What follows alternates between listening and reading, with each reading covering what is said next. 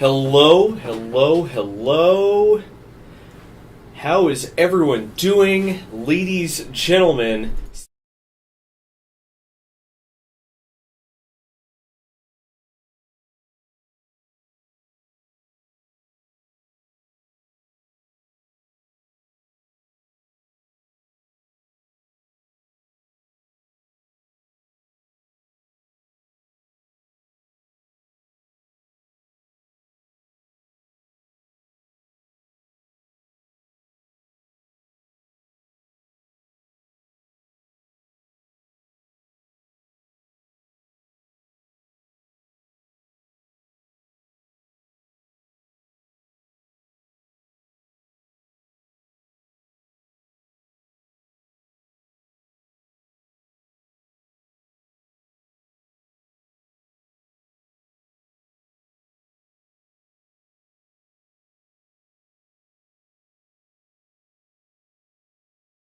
Oh, darn it. Man, I just can't catch a break here. Ah, jeez. As I was saying, thanks to everyone for joining us. I really appreciate it. Pardon me for the audio. I forgot that during the last stream we switched. I forgot that during the last stream we'd switched over to using the headset so that I could talk without causing any interference. So, yep, thanks for letting me know. Sorry for running a bit late today. We had a little bit of a puppy problem. My poor wife has been chasing Roscoe around the apartment all day, trying to get him back in the crate, and he just straight up refuses. We're only giving him food in the crate, so now he stopped eating. Oh, that pup can't catch a break. He's a. Don't get me wrong. Roscoe is a delight when he feels like it, but he's a puppy. He needs a lot more play.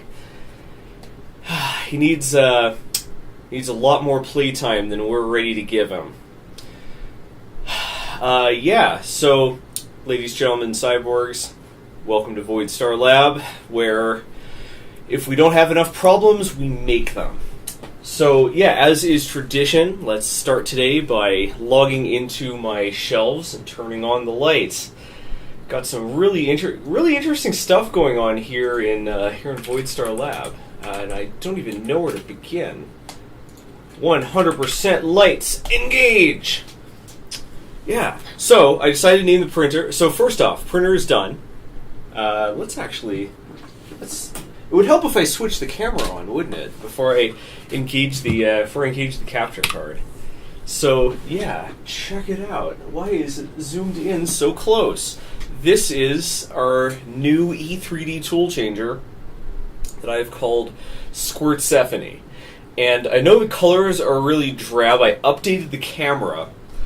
I updated my Blackmagic 4K the other night to get rid of an issue with memory cards, and it changed the color science. I've upgraded from Blackmagic Color Science 4 to 5, so none of my lookup tables that make it look nice work on this. The color is going to look a little drab, and I've been trying to get new lookup tables, but I'm supposed to be able to download updated ones, but the site's not letting me download them, and they're like $150 and whatever. It's a whole ball of wax. Anyways, yeah, today my audio is a bit high. We seem to be clipping out. There we go. That should do the job. So yeah, today we are going to be looking over the newly almost finished 3D printer. Maybe even making a couple little tweaks. Yeah, and we'll see where it goes from there. You'll notice that a lot of the things in the to-do list have question marks next to them. In fact, I think even more should, because, well, today it depends a lot on what folks want to see. So we'll show everyone around Squirtsephony, explain the future of this project, and from there we'll decide where to go. We can make another couple of upgrades. We can try to set up a multi-material print, or we can just say, screw it, I'm sick of looking at this thing, let's move on to the next project. So, yeah, I appreciate hearing what you folks want to see. Before we get too deep into it, it looks like we had a super chat that I missed, and I don't know how to go back and filter it out. Lidlock TV, thank you so much for kicking us off with a very generous US dollar donation. I really appreciate it. Today's Mio is pure blue because I need to get out of that kitchen as quickly as possible before the dog started biting me. If you're in the Denver area, and if you're in the Denver area and you're like an active person, especially if you have other dogs and you're looking to adopt, Roscoe is available. Brooke, if you could put some info in the chat, that would be great. Yeah, Roscoe's a great dog, but like there are lots of other dogs in that shelter in New Mexico that need rescuing from doggy death row. So it's time we open up a slot and get some puppers out of puppy jail and into some loving homes. So if you have one of those, Roscoe would love to have a new home. So yeah, let me show you around. Let me show you what's going on here, because is there ever a lot? All right, let's pop this in. Let's get this to stop wobbling. Let's switch over. Yeah. So this missed completely. Here we go. Let's get the mobile camera. That's right. So yeah, this is the new E3d Tool Changer. There it is. Check it out. Check it out. I'm gonna go back to this camera and just try to wave it around. This project has a big problem compared to some of my other ones, in that it is big, and I don't build as many big projects. Anyways, yeah, check it out. This is the E3d Tool Changer. We've got the enclosure on the top and on the front. That's also the enclosure, those doors. We've got the liquid cooling system on the side. I hooked up some LED. I hooked up some LEDs on top, and I actually realized I should probably turn those on. This thing, the Duet, has a web interface, so I can just log into it, and run a script to turn on the lights. And it's actually a lot easier to do this than on my old printer, because it has 12-volt GPIO out. What are the odds, right? So, yeah, I built the enclosure. Showed up the other day. I built that up. It actually showed up shortly after we ended our stream. Yeah, we've got our four extruders from front to back. We have the Titan. Let's see, from front to back we have the Titan. Right, this is the water-cooled Titan Aqua. Actually, I should probably do this from the front, right? Yeah, so folks can actually see what I'm talking about. Yeah, let's show you the arsenal. Oh man, is this thing ever cool? I'm gonna be saying that a lot because it's really cool. Yeah, pardon the sketch camera work here. I really need to get a gimbal. And I need to get a gimbal and a new camera, because this thing in a gimbal would weigh around 10 pounds. A little more than I can easily carry around for an entire stream. Anyways, yeah, this is the Titan Aqua, which is a liquid-cooled. Is it still in frame? Almost. This is a liquid-cooled extruder. The heat is being carried out to the side here, so the heat is being carried out to the side, so we can, when it's fully enclosed, it won't allow heat to creep back up. That has a copper, a copper block with a high-powered heater. This is a 65-watt heater cartridge, and it's using a PT100 thermistor to enable it to reach higher temperatures. Next to it, we've got a pair of just vanilla direct drive Hemeras, although you'll notice that they all have this super beefy part cooling fan on this side. This thing is ridiculously powerful. It sounds like a leaf blower, and it makes the thing almost too heavy to stay on the rack, but it cools off the part like nobody's business. This thing is rad. And those just have your standard E3d block. It's the same as the Prusa. and just your standard brass nozzles. Those two are going to be used for multi-material printing. And then next to it, we've got a third copy of the same thing, a third copy of the same extruder, except instead of having the standard E3d block, it has the Volcano. See that? You might not, but trust me, it's there. Yeah, it has a Volcano, and yeah, it's got a Volcano heater block. That's sort of a longer, sort of like a longer heater that is better at heating up large amounts of filament quickly. And that is loaded with an E3d Nozzle X. It's a high temperature. Yeah, that and the Titan both have the E3d Nozzle X. It's like a high temperature abrasion-proof nozzle, and that one also has a PT100. So the two outer ones are high temperature extruders, and the two inner ones are standard extruders. And yeah, it gives us a lot of control over what combination of stuff we can print. They're actually high temperature support filaments, and there's some interesting things you can do, like printing the outer part of like a high strength model out of a material like PEEK that is that's very abrasion resistant and tough, and you print the inside out of something like carbon fiber PEEK, which is much more rigid. So yeah, basically, if something can be printed using FDM technology, odds are we can run it off on this machine. Full stop. On top of all of that, the Titan, I don't have it configured for this yet, but the Titan can actually accept, and possibly the Hemera, I'm not 100% sure on that, but definitely the Titan can accept 3mm filament. So I'm not sure if we're going to use this because it does require a different nozzle, but yeah, we should be able to run virtually every kind of filament through this machine. And yeah, let me show you the back, because for the first time in my life, I'm actually proud of my cable management. Let's see if we can do this without ruining everything. Look at that gorgeous cable management.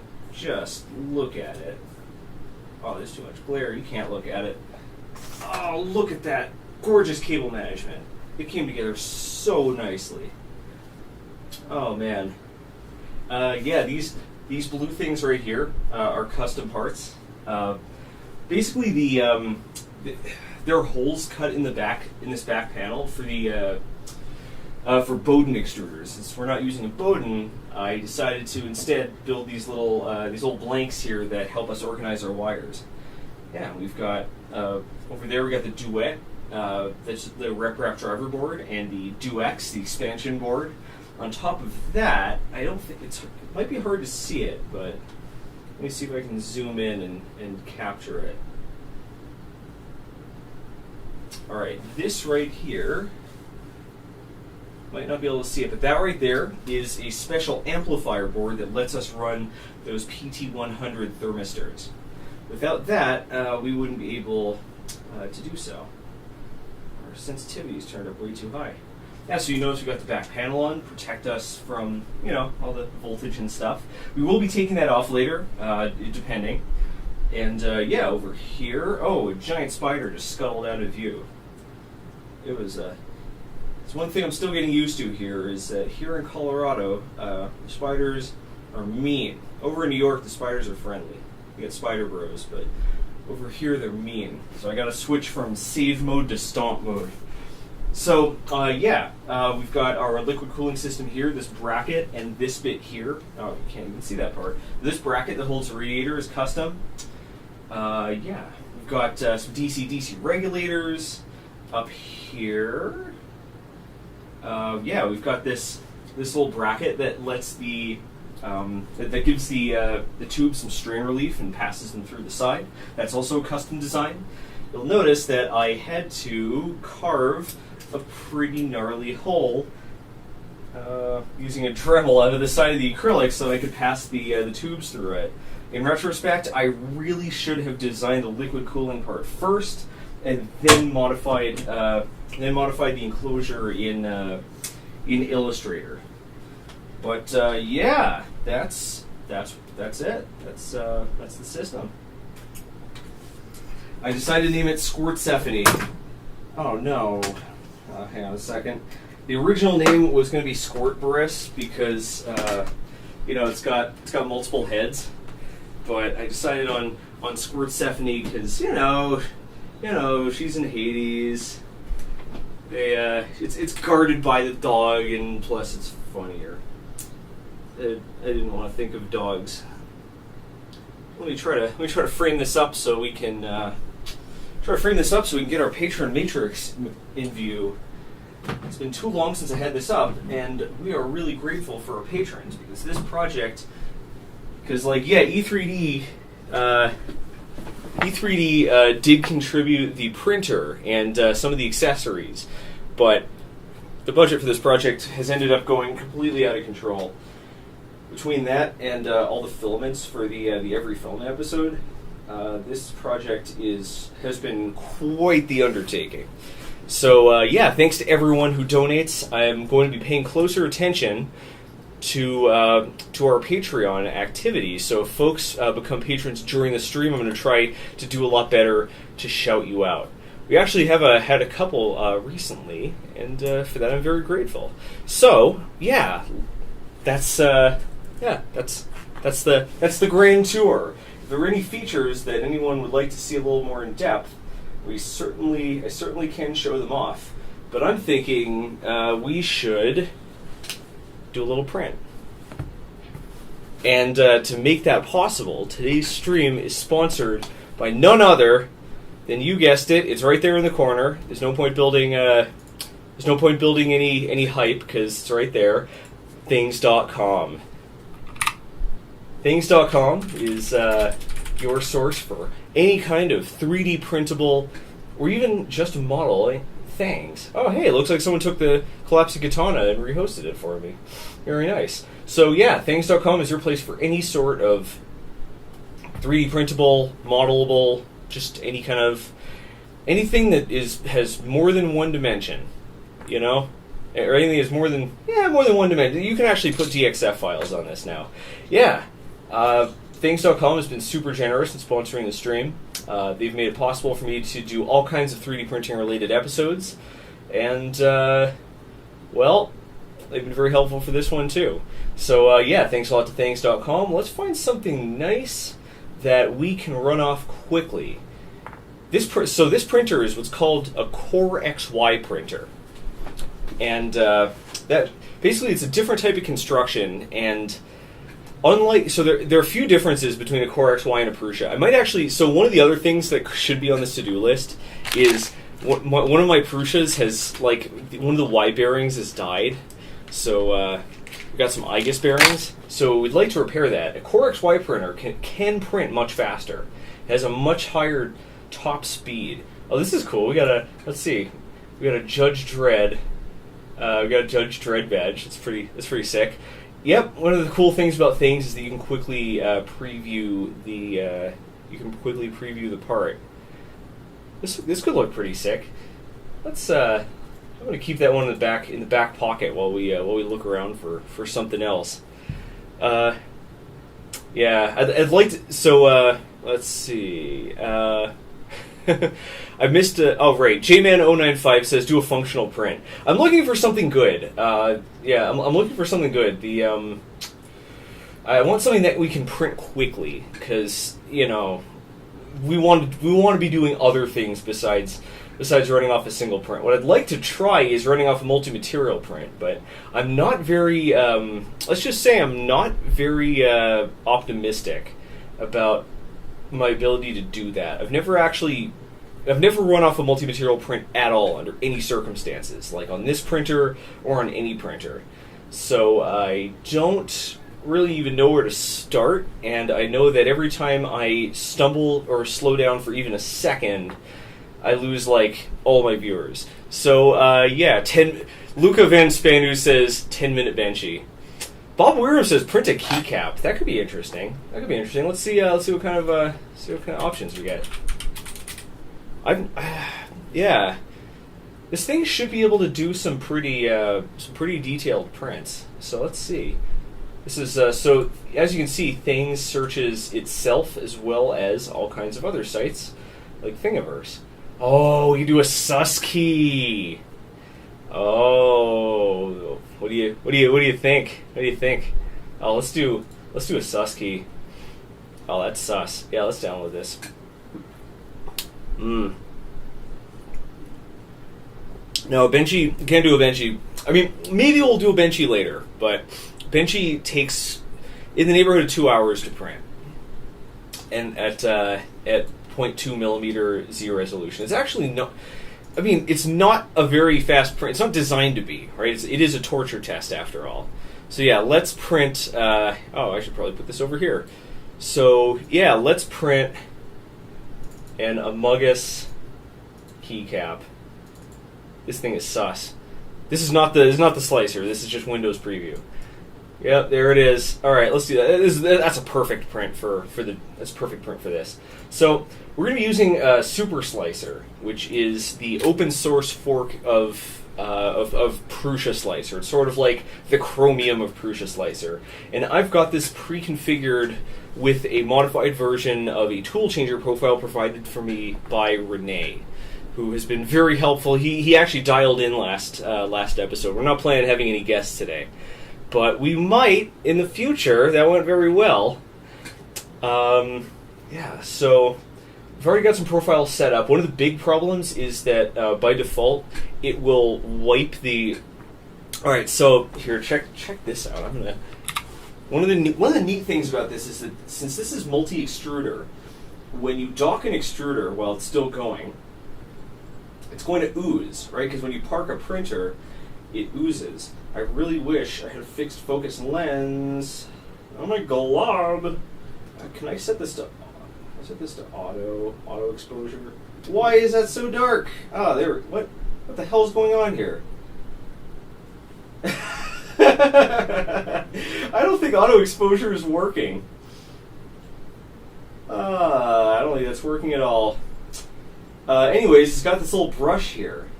Oh crap! It's the spider. Hang on one sec.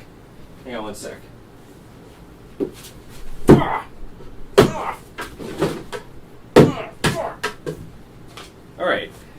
Yeah. So it's got this little brushy brush here, and the purpose of that is, well, so the filament's going to ooze out of the end when the tool is docked. You can't cool it down all the way, or it'll take forever to print. So it runs over this little brush to wipe off the booger that falls out of the bottom of the printer, the bottom of the nozzle. I haven't calibrated that yet, and if it's a one material print, it doesn't need to wipe. So yeah, I've modified that to remove the wipe.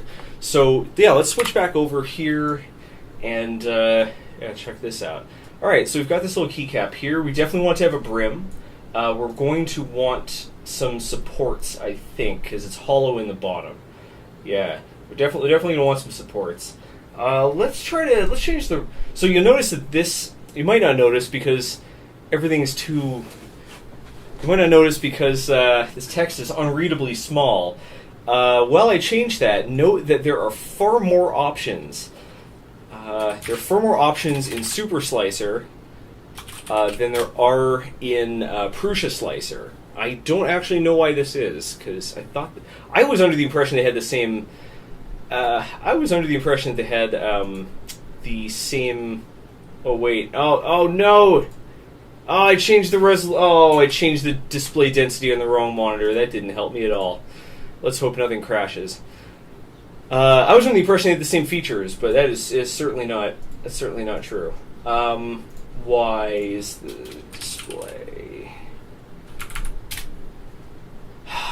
Why is every setting in like 3 places on Windows? There we go. Ah, perfect. Perfectamundo.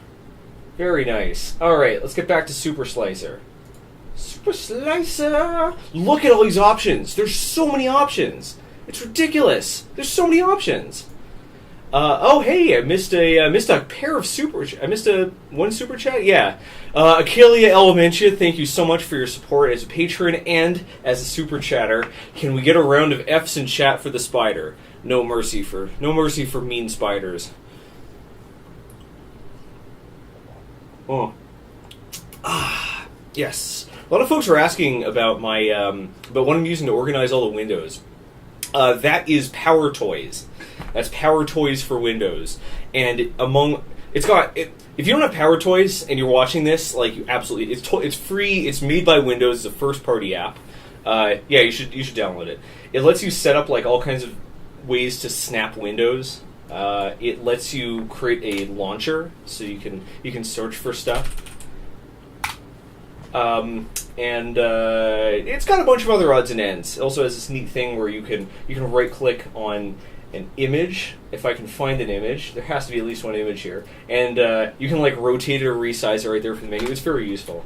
Yeah, that's Power Toys for Windows. Anyways, I'm going to modify this. So, all right, we don't need 3 parameters. It's too many. I do want to slice this to a lower resolution because 0 millimeters? That's not right. Oh, I'm not used to. Maybe advanced is closer. Where? How do I'm not familiar with this, so I'm not familiar with this program, so I don't know where this one puts like layer height. You notice that there's no layer height in this profile. This profile here isn't designed to be printed directly off. It's supposed to be like a basis to make your own profiles, but you know how I am with having time to do stuff. The setting controls the height of the oh, I thought when it said base layer height, I thought it meant like the base layer, like the bottom layer. Right. Let's see. I always like to make the first layer 0.2 millimeters because there's no. I mean, as long as it's the same. As long as it's the same across multiple prints, then you can easily eyeball it. Let's try doing this at 0.15 and let's see how long this takes. So this is going to take 13 minutes. So let's crank that quality even more. I'm going to change the first layer height as well. Slicer on up. All right, 20 minutes. I think that's fine. Alrighty. So the workflow here is a bit different than I'm used to with my Prusa because, as far as I know, you can't upload directly. So we don't need. So like, one cool part is we don't need Octoprint for this, right? We don't need Octoprint because the device, the printer itself, has Wi-Fi. We already have some filament loaded in extruder number 2, so we don't need to worry about that. Oh, I wonder if this works with the Space Mouse. I wonder if Super Slicer. Yeah, Super Slicer works with the Space Mouse. Nice, nice, nice. All right, so we're going to export the G code, and then we're going to put it in manually. So check this out, and then we'll open up Squirtsephony. We'll hit the upload button, and let's grab it. I just hope it heats up first. Check this out. Oh wait, we got a boo boo. Oh, what do we got here? Among Us Keycap response to long C console. What does that mean? The height map is loaded when the current Z was not. Oh, we can't print it because we're not homed. Well, it's fine. That's good because we had a problem anyways. Yeah, the problem was printing off heat off. Let's see. It was all right. So what's going on here is it was sliced to print off of extruder 1, but that's not what we want. We want extruder 2. So we've got to. I thought, but it should have printed. We'll see what went wrong because it should have printed it off extruder 2. Let's see. Yeah, why did you use the wrong tool? That shouldn't have happened. Let's see. We want this to go off. So it's calling it extruder 2, but it's actually extruder 1. It's a real thing. Yes. Loey Chloe. We are going to print a keycap on an FDM machine. That's right. So yeah, it looks like it doesn't home automatically. I gotta mess around with that G code. Yeah. So let's home it up. You'll notice I'm doing all this on the computer, not the printer, because the printer doesn't actually have any sort of controls on it at all. So yeah, one of today's projects might be making a physical control panel that we can put on the printer so that I don't have to rush back to a computer every time I want to, every time we want to, print. All right, let's home this. Let's see if I can actually I should replace myself. Let's just. Oh, the auxiliary camera just flopped sadly down to the ground. Womp womp. Let's actually switch over here and let's zoom back out so we can actually see all the action as we start off our print. I'm actually going to raise this up a little because, in my opinion, it's cooler to watch from overhead. Yeah, you'll notice that I have the enclosure open. That is intentional. We don't. Yeah, that's intentional. You don't need an enclosure when you're printing. You don't need an enclosure when you're printing PLA. It doesn't help, and if anything, it increases the chance of having an early jam. So let's start by homing. I've edited the homing script so that now it won't destroy the plate if it homes when there's a tool already in place. Oh, did I ruin it? I was doing some work on this, and I think I just forgot to. Hang on a second. I was doing some work on this, and I think I just forgot to save the script. This is not a beginner-friendly printer. It's not designed to be, and it's certainly it's not designed to be, and it certainly is not. So it gives you lots of ability to shoot yourself in the foot. Let me switch back over so you folks can actually see. Ignore the on-screen keyboard. I set that up because we're gonna need it for the. I set that up because we're gonna need it for the control panel, but I don't know any way to get rid of it, and it's preventing me from seeing the rest of the script. So I don't really know what's going on there. I'm just gonna rip this off and drag it over to my other screen to work on it. Okay, why isn't this working? Oh, it's not. Oh, it refuses to park the tool. All right, yeah, this is all right. So we've caught ourselves in double bind here because it thinks it's picked up a tool, but it can't return the tool until it's homed itself because I haven't updated those scripts yet. So let's hope that this doesn't destroy anything. All right, cool. So now this should home properly. Home Y, home X. Y. All right, so now it's homing the C-axis, the coupler, and now it should move to the center and home the Z-axis. There we go. Excellent. Alrighty. Cool. All right, let's get this out of here. This is the Duet Web Interface running on the onboard Duet board. I don't think we're going to use Clipper for this because a lot of the built-in scripts that were already written by E3d are using the RepRap flavor of G-code. So we could port I don't think it would be a lot of work to port everything over to Clipper, but it would cause It would cause a lot of bugs that would have to get fixed. So for now, we're going to stick with using RepRap firmware. So yeah, we've let's just double check here. So let's export this again, just in case. So this should now be sliced for extruder number 2. What's going on here? What? It shouldn't be red. This should be. Hang on a second. What's going on here? This shouldn't be red. This should be green. Red means extruder. What? Hang on a second. What happened here? Is this printing one of them inside the other? What the hell is going on here? What? How did this even happen? Extruder 2. I hope this is a. I'm gonna just quickly change the infill to force it to reslice. I hope this is just a problem with the system. What's going on here? Why is it? Is it printing support material with extruder 2? because it shouldn't. It should be printing. It's printing support. All right. So what's going on here is it's automatically printing support material with the second color filament, and it's printing. But we don't want that. So let's see. How do I change this? Multiple extruders. Let's see. Oh, okay. Here we go. The extruder used when printing perimeters and brim. Okay.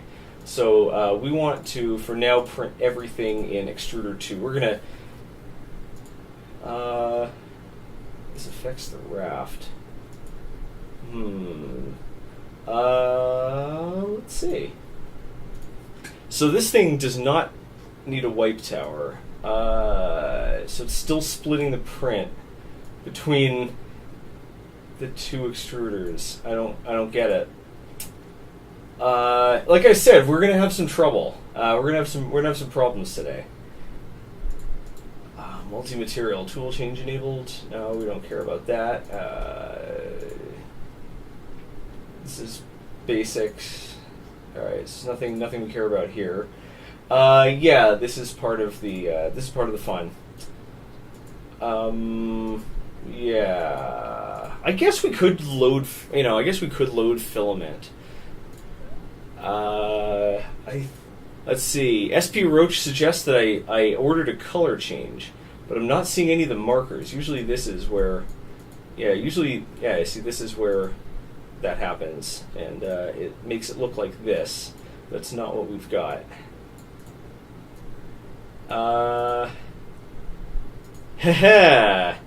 Yeah, we're working on it. I'm working on it. We're trying. Yeah. This. I hope you folks don't think. I know no one likes watching me struggle with stuff, but I have put a lot of hours into getting this thing to work. But it seems like we still haven't. Seems like there's still more that I need to learn. So I'm going to turn off supports. Maybe that will make it behave better. Yep, it looks like we're now printing exclusively with extruder 2. At least now we know it's going to be really easy to set up support material. All right, let's export this guy. Yeah, let's export it.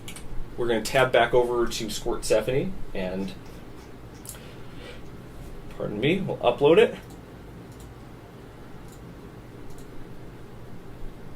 All right, and it should start printing automatically. Oh, wrong button. All right, it's picked up tool number 2. It should be heat. Yeah, right now it's picked up the tool. It's heating it up to 200 Celsius. I think I want to edit the G code so it heats it up before picking it up.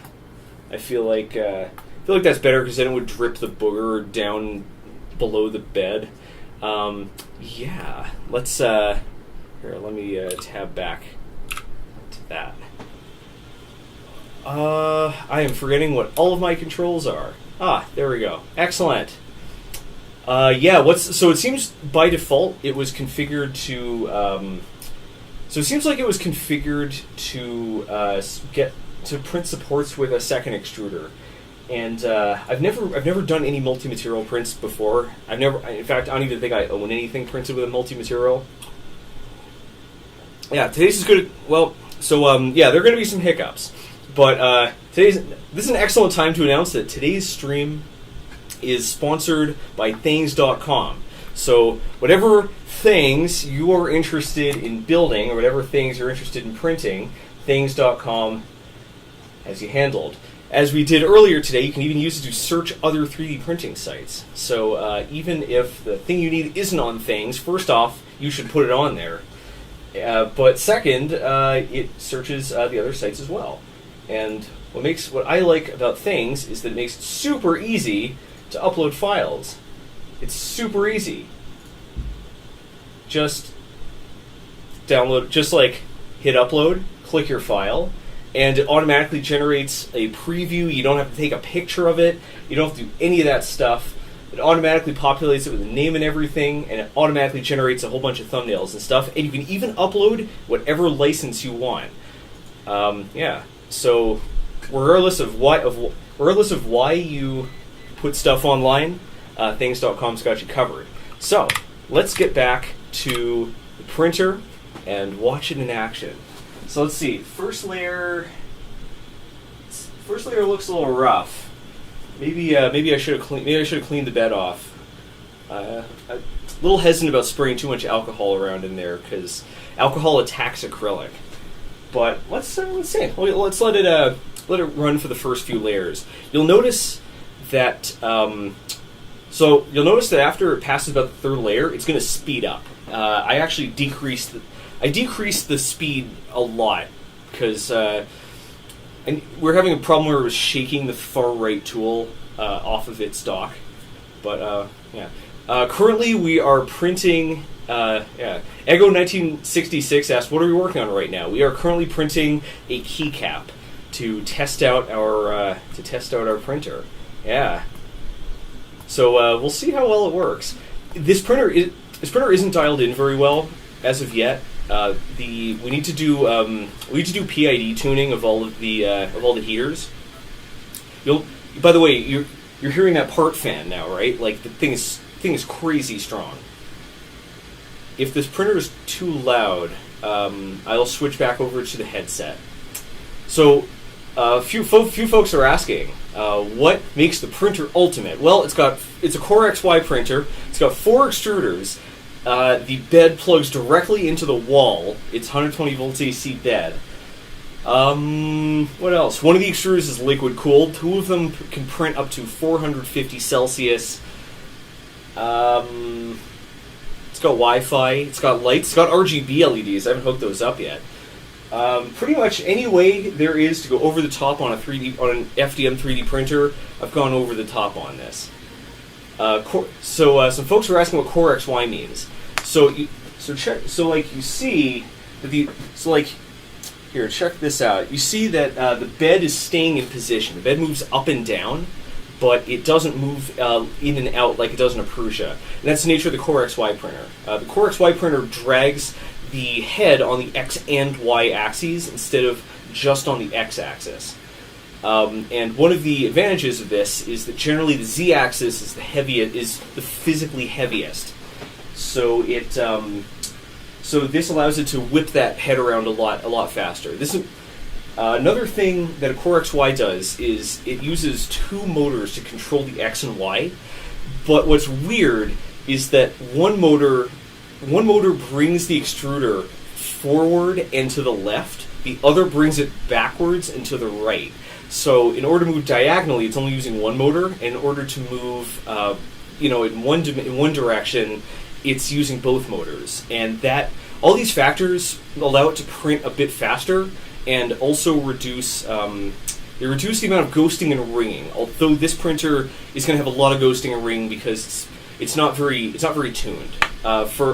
Because of how heavy the extruder is, because it's got the Toolchanger mechanism as well.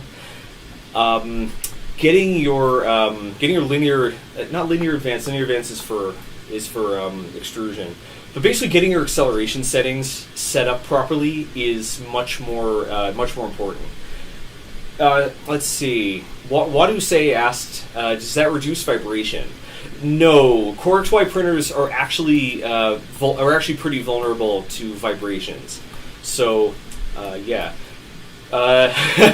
Rylan asks, what would happen if it drops the extruder on the bed? That wouldn't be the end of the world, because if it drops the extruder on the bed, it would just fall off. The problem would be if it drops the extruder off the side of the bed. So I actually have some foam blocks on the bottom, just in case. Mikey Osterhot asks, out of curiosity, if I wanted to buy this, how much would I have to pay? That is an excellent question. The base model, just the Toolchanger, I think is 1,800 quid. It's in British pounds. Input shaping. Christian Marino is right. Input shaping is what I was talking about. Which the Duet, I believe, can do. The new firmware has some of the Clipper style input shaping. It's actually very sophisticated. I'm really impressed. Let's see. I've been asked to move the camera down a little. Sure. There we go. Yeah. So, what was the question I was answering for? Because it was a good one. Oh, how much does it cost? So I believe in total, this thing would probably be around 4,000, maybe? Because I put a bunch of upgrades and stuff into it. I think it would be somewhere in the neighborhood of 4,000 US dollars, give or take. Which, now that I'm thinking, like, I've been imagining that, I've been, like, conceptualizing this as, like, some really crazy expensive printer, but, like, that's expensive, but it's not over the top expensive. Like, my first MakerBot cost almost, like, that thing retailed for, like, $2,200, and that thing was, I mean, I guess it was good at the time. I believe that's also a CoreXY printer. I think the MakerBot was definitely a CoreXY printer. All right, so folks are asking about the fans. Let me pull that up. Yeah, hang on. Bear with me one sec. I got to pull it up in my email because I don't remember the name of the. Let's see. I remember it's made by a company called EBM Pabst, but I bought it from. It was really. Let me see. Who did I buy it from? I bought it from some company I never heard of before. Pabst. Not Pabst. Why is it that, like, when people are watching, it's impossible to type? EBM. Come on. No, not that. That's the fan. Alright, bear with me one sec. We're going to pull up Discord, because Rene is the one who initially told me about it. So he definitely mentioned it. Oh, but we've been talking so much; it's been pushed all the way off, like, the edge of the earth. Don't you hate it when that happens? Like, you're looking for something someone said, but you're looking for something someone said, but, like, you've been talking a lot, so it's got pushed all the way off. Where is it? The Pabst blower fan. Where is it? Oh, it's probably my search history, right? Yeah. EBM Pabst. Oh, here it is. Here it is. Let's try not to dox myself. And here we go. This is it. This is the name of the fan right here. The RLF 35-8/14N. Yeah. This doesn't have any of the spicy. This doesn't have any of the spicy data. Oh, nope. Link's broken. Yeah, we want some of that spicy data. Where is it? Let's see. It's pretty beefy. Oh, it's a 4-watt fan. 6700 RPM. 5.5 cubic feet per minute. This little blower fan moves as much air as, like, a 70 millimeter, like, PC cooling fan. Yeah, the thing's bananas, and that super big duct you see at the bottom, you can see it better in the ones that are still, the extruders are still in the rack.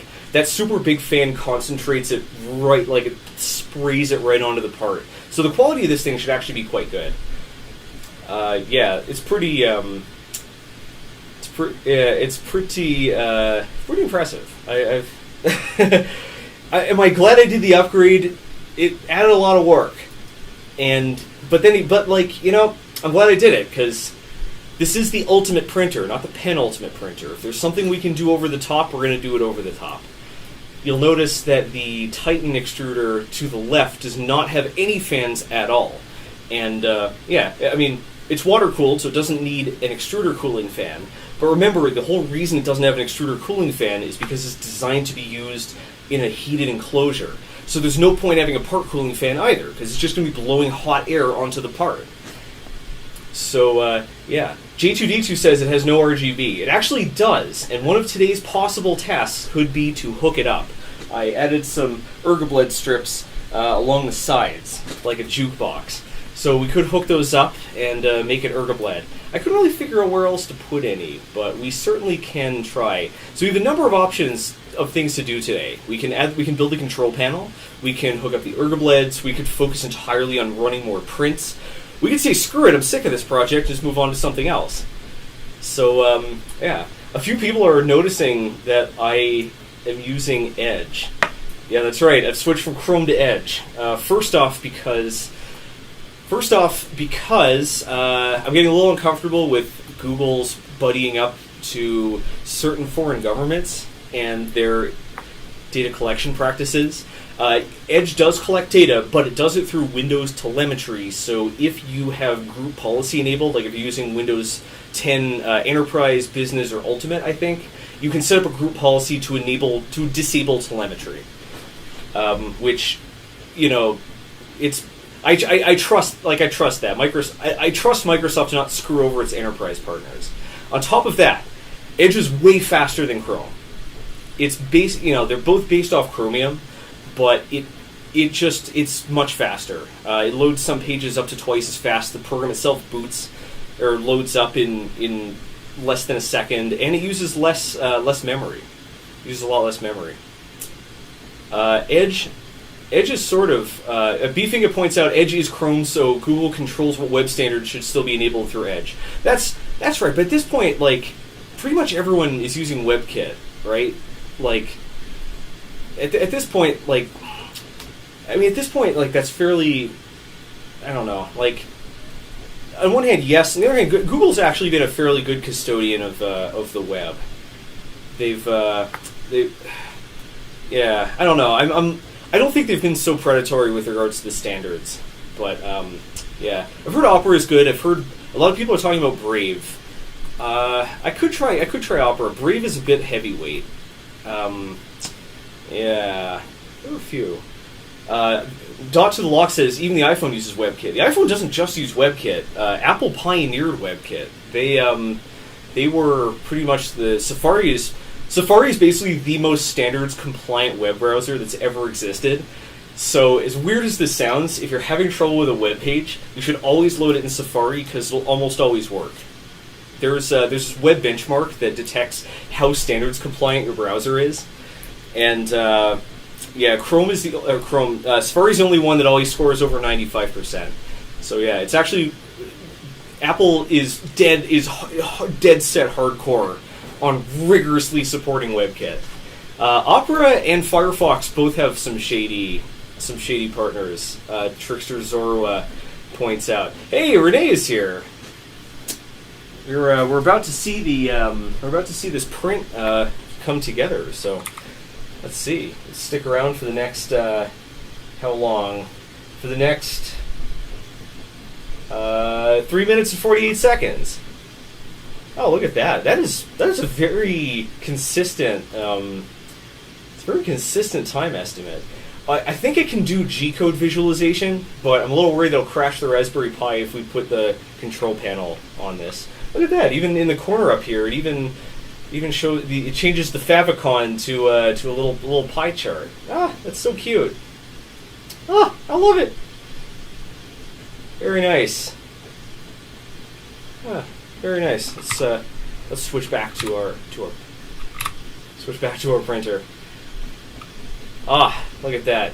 Isn't this nice? Ah, yeah. I'm going to be honest. I'm really impressed with the Duet board. The documentation and the web interface are both really, really excellent. I'm really satisfied with it. Working with a Prusa with raw G-code isn't the most enjoyable thing to do. Yeah, I'm drinking Mio. I didn't have time to brew any tea today. Yeah, I suppose we're asking for a camera on the print itself. I'm going to try. That's going to be tricky. I'm going to try. It's going to be tricky, though. Here, I'm going to turn this to the side while I mess around with the tripod. This tripod doesn't go very low, so I'll do the best I can, but we might have some trouble. Let's see. Yeah, I can't bring the tripod down low enough. Let's see. Yeah, this is the best I can do. Unfortunately, the tripod is quite tall. I do need to get another. I have to figure out how to hook a camera up to this because the bed goes up and down, right? The bed itself moves, so I would need to attach the camera to the bed. The problem is that there's already, like, the extruder has to move around off the bed a lot in order to pick up tools and stuff. And so I don't actually know where I would mount it. It is a problem. It is a problem to solve, though. It's the challenge is, so what's neat is that this flavor of G-code actually has a take picture G-code, which is it's pretty sick.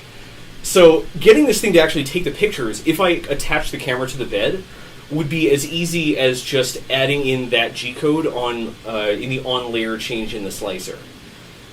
Yeah, it does look like nothing's being printed, but you know, it's the nature of having a large encoder. I think I might... Another thing we could do today is we could take like an endoscope or a borescope and attach it to the extruder so that we can get a, like, sort of get a peek under the extruder. And we can mount a camera to the tool head. That's another thing we could do today. That could be pretty neat. This thing actually has... it actually has the ability to put in a webcam. So, oh, Chris Leach, thanks a lot for the 10 Canadian pesos. Best regards. Best regards to you, too. Thank you so much for the super chat. Every little bit helps. It all supports the channel and goes towards making crazy projects. That's another thing we could do today, is we could start working on the next video's project, and let me tell you, it's a doozy. The next video's project is going to be, excellente. Let's see. I don't want to start picking up the camera right now because we're getting close to being done. We only have a few minutes. We only have like a minute or so left. So yeah, you know what? Let's here's what I'm gonna do. I'm gonna try taking the auxiliary camera and putting it on. Let's see. I'm gonna try taking the auxiliary camera and putting it on a USB extension. I am skeptical that this will work because might not have enough power. These cameras draw a lot of power, but it's worth a shot, right? It's worth a shot. Worst case scenario, it just don't work. I guess worst case scenario is it crashes the stream. I got to rant about why the last stream crashed because it's a real situation. Alrighty. This is not frozen. This is let's see. Maybe if I deactivate it and activate it again. Oh, looks good. Looks good. Let's see. Okay. All right. Looks like we are on the move. So let's see if I can smash this against there so you folks can see it. Yeah, there's going to be some artifacts. There's going to be some tearing because of how long the cable is. But, yep, it is definitely printing. Check that out. The last stream... So, in short, the last stream crashed because the USB microscope was a piece of garbage, and it was deadlocking NVIDIA's hardware decoder. Basically, like, H264 video, like the kind coming off the webcam, is decoded by the graphics card, and it was hanging the graphics card, and that was in turn hanging the rendering thread of OBS, and OBS was reporting the wrong thing. It wasn't reporting that the thread was hung; it was reporting it was missing frames. So I thought it was a connectivity issue. So yeah, that problem should never happen again. I have taken care of it. So yeah, let's try to get in and around here a little bit. Let's see. Take a look through the other side. Yeah, so it's sort of like the extruder is like backwards in a way compared to like what you'd be used to with another printer. Yep, and there it is. That's how it docks it. And that's it. That's it. Check it out.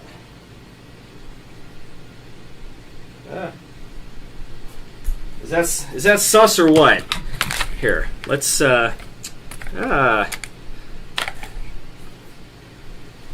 disengage it. Oh, there we go. Focus. Look at that. That's it. That's our first on-stream print on the new Toolchanger. So the quality isn't great. It looks like our Z is looks like our Z axis is homed a little low, a little high. It looks like the nozzle's a bit too close to the print. Let's check the sides. So you can see some ringing. Yep, see that? See those ripples? That's caused by ringing. We got to adjust our acceleration a little bit. And let's check underneath. Oh, I didn't even need support. Let's see if we can get this to focus. Focus! Come on! Getting these webcams to focus is the worst. There's no way to manually focus it close. It only manually focuses at range. Come on! Come on! Be good. Come on. Alright, so look at that underside. That is perfect. That part fan, that super powerful part cooling fan is doing some serious work. And now it's not focusing there. Alright, awesome. That part cooling fan is doing some major work. So yeah, I'm satisfied. I guess the next thing to do is to see if it actually fits on a keyboard, right? Yeah. I mean, I suppose that's the next thing to do. So first, hang on 1 sec. So let's move this over here so we can see the keyboard. Ah! We fell over. This tripod that was packed in with the camera is a complete piece of garbage. Look at those happy anime ladies. Look how happy they are. They're happy that we managed to get our first successful print done on stream. So we're gonna trim off the brim because it's not going to go in without the brim. And let's see if I can just grab one of these keycaps and yank it off without having to go digging around for my keycap upholler. Let's see, the corner one's usually, yep, there it is, easy to take off. Let's see, this might not fit because stem on this is a bit thick, and these box key switches don't give us a lot of room. So let's see. Yeah, it's not fitting. All right, so let's try instead to swap out a key on our macro pad, and let's try to pick one that's not going to have a side effect when we.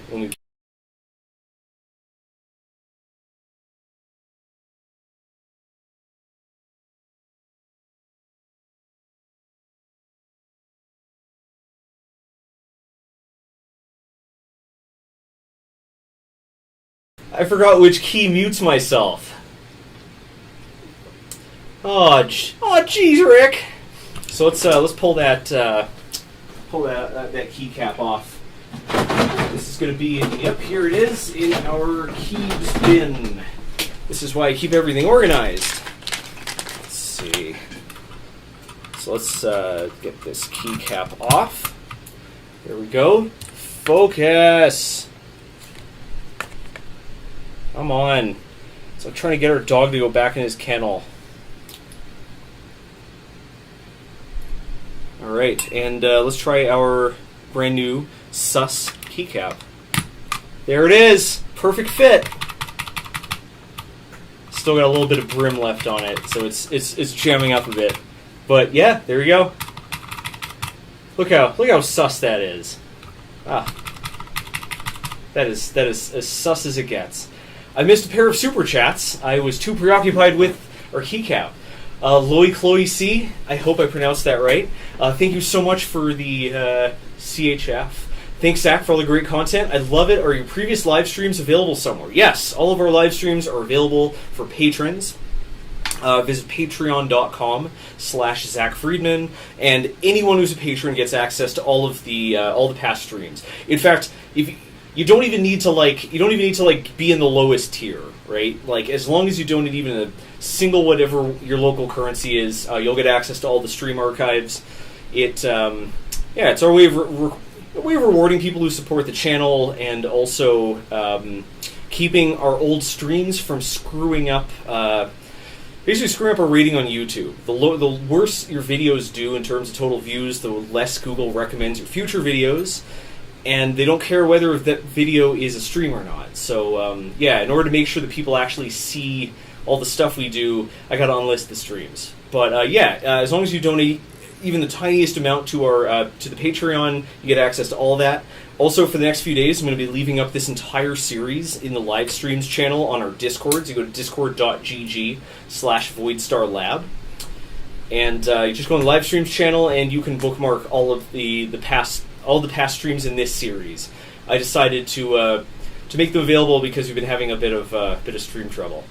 So oh yeah, Jose Acosta, thanks a lot for the bucks. He says, that looks nice. Try opening your hand behind the keycap so it'll focus.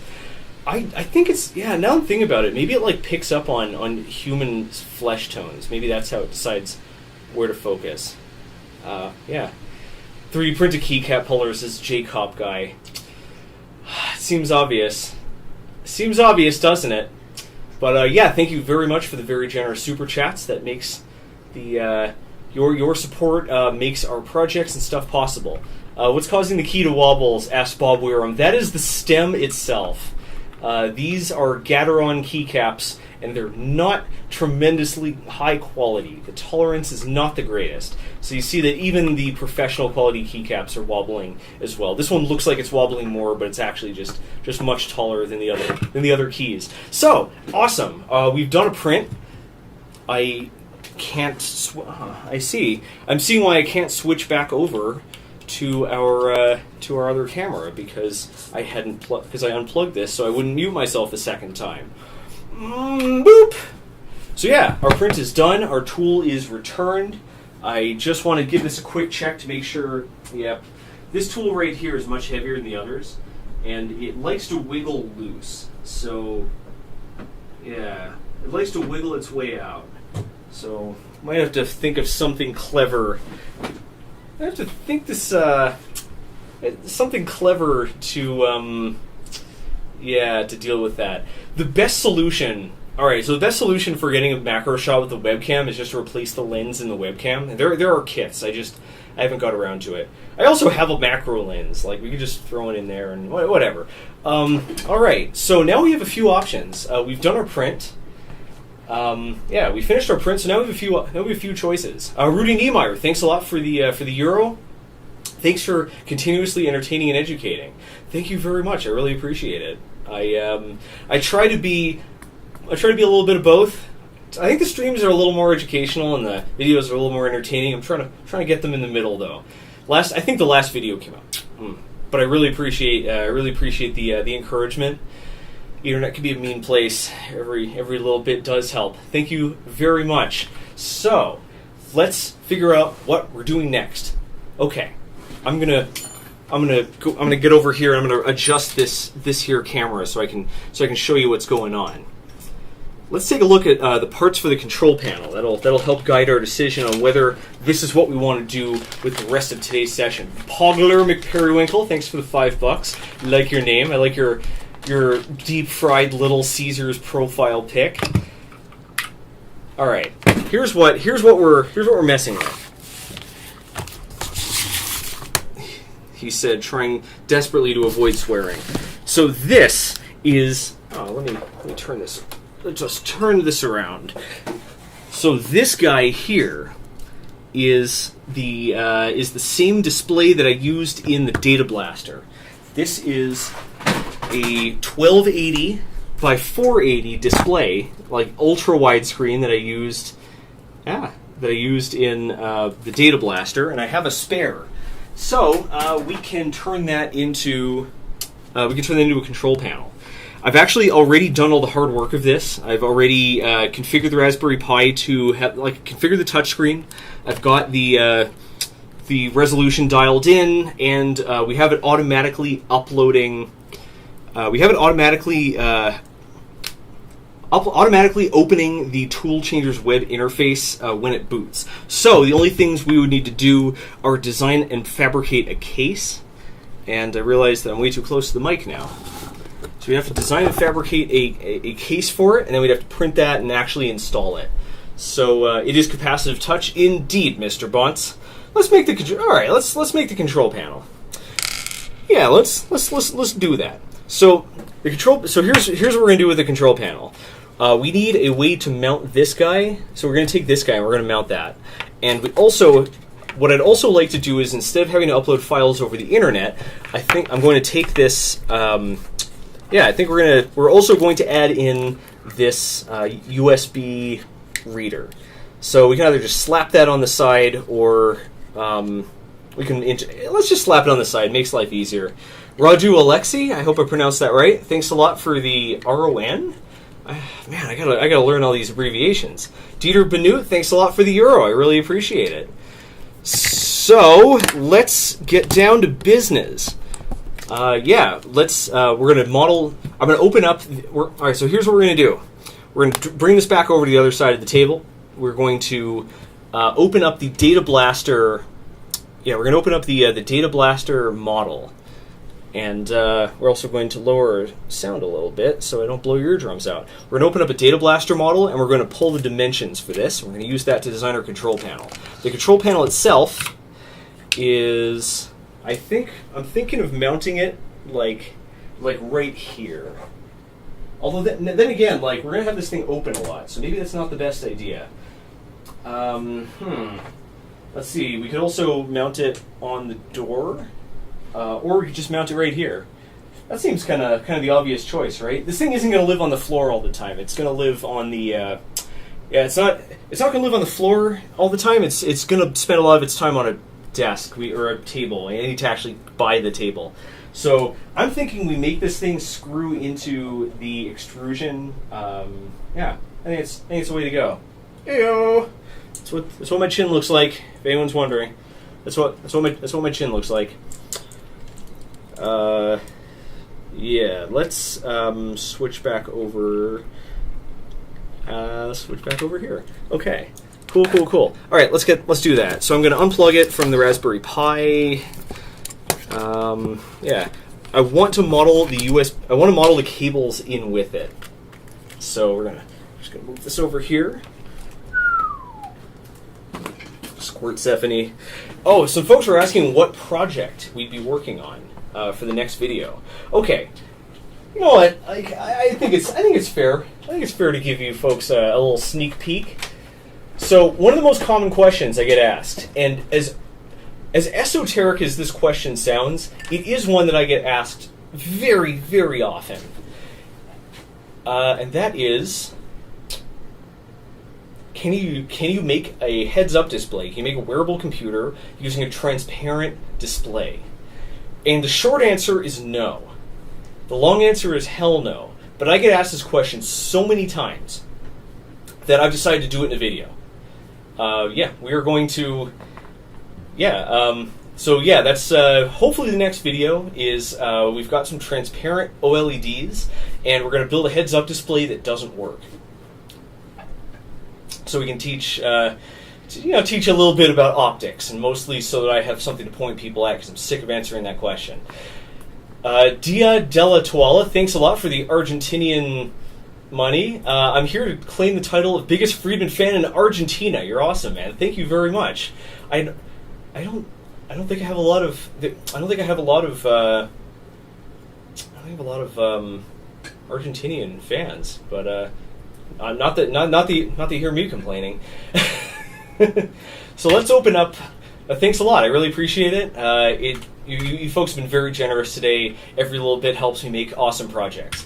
So let's open up Fusion 360 and get ready to rumble. This time I have rescued my calipers from Brooke in advance to prevent her from calloping, unduly calloping. Another option here is we could run off another print while we wait, but we don't really have anything lined up. So I don't know. I think that would just be a bit of a waste of time. So hang on a second. We're gonna open. Seems like I closed this down without saving any files. So let's see. Boop. I might switch the resolution back because it's not the easiest to work with. Fusion at such a resolution, but we'll keep it here for now. We'll see what happens. So I've got my space mouse. That's why everything's flapping around. This is the brush that I modified to fit a Harbor Freight this is a wiper they modified to fit the Harbor Freight brush. The Harbor Freight brush is a little thicker than the one that whoever designed this model used. But we're done with this, so we're going to close it. Let's see, this is the little PTFE coupler that I used because I snipped the the filament guide a little bit short. So here we go, PTFE coupler, 4 millimeters. All right, let's get that out of here. Alrighty, so let's open up the data blaster. Where did I put it? I put it in the Voidstar Lab trappings, or did I give it its own project? Cyberdex. There we go. Data blaster prototype version 79. Almost. All right, so this is it. This is the data blaster. You can see that I actually made this one color correct because I was not 100% sure, color and texture correct, because I wasn't 100% sure about that color scheme. So this part here is what we care about. Yeah, this part here, that's what we're looking for. Brooke says, yeah, make Zack get better at stuff. Yeah. Hey, it matches. So yeah, we're gonna copy these dimensions down and use that to make our thing. Yeah, one of the cool parts of building projects is one of the cool parts of building projects is that you start building up a library of parts, a library of dimensions. So as you build more projects, future projects get easier. Yeah, this text is barely. This text might look fine to you, but it's barely legible for me. So I'm going to switch the display density back to normal. You know what? Let's actually, now I'm thinking about it, it probably makes more sense to split the difference and just make it like a little bigger for all the folks in TV land. So yeah. Bfingit suggests if you copy parameters in Fusion 360, often parameters IO is an official add-on that'll save your life. I gotta give that a look. But for now, I think we are going to copy the entire sketch. Then we'll just delete the geometry we don't care about. So let's see, new design. We're going to make a new sketcherino. Paste that in place. Where do we want our zero? Where do we want our 0 point to be? Let's call it the inside corner. So let's, this corner right here. The Space Mouse is good. I like it a lot. I definitely need to get more practice with it, though. There we go. That should be almost fully constrained. I definitely need to get more practice. So now we're going to delete all of the geometry that is unrelated to our current project. We only want the slot for the we only want the slot for the display. I keep forgetting that I have to line this up in a different way. So yeah, I appreciate everyone for coming back after last. Appreciate everyone coming back after the last stream's unsatisfying end. I am super duper salty about that one. Yeah, we don't need any of these slots or anything. Get those out of there. We don't need any of this internal geometry. Although, hang on a second, we're actually going to hang on to this. Pardon, we're actually going to hang on to that because we still have wires and stuff. Where did I even put the display? Was I just like schlepping it around and threw it somewhere? Did I put it on the floor? Oh, yep, I just dropped it wherever I could. So, yeah, these little cutouts here are all the stuff in the back of this. It's giving us relief. For our wires and stuff. We're actually going to add a little more off the side for the USB cables. You'll notice that there isn't a lot of. So this right here is a bit of relief for the ribbon cables that we use in the data blaster, but that's where we need more. It's okay that I'm using an educational license, Tillman. This is education, isn't it? Oh, come on. This is basically education. Come on. It's the same thing. Shh, don't tell anyone. I don't like software. I don't like software as a service business models. I don't like supporting them. I guess I am. I guess I am implicitly by, you know, using this, but gotta pick your battles. Alrighty. So, yeah. So check this out. So this is this is mirrored. So yeah, this is what these dimensions are representing. So we've got we don't care about the audio, right? We don't need the audio jack.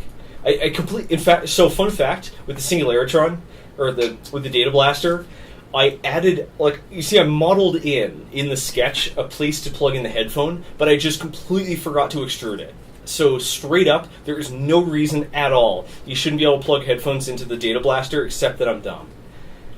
So we don't need this anymore. We're going to get rid of it. Boop, boop, ba-doop. Let's re-add our dimensions. Oh, pardon me.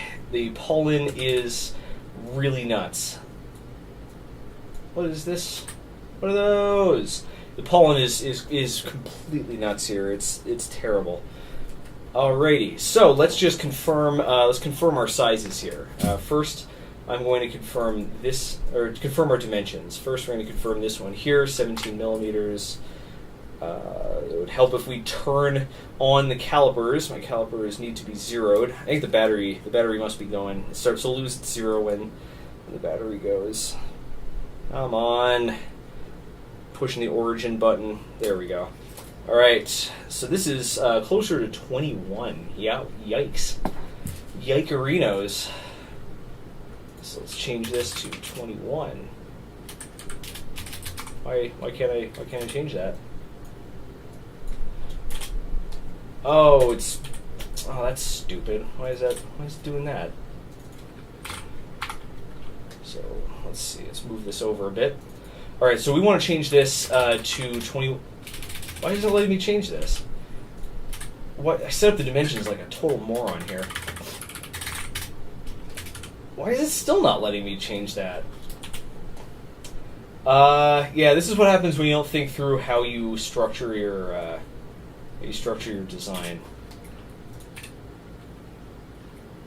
Yeah, you know what? We're gonna leave that. We're gonna leave that the way it is. We're gonna leave that the way it was before, and I'm just going to add an extra pair of lines to.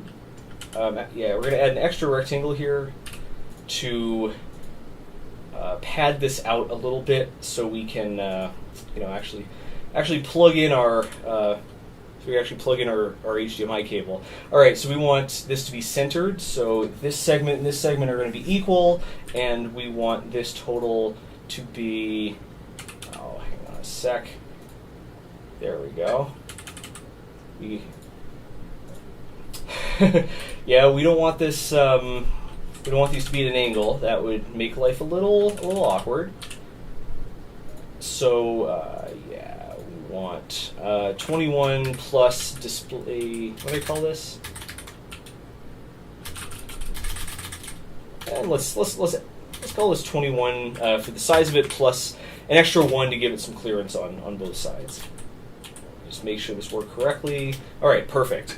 So that should give us some room. We let's see. Next thing we want is. I want to leave some room for the bottom of the HDMI cable. We'll add in the holes. I think we'll add in the hole later. Although, no reason not to model that in now that I'm thinking about it. All right, so this is about 42 millimeters, and we already have a dimension. We already have a dimension for this. At least we should. Yep, here we go. So we want 42 instead. Yep, there we go. Alrighty. Let's add in a center line. Let's add in a center line here, and there we go. And this is going to be for the cord. And for the cord, we want a relief of about, I'm just measuring this in my lap here, let's call it 11 millimeters. So it looks like we were fairly close in the first place. And how much relief do we want? This doesn't really matter so much because we're probably gonna fill part of it in. But let's call this 15 millimeters. All right, so cool. All right, so this gives us. So now we have our cutout. We now need to build the rest of the. Frame. There are a lot of dimensions here. That's just because I copied down. Basically, like I drew an outline of all the places on this that don't have parts. So yeah, all the places in this that don't have parts. So that's what that is. Oh, I just realized I need to update our to-do list because we have made some progress. We did our print, we did our tour, and now we're making our control panel. There we go. Yeah, there we go. So yeah, let's make our control panel. Okay, so we want to add a bit of a rim around this. There's no good rule for like how thick that should be. It comes down almost to like aesthetics. I'm gonna do 3 millimeters for this one. So this looks like we're giving ourselves 0.25 millimeters of clearance. See, 0.25. So we can't offset and offset. So we have to offset the original. Curves. We're going to call this 3 plus 0.25. All right, and that gives us the body of our. Our dingus. Yeah, and we want to probably just. Let's see. So we want to extend this a bit. Yeah. Here's what we're going to do. So we're going to extend this a little bit to also cover the bottom with the. I think we should also cover the bottom with the. Should we cover? Let me think. We either cover the bottom with the cables, or we just have the cables like just poking out of it. I guess they'll have to poke out eventually, right? So here's what I'm thinking. We do want to have it poking out the bottom, but I don't want it to poke out all the way. So let's just call it let's call it 20 millimeters. Let's call it 10 and see what happens. So most of the HDMI cable is going to be poking out the bottom. So I think that will be a-okay.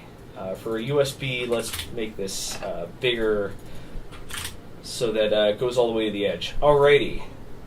Cool. So this part we need to make this collinear with this part, and then we need to round the corners. So let's miter and miter. Why did it get rid of the dimensions? That's weird. All right, we don't care. So we're gonna miter this, but we don't care. Yeah, we're gonna round these corners, but we don't care about the dimensions because in order to make this visually consistent, I am just going to make these equal. There we go. Cool. That's it. Are we forgetting anything? Are we forgetting anything? There's a button on the back. I still have no idea what that button actually does. It doesn't seem to turn this on or off or any of that. So we're not gonna leave a cutout for a button if we don't know how it works.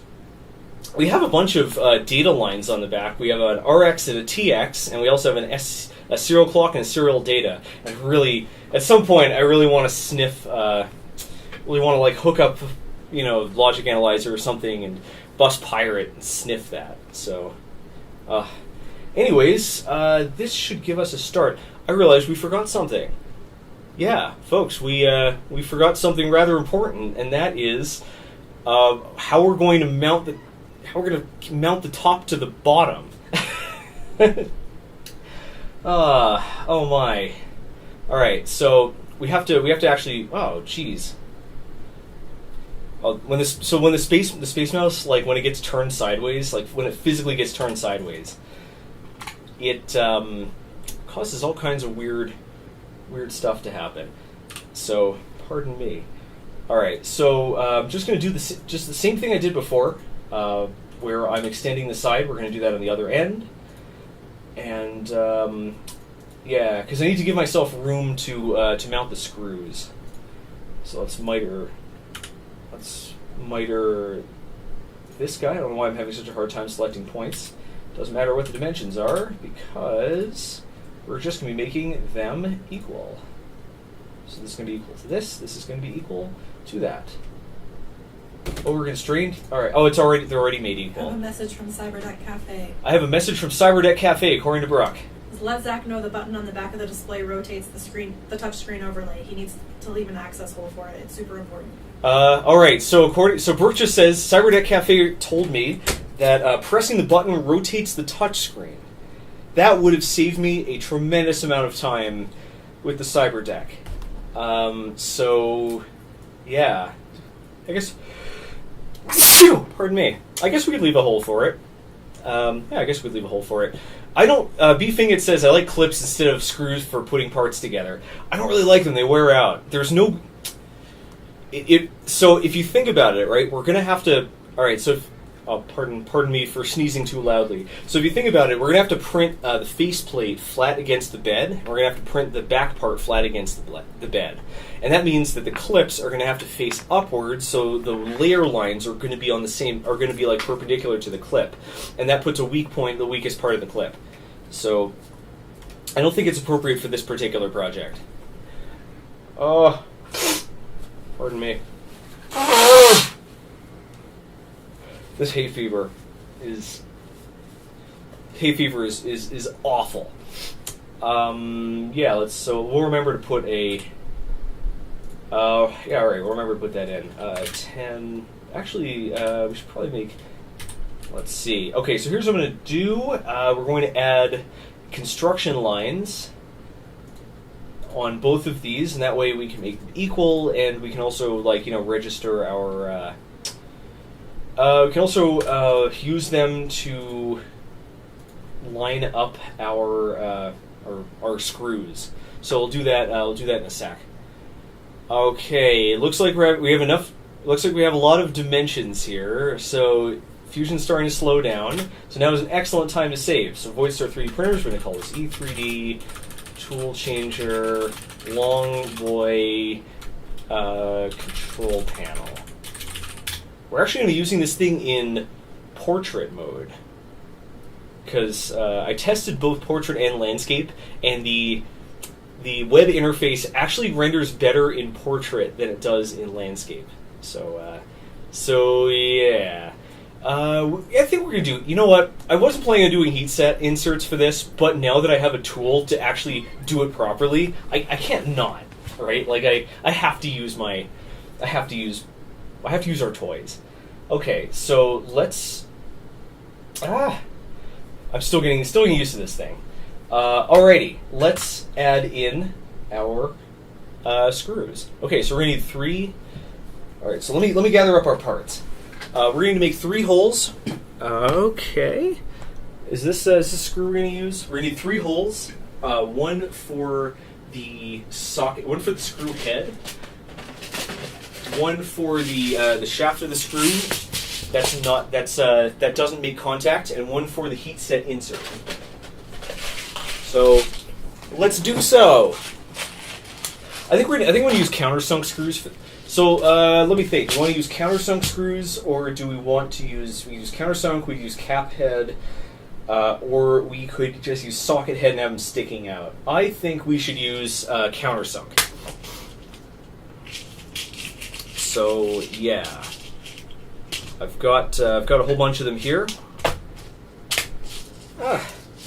Allergies. I took a Claritin and everything. This sucks. All right, so we've got our screw right here. We'll pull the dimensions from that. And we got some threaded inserts. And I think this is an M3 screw, and we are running rather low on M3 inserts. We only have the wimpy ones. That's fine. This thing shouldn't have a lot of. This thing shouldn't have a lot of punish. Shouldn't be taking a lot of punishment. Alternately, you know what? Let's change our size here. We're going to switch down to. We're going to switch down to 2.5 millimeter because I have a lot more high quality inserts for 2.5 millimeter. This is welcome to the design process. Yeah, check this out. So you can see these are much longer. The 3 millimeter heat set inserts that I have left are they're the kind designed to be swaged in. They're not really heat set inserts. They're just inserts. But this is the one we should use. Okay, so let's model this thing. So the top of our screw is about 5. I'm going to add a little more leeway so that it countersinks a bit further. So we're going to call this 5.5. Yeah, let's call this 5.5. We only need to do this once, so don't worry. Why did that happen? We don't want this to be construction. We'll call this 5.5. Let's zoom in. Alright, so this is an M2.5 screw, so the hole should be about 3 millimeters, give or take. Yeah, let's call it 3. And the heat set insert, the part you want to measure on a heat set insert is the little bit on the bottom that helps to seat it. And we want ours to be just a little bit wider. So this is measuring 3.7. So we're going to make our hole 4 millimeters. All right, so that's that. All right, so we want to. All right, so in order to do this quickly, I'm just thinking the best way to do this. The best way to do this is probably to mirror that'll take a lot of time.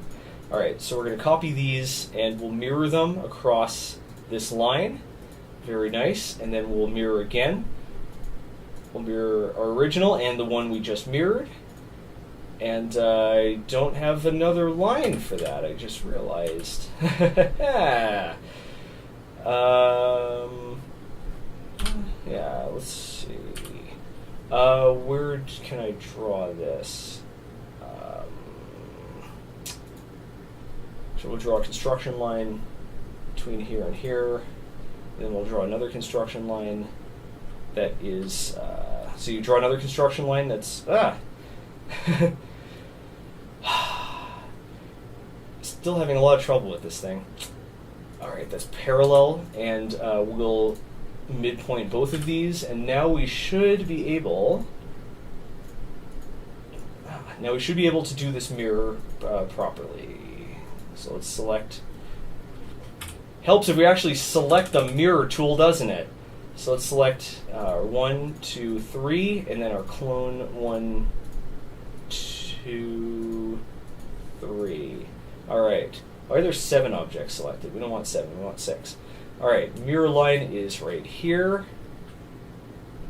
And it seems like we selected too many items. Let's not think too hard about this. Okay. So, awesome. And all right. Next thing I just want to check is that there's enough clearance. There's enough clearance that it'll be able to bite in well. So we're just going to open up our inspect tool and check the dimensions between that. 2.5 millimeters, more than enough. I think this is perfect.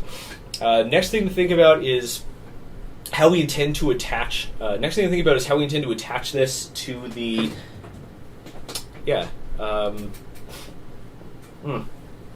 Pardon me. How we intend to attach this to the extrusion, and for that we're going to want some holes that fit a 4 or 6 millimeter screw. So let's go ahead and grab a couple of those. So these are the little T-nuts that. All right, let's see. These are little T-nuts that slot into the extrusion. This is where we're going to mount it. So this is where we're designing around, and these little T-nuts go into the extrusion like so. Well, they're not supposed to do that, but they're supposed to turn sideways and lock themselves in place. So we don't need to model those, but we do need to use a screw that will fit them. And the ones I have are, I believe, 6 millimeters. So it's a good thing I organized all this stuff. All right, we got our big hardware box. Is it in there? I don't think so. We're going to put them here. All right. So here are our 6 millimeter. Are these 6 millimeter or are these 4 millimeter? M4. Let's see. These are M5. Oh, how fancy. These are not the screws we want. No. I bought a whole bunch of these things, so everybody 1 sec, we're going to hunt them down. There are only so many places these things could be lurking. So I don't know why I'm having so much trouble finding them. Shouldn't be in here. Small hardware, American hardware, wing nuts, washers.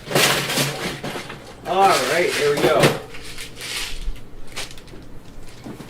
Folks who buy a lot of, folks who try to keep your workshops stocked, I think these ones are these could be the ones to use. We've got these 5mm and we've got 6mm. Let's do 6. Folks who keep your workshop stocked up with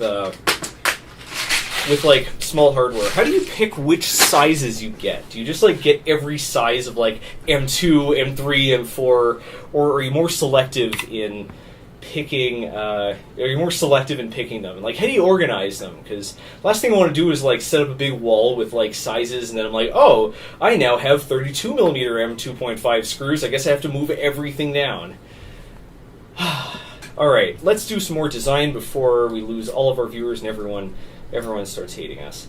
Oh, by the way, today's stream is sponsored by Things. Thanks a lot to Things for sponsoring this show and making it possible for us to make all kinds of cool stuff.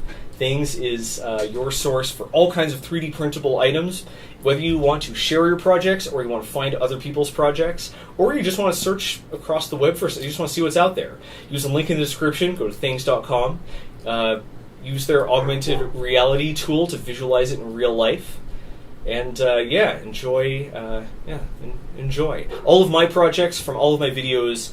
Most of my projects are on things.com. So use the link in the description and check that thing out. Roscoe is barking and he never barks, so I'm sure something is going terribly wrong. All right, let's add in these screws. Yes. So let's rotate this. Let's rotate this because this is the. Let me think here. Rotate this because this is the orientation we're going to be working on this. We're going to lead the HDMI and other cables down to the bottom of the printer and around the back on the outside, because for now I don't want to drill any extra holes. So it looks like a lot of folks are sticking to M3 and M4, buying a lot of sizes of those, and then getting other screws as they need them, which I think is a pretty smart way to do it. Maybe that's what I'll end up doing. I'm partial towards M2.5 myself, but not for any good reason. So, all right, we already have a center line that we modeled in before. So, question is, how far apart are these? So, let's see. We're going to measure this. This is 22mm, and we're going to measure this. That is 8mm, and we're gonna add those together. So that's around 32mm apart. We want these about 32mm apart. So let's do so. All right, we want construction lines going from to the inside of the display. Yeah, let's get a construction line going from. You'll see how I'm going to pick this. So, all right, we've got a construction line there. We want to mirror the construction line. It's already picked an appropriate center line. Very nice. All right, we figured out that these are 30mm apart. Okay, so when looking at this, where did I put it? Here we are. So, right, when looking at this, this part here, let's see.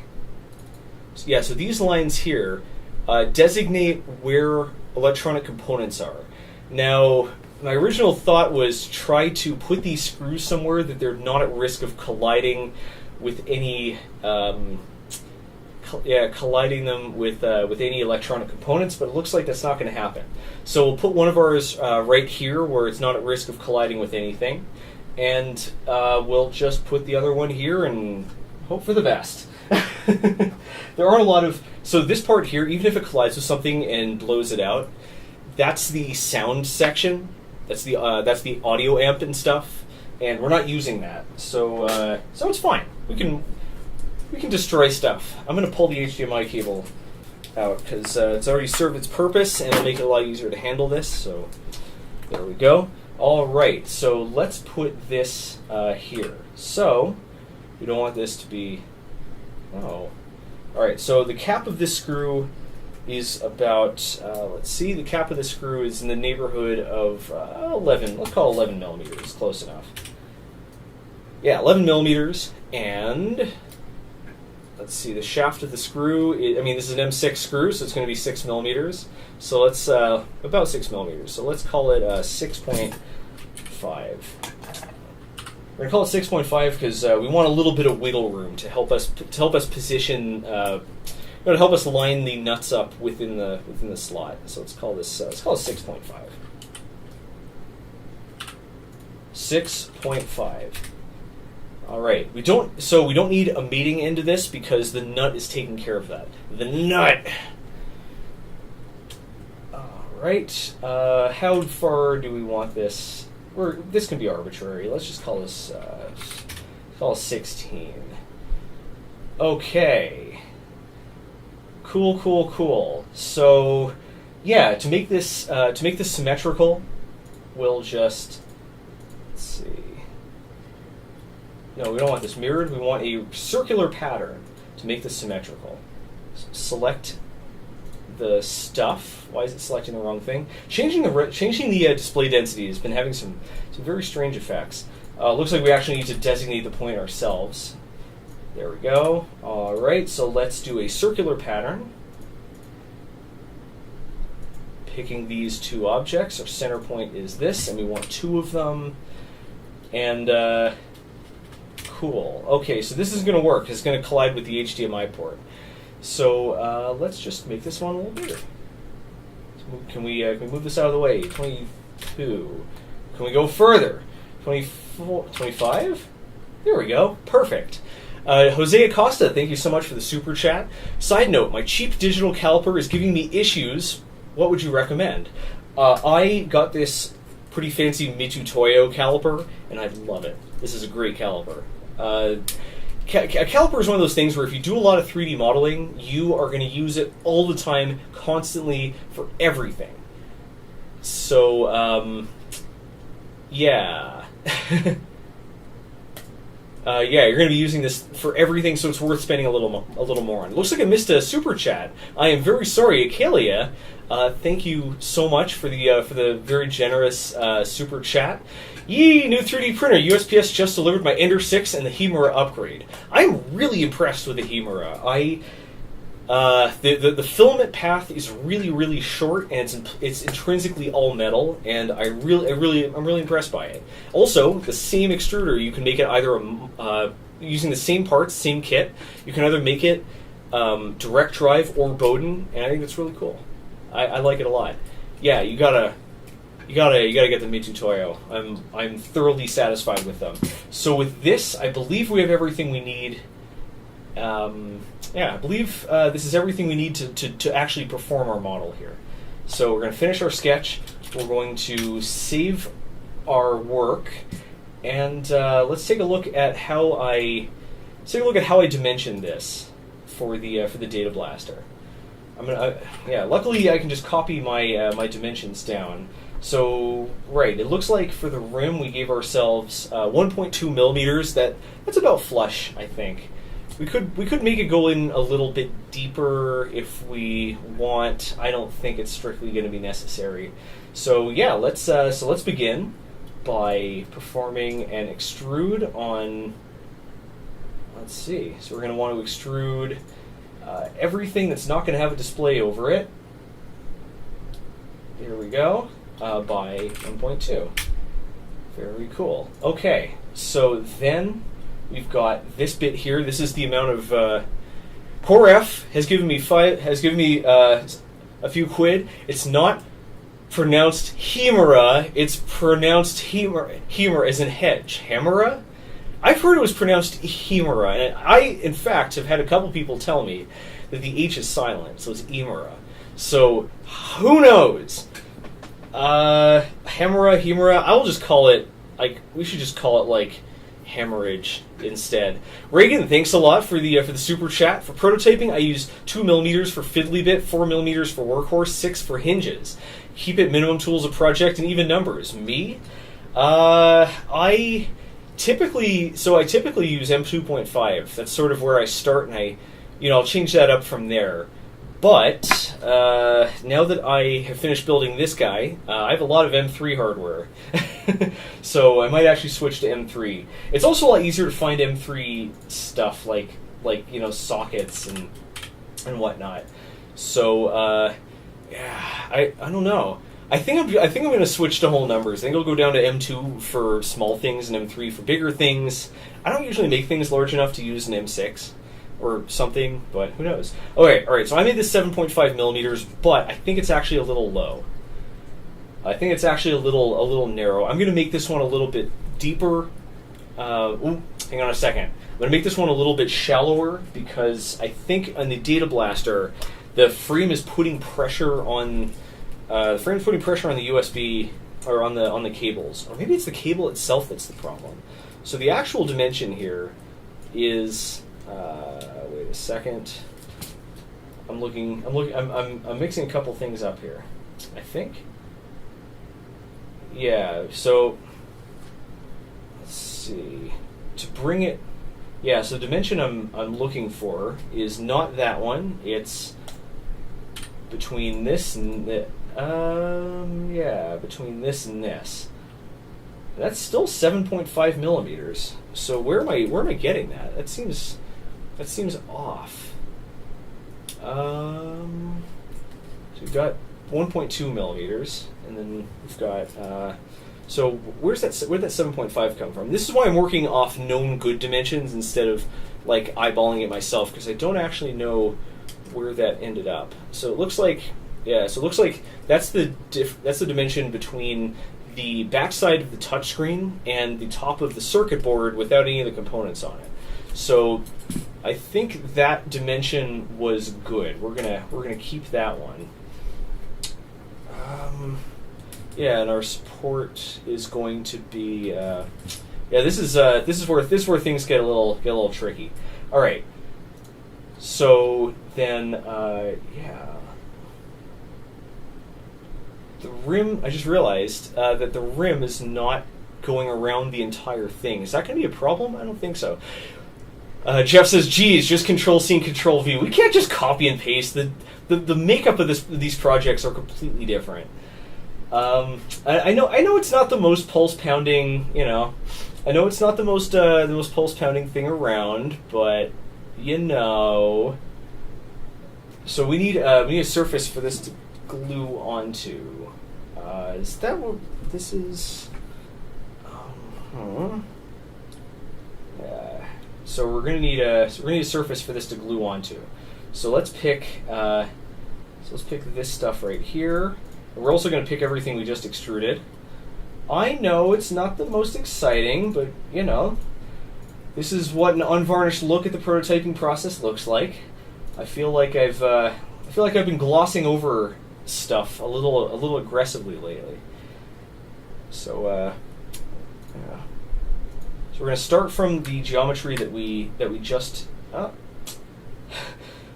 thing is flying all over the place. Yeah, so we're going to start from the geometry that we just made, and we're going to let's just call it 1.2 minus 1.2. All right, and that'll give us a lip to attach to use the double stick tape on this to mount it. So this is going to be like a sort of like bezel-less, right? Like it's going to go right to the edge. I think that's going to look pretty cool. So let's. So yeah, next thing to do is to add in our support for the circuit board. So yeah, let's see. Let's see this. Or is this supposed to be our? Yeah, I think this is supposed to be our 7.5. Minus 7.5. All right. Yeah. So this brings us down to the edge of the circuit board. Reagan says, "This is the worst cell phone I've ever seen outside the Sidekick 2."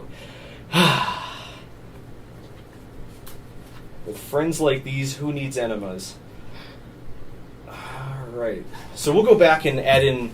We're going to go back and add in more relief for the HDMI and USB cables. We'll do that later. For now, let's finish our design. So then, all right. After that, we added a bit of relief for the components on the circuit board that looks like it's 2 millimeters. So that's what we're going to be working on next. All right. So we're gonna E for extrude, and for this we're gonna want everything that doesn't have components on it. So yeah, don't think too hard about the holes. We're going to be adding we're gonna be adding those later. And I realize I now have to go back and change some of the other. I got to go back and change some of the other stuff because we're gonna be adding in the holes later. All right, this is. Yeah, the different display density is making it a little challenging to click stuff, but hopefully it's making it up to you folks by making it easier. Hopefully it's making it up to you folks, making it easier for you to see the text. If you can't see the text, then we'll either drop the density or go in the other direction. All right, so we'll add our cutouts later. I think that's the way to go. It's always tricky to. Let's see. Yep. Just comparing the two. It is always tricky to talk and model at the same time. Yeah. So we'll start from an object, and the object is the surface we just created, and we're going to continue down for, no, not 0.2, for 2, minus 2 millimeters. I'm just going to go back here, and we're also going to extrude. We're also going to extrude the holes. We'll cut those out later because I don't actually know where they're going to fall in between the two pieces. So, yeah. The question is, should that part we just did be, Yeah, we're going to need to slice. We'll slice this somewhere. Slice this somewhere in the middle.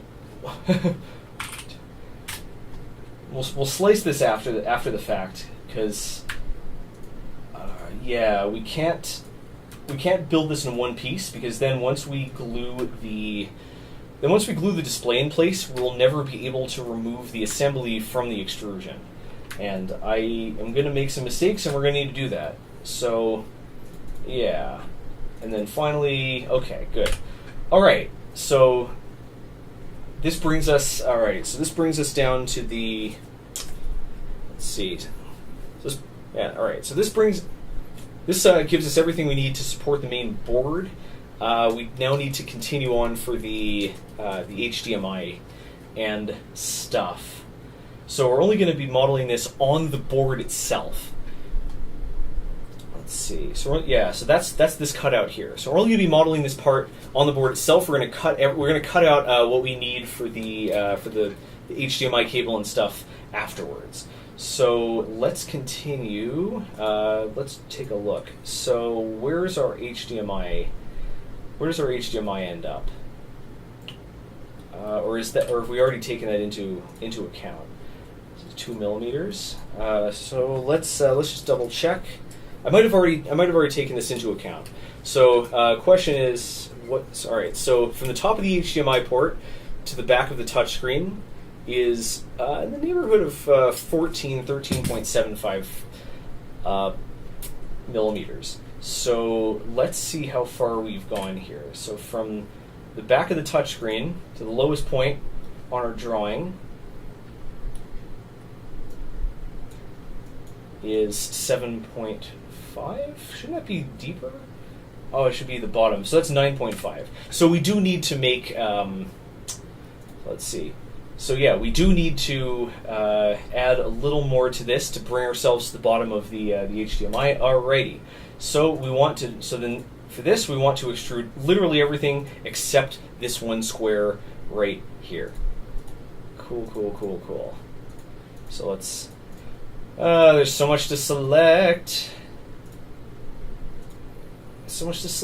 I probably should have mirrored the features for the screws instead of mirroring the holes themselves, because this gives us more things to click, but it would take more time to correct it than it would to just brute force our way through it. So let's do that. All right. Okay, so here's what we're going to do. We're going to start from the lowest point on our geometry, and or actually, hang on a second. We're going to start from wait a sec. Where is this? So our drawing is in the bottom of. So our drawing is done from the bottom of the touchscreen. So we actually want to start from an offset plane. All right, and the offset plane is going to be our dimension that we were talking about before. I think it was, let's call it around 14. So we're going to start from an offset plane of -14, and we're going to continue this to the object, or to here. What's going on here? Yeah, so that should do the job. All right, let's save before anything else goes wrong. And let's just do a quick sanity check. From this to this should be 14 millimeters, and it sure is. I made a boo-boo. I extruded this to the wrong place. Haha. Alright, so we're going to extrude this to an object, and the object that we're extruding to is there? Wait. Offset plane, extent to object. I'm confused. What's going on here? Why is it extruding too far? Oh, it's not. Never mind. It was just my sketch was confusing me. All right. So this brings us to. All right. So we should now be able to just plop this thing in and it'll work. Next things we have to do are add our cutouts for the USB cables and for the USB and the HDMI cables. And for our screws. So this is where we need to hunt around on our floor for the HDMI cable wherever I threw it. All right. So yeah, let me. So I think we're done with this. Actually, now we're probably gonna have to extrude this a little further. Yeah. If you we're gonna. All right. I'm a little scatterbrained right now. It's very hard to look. It's very hard to talk and model at the same time. Something about 3D modeling just uses my entire brain. So all right, first thing we're going to do is model the screws cap, and for this we're just going to do an extrusion. And we're going to taper it to give us the countersink in one quick and dirty, step. Let's see if I missed anything from Brooke. Nope, doesn't look like it. Very nice. All right, so let's model this. So the cap of the screw is about let's call it 2 millimeters. It's somewhere. It's give or take 2 millimeters. So, yeah. So we've selected these. We're going to start from the profile plane. We're going to extrude down 2 millimeters. Very nice. And our taper angle is, give or take 45. Oh, wait. No, we don't want to start from there, actually. We want to start from our highest surface. There we go. Okay, good. We got some countersinking going on here. Next thing we want to do is we want to extrude our. Yeah, there we go. We want to extrude the shaft of the screw. The shaft. No, we don't want to extrude that yet. We don't want to extrude the heat set insert quite yet. And we want to punch through the entire thing. Or do we want to do this later? Let's do this now, and then we'll just back up. So we're going to do this symmetrical, and we're going to punch through everything, taper angle of 0, both directions. Very nice. All right, so we're actually going to roll back because I realized that we're going to have to. We're going to have to bulk the back of this up a little bit so we can give ourselves more room for the screw. So, yeah. We need to give ourselves a little more room for the screw, and we're going to want our, actually, I think I'm overthinking this. It doesn't need to go in that far. Yeah, so let's see. We have, all right. So we've got our, oh crap. Luckily I saw it. All right, we got our screw. We got our heat set. Let's thread them in. and figure out where exactly we want to place our heat set. Okay, so we've threaded it in. Here we go. Looks like we want to leave, let's call it 3 millimeters. About 3 millimeters of clearance. Okay, so we don't want to punch. So like, all right, we don't want this to punch all the way down. Let's just call it. Let's call it 10. Let's just call it 10 millimeters. Not through all. We're going to go distance minus 10 millimeters. Very nice. Alrighty. Next step is the heat set inserts. So let's select our heat set insert geometry. You notice I'm holding Control. That Control will cause. So once we've selected one profile, Control will cause all of our selections to only target profiles, which speeds this up rather a lot. All right. So we want this to go on one side. We're going to start from. All right. So we're going to start from the. Let's see. I want to start from the point where we just. I want to start from the bottom of the countersunk. Let's see. I want to start from the bottom of the countersunk screw that we just modeled. So let's see. Wow, I'm having so much trouble with this. Should be selecting the vertex. Why am I having so much trouble with this?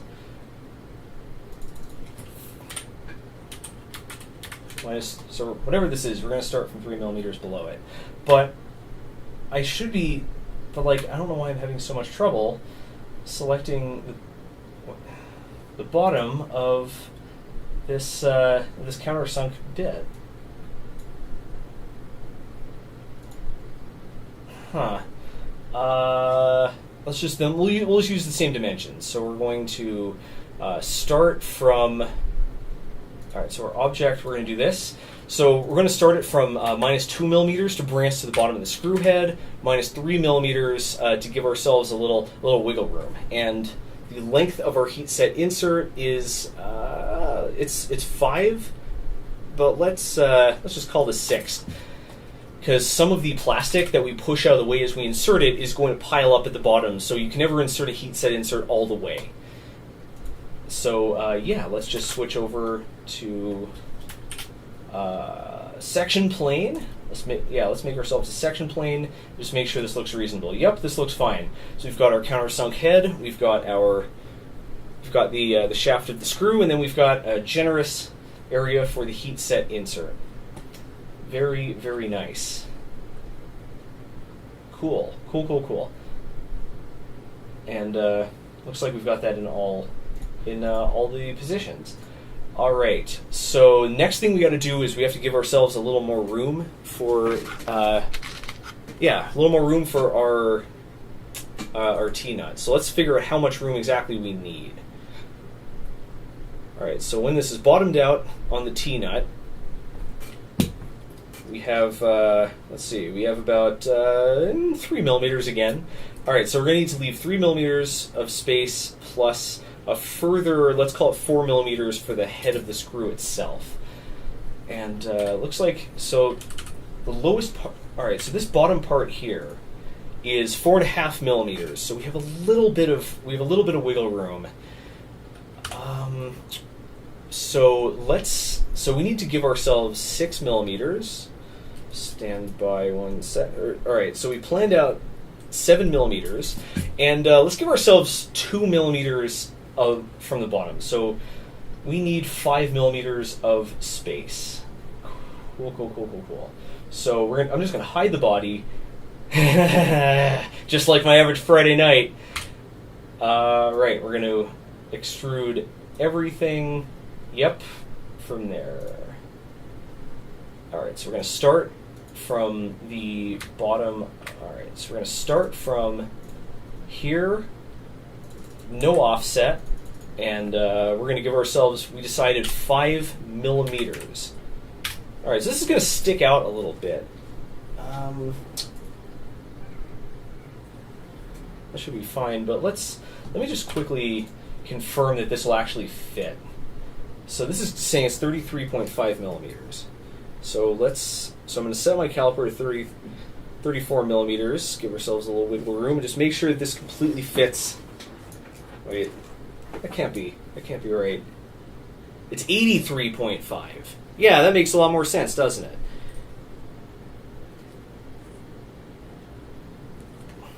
Hang on a sec. That's too much. This thing isn't 83 millimeters wide. This is 76 millimeters wide. What the heck?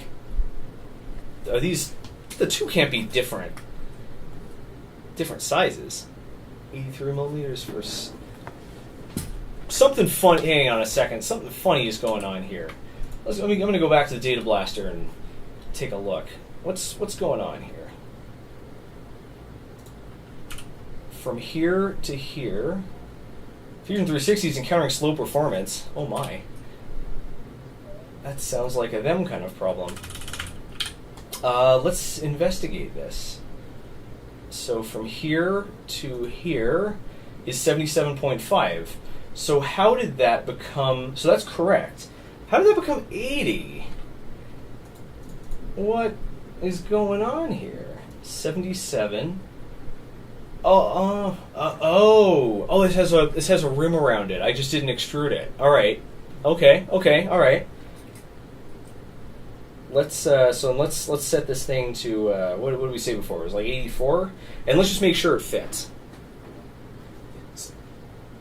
Don't trust anything, especially not yourself. All right. So it looks like the way we have this lined up, it would. Here, let me show you. Why isn't this... What's going on here? Why isn't our why isn't the pad working? All right. Yeah. So as it stands, this wouldn't fit. This would be too wide. So I'm dumb. That's the first takeaway from this. That's the first takeaway. And the second is that we want to shift this. We want to shift this over. Yeah. So we want to offset our mounting holes such that let's see. We want to offset our mounting holes such that the edge has a millimeter of relief. So ballparking this. Right, we want this to be... Alright, so we want the right side hole to be about 15 millimeters from the edge, give or take. So why is my trackpad not working why is my stream controller not working all of a sudden? I think it crashed. What the heck is going on here? Why is... Something funny is going on. Stream controller is not behaving. Poop. Okay. All right. So, all right. Problem identified. Yeah. So let's get rid of this the symmetrical constraint wherever it is. Where's our symmetrical constraint? The one that makes we want the symmetrical constraint that makes these lines symmetrical about this center line. So we want to get rid of those. Right? And we should be able to move this around. Why can't we? Alright, let's make this thing vertical. Alright, good. Good. So, we want, wait a second. Why is our symmetrical? Oh, yeah, we're rotating around a symmetrical constraint. Okay. Let's delete this. And, alright. Let's manually adjust this. I'll put these concentric. This is just a normal part of the process. Sometimes you have to redo some of your geometry as things change. Sometimes you bake assumptions in, right? You bake assumptions into your initial design that don't end up bearing out, and that's exactly what happened here. So let's make this 13 millimeters part. Let's try 14, just so it doesn't overlap as much, and we'll see what happens. So, yeah. So if this is 14, this is 14 millimeters apart, then actually I think it's going to overlap a little bit. Let's cut this down. This is going to hang off the side, so we'll just have to remember to round part of the back. Yeah, it's part of the process. At least we picked this up before we dumped a few hours into printing. Right. Yeah, these were previously a pattern, and now they're not. Alrighty. So this top part here, we forgot to add in these dimensions, or we forgot to extrude these elements. So there we go. That looks a lot more. That looks a lot more reasonable. Alrighty. So this. Why wasn't this working? Let's take a look at our warning. Body reference is lost. Reselect it. What? Nothing seems to be lost. Yeah, nothing seems to be lost at all. This looks fine. Everything's fine. Everything is fine. Alrighty. So, yeah. Okay. Alright. This makes more sense. So if you see, we've shifted the holes over. So, yeah, we've shifted over the holes, which should now let this thing hang off the side so we can open the door without, having a display in the way. Excellent. Alright, so let's measure this. So let's model this thing. So first we're going to start with the cap of the screw. Alright, cap of the screw, including all of these. We're going to start from, let's see, we're going to start from here, and we decided to leave 2 millimeters, right? So we're going to offset this by 2, and this is going to punch through the entire rest of the drawing so that we can access our screws. So let's flip that around. Very nice. All right, so I think we might have made a minor boo-boo. Let's just verify that we have enough clearance between these. It's 2.5 millimeters. The head of the screw is about 3.5, 4 millimeters. So our dimensions are a little off. Let's see. So we're starting from there. But I'm confused. I thought that was correct, but I guess not. So let's just cut the offset. Yep, there we go. Cut the offset. Beautiful. Perfect. A-okay. Excellent. And yeah.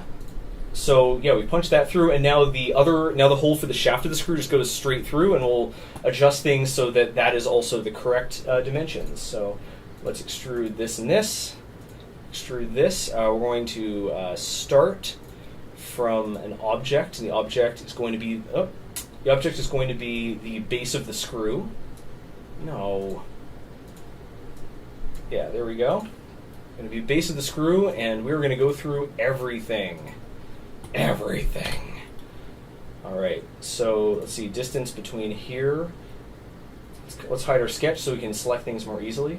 Between here and here is 5 millimeters, and that shouldn't be 5. That should be 2 or it should be 3. Let's call it 3.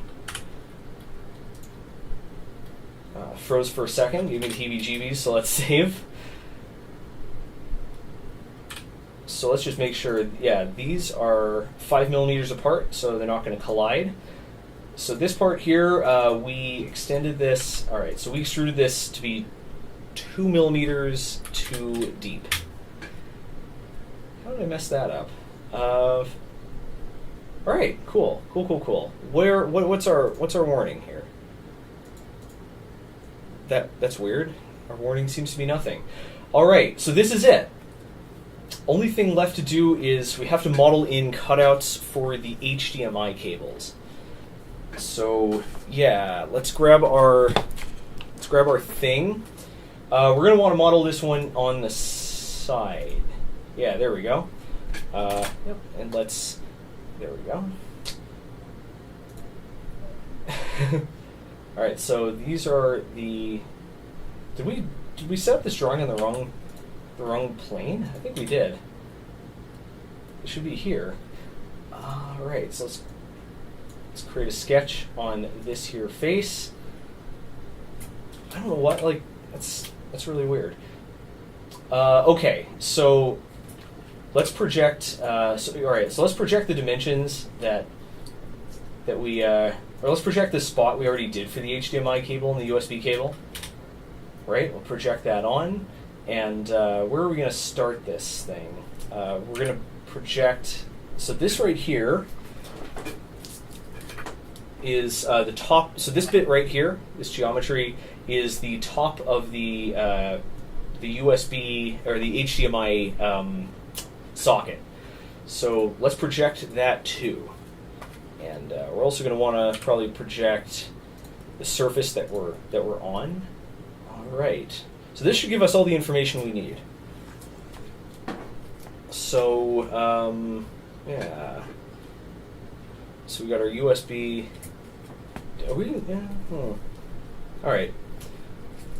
So this thing extends about. So this thing extends somewhere in the neighborhood of let's call it 2 millimeters, 3. Call it 3.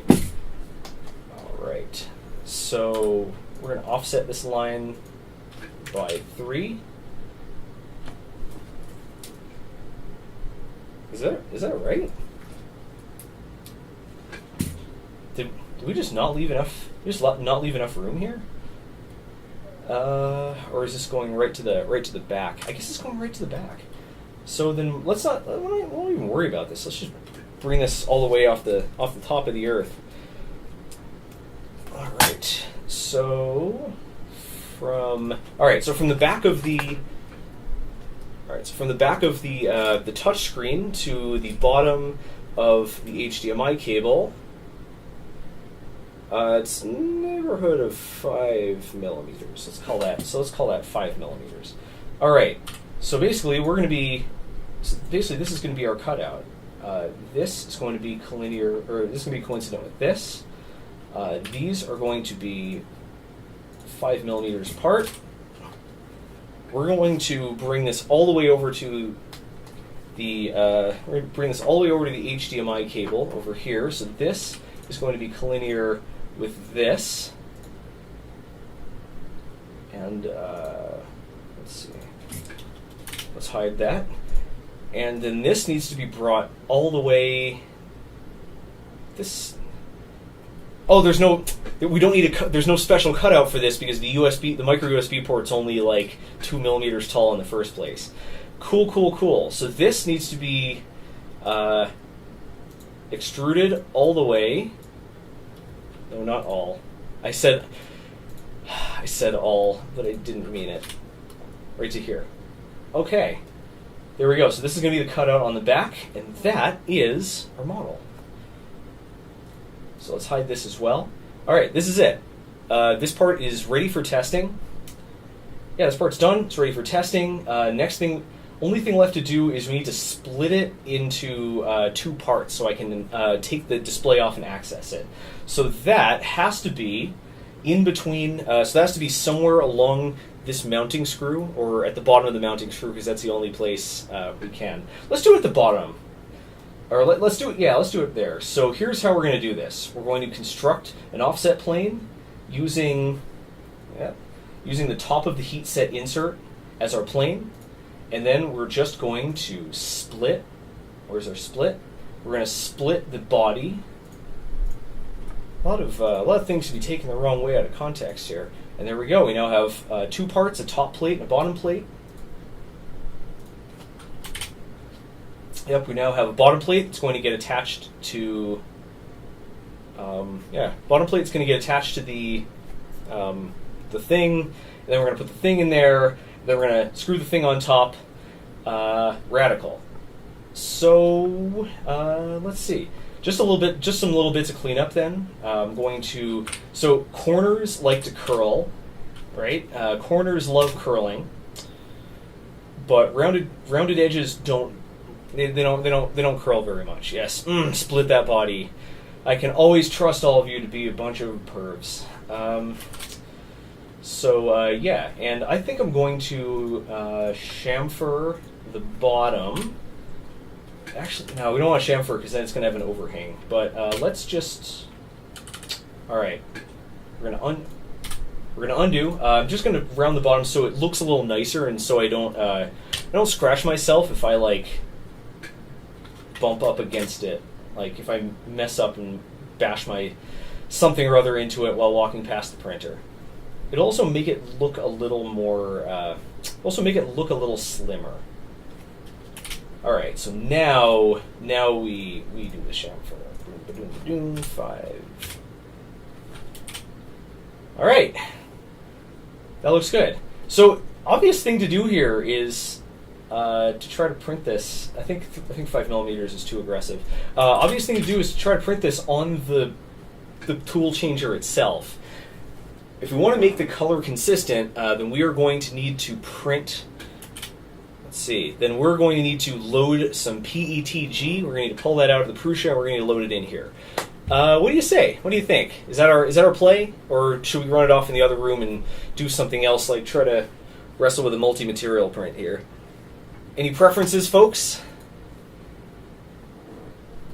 Yeah. By the way, you can stop leaving. 3D modeling is done for now. We're ready to print.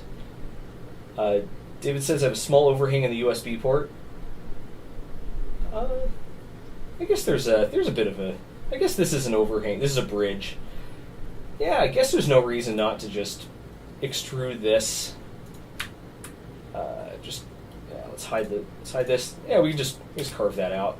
No reason not to. That way we don't have to print with any support material. A problem prevented is better than solved. Wee! Wee! Wee! Yay! Alright, let's print on the Toolchanger. Let's print on the Toolchanger. Something has gone totally wrong with my Stream Deck.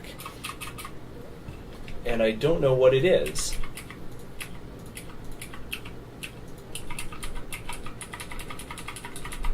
Now it seems to be acting like arrow keys. Is it possible I hit numlock somewhere along the way? Is there... maybe did I accidentally hit a numlock? Is that possible? This keyboard doesn't have numlock, so I don't know. Let's just search for an on-screen keyboard and see if there's a numlock soft key that I can press. On-screen keyboard. Print screen, pause, scroll lock. Scroll lock? Is that it? No. It must be the Amogus key. I mean, it has to be, right? Like, what other options are there? Let's just get this back. Like, what other options could there be? And it has to be the Amogus key, right? How do I turn on numeric keypad? Numlock. Oh, there we go. That's it. That's exactly what the problem was. Numlock got turned off somehow. That's really weird. Yeah, it must be the Amogus key. What do you think? Should we throw the imposter out the airlock?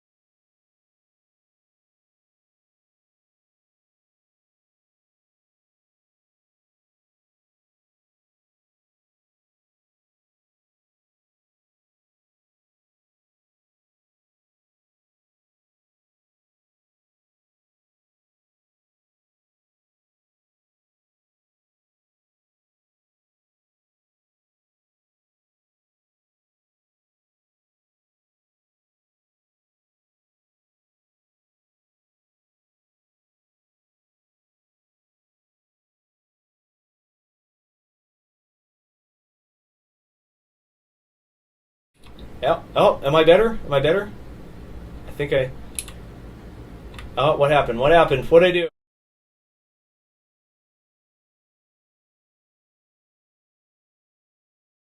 That sus key got me on the way out. It seems as though, yeah, there we go. Okay, awesome. No, we don't want this to be 2300 degrees. That would explode. All right, so bear with me one sec. I'm just going to move the. I'm just going to raise the camera a bit so we can see what's going on among us. Here's a question for the smart people in the audience. Do we need to put anything on the bed? I haven't printed PETG. I haven't printed PETG on bare glass in a very, very long time. Are we going to need some glue stick or something? Let me know in the chat, because I sincerely don't know. Let's see. Yeah, that's good enough. All right. Well, we're not going to be doing any filament changing unless we pick the tool up first. So let's go ahead and do that. Pick up tool number 2.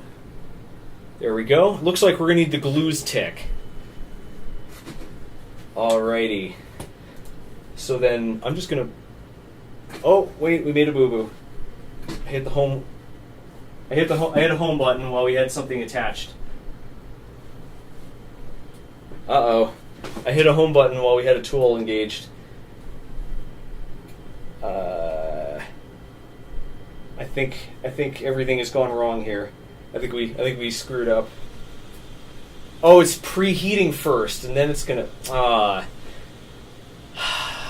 Yes. All right. Looks like we're gonna need glue. PTG does. Yes, that's right. PTG does bond itself to the bed. That is totally correct. So it looks like this thing's coming up to temperature. Actually, homing the y-axis should be safe with the tool equipped.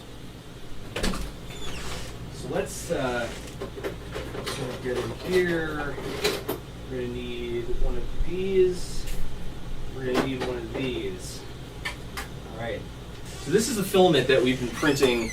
This is the filament that we've been printing the rest of the stuff for the tool changer on. So that's what we're going to be doing our printing today with. So let's start dressing the bed. Where are we at? We're at 200 Celsius. Yeah, we got to do some PID calibration here. I can't get in there because the friggin' axis is in the way. As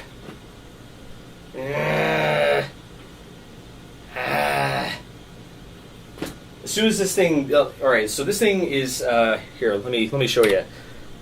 Yeah. So this thing is going to heat up to 230 Celsius, and then it's going to home the y-axis because I'm stupid. And then I'll be able to apply the glue to the rest of the bed, and at some point we'll be able to load some filament in here. Actually, there's no reason why we can't load the filament now, right? Like it's gonna take some. Oh, there we go.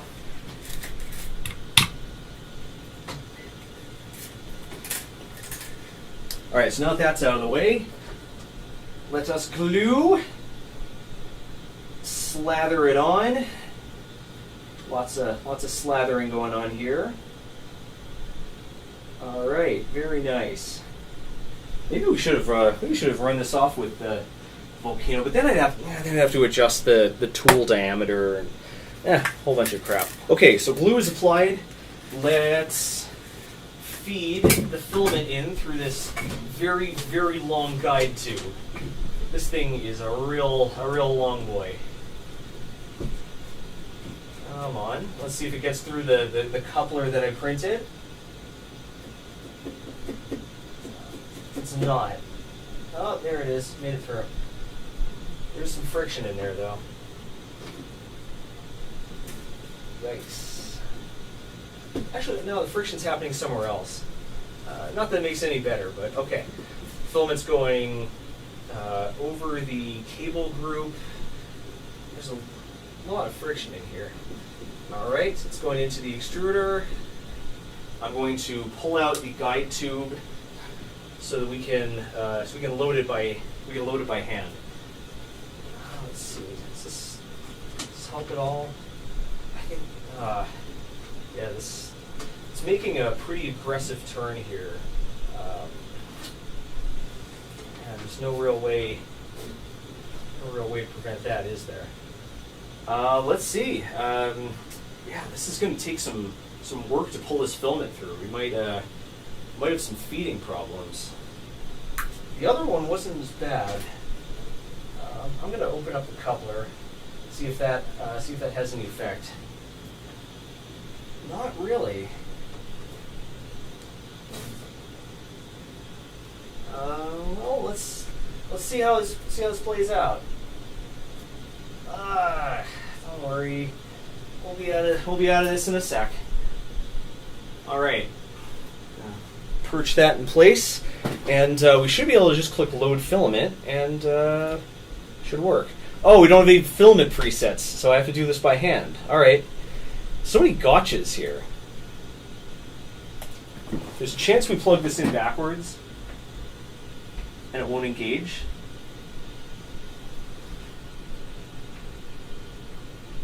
No, it definitely caught it. It definitely engaged.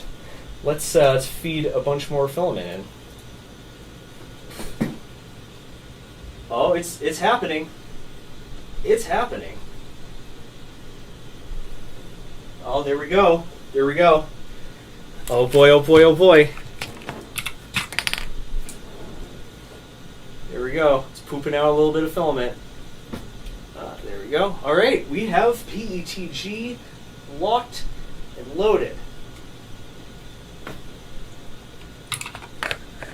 So, yeah, we have PETG locked and loaded. PETG, we don't need to use the enclosure to print here. Honestly, I don't think it matters one way or the other, so we'll leave it open. But yeah, let's. Yeah, so we'll leave it open, but let's make this. Yeah, here we go. All right, so for this, I'm just going to save the STL file in our downloads folder, and we'll take it from there. Control panel top. Let's open up. Where's Super Slice? Here it is. Super Slicer. More like Sus Slicer, am I right? Back over here. Let's get that sus key out of here. And let's see. Let's grab our STL that we just made. Doesn't look like no supports. We're in business. I am going to use a brim because it's very thin, and that has a chance to pull off. We changed the layer height. I'm going to. Oh, there we go. Yeah, let's change this to 0.2. Maybe 0.25 would be better, actually. All right, so this will take an hour and some change. That's fine. Only other thing we want to do is let's see. We want to change this to print with extruder 3. G-code extruder 3. Okay. Cool. Yep. This was actually, this profile is derived from the assemble demo. We'll talk about assemble in a bit. Yeah. 0.3 layer. I don't like printing 0.3 layer height with a 0.4 nozzle. I think this is a good start. I think it's a good starting point. All right. So there shouldn't be any other funny stuff because this is otherwise the same profile. This Eris Palm Ash. What speed and acceleration are you using? Here, allow me to show you. I've slowed this down a lot. I've slowed this down to about. It's printing slightly slower than a Prusa, because the printer's still not.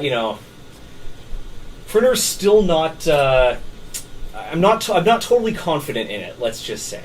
So we're not going to push it to the limit just quite yet. All in time. So let's hit upload, let's pick our G-code, and let's friggin' pray, right?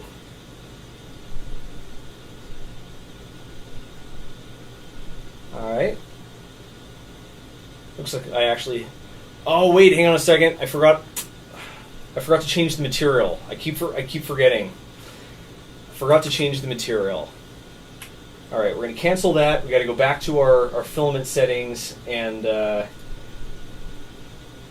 we got to change our first layer. We want it 240, and I think other layers we probably want it 230. We try to, yeah.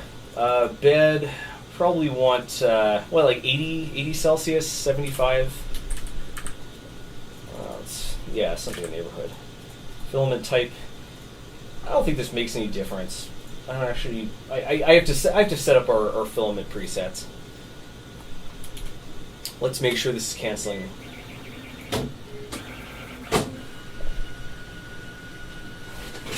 Oh, we're having all kinds of problems.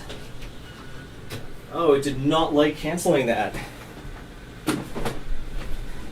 Oh, it did not like canceling that. We're gonna rehome the machine. We're gonna reslice for PTG temperatures, and we're gonna take that one from the top. Yeah, you're hearing a lot of noises happening. Yeah, this is why I've been trying to keep everything, slow and easy. Let's frame this back up. There we go. Yeah, let's frame this back up a little bit, and let's upload our revised G code that should go to the right temperature. Let's see, loading properly. Let's see, it's picking up the tool. Very nice. Right, the bed heats up like that. The bed is so powerful. It heats up like crazy. All right. Yeah, I got to adjust the PID curves. These things have socks. They should be heating up real fast. Yeah. All right. Let's hope this is working. I'm seeing a line. It's going off the side of the glue though. I thought I centered this, but maybe I did. I thought I centered this, so maybe our Z is homed incorrectly. What's going on here? Oh no, it's just bigger than I expected. It's just really big.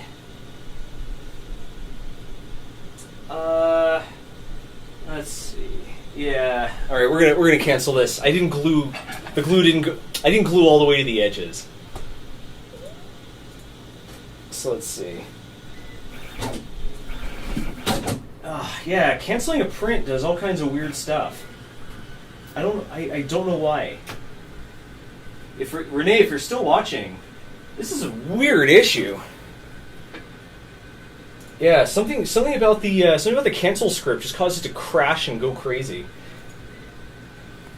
Luckily, it doesn't seem to crash in the Z-axis, so it's unlikely we're going to break the glass. But still, don't worry. Don't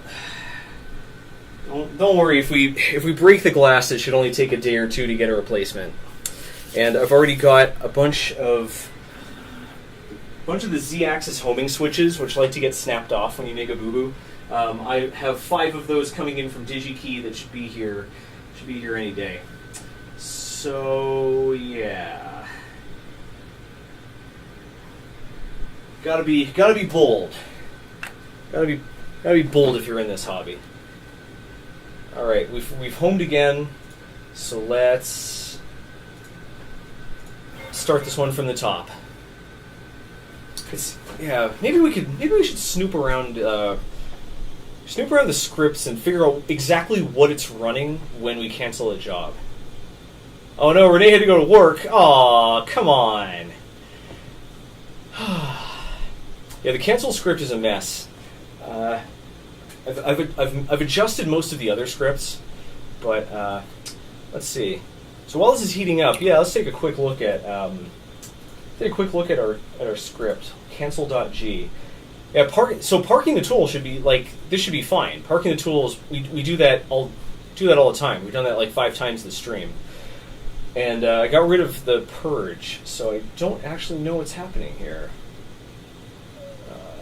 Yeah, maybe like it's in like different coordinates or something. Like maybe it needs to return like switch back to relative coordinates or something. But yeah, who knows? All right, how are we doing here? We might be leveled a little low.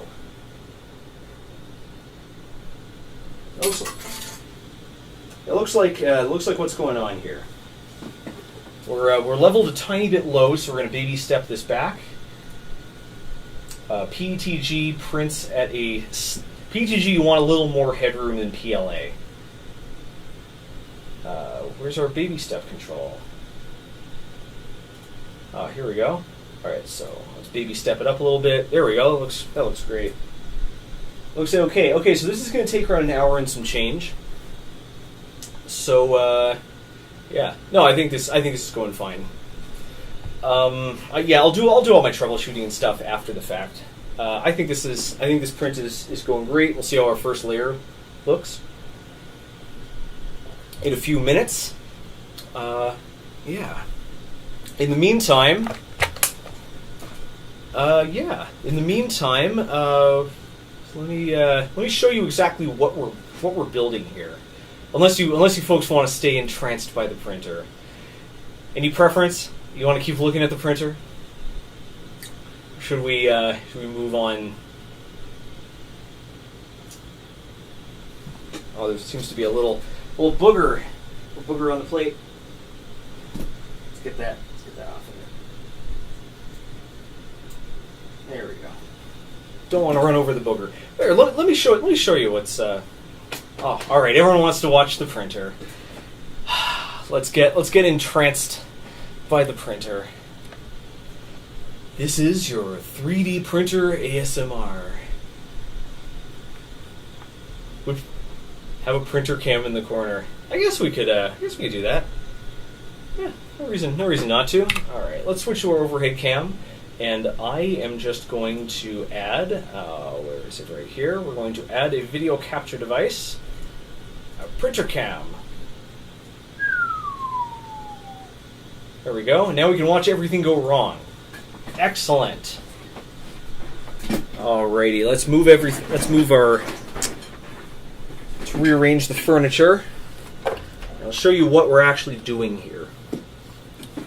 So I programmed this ahead of time, so we all know it's not going to work and it's going to fail catastrophically. So let's watch that. Let's watch that play out. Let's get these screws out of here to minimize our chance of shorts. Get this guy. Let's get this guy centered.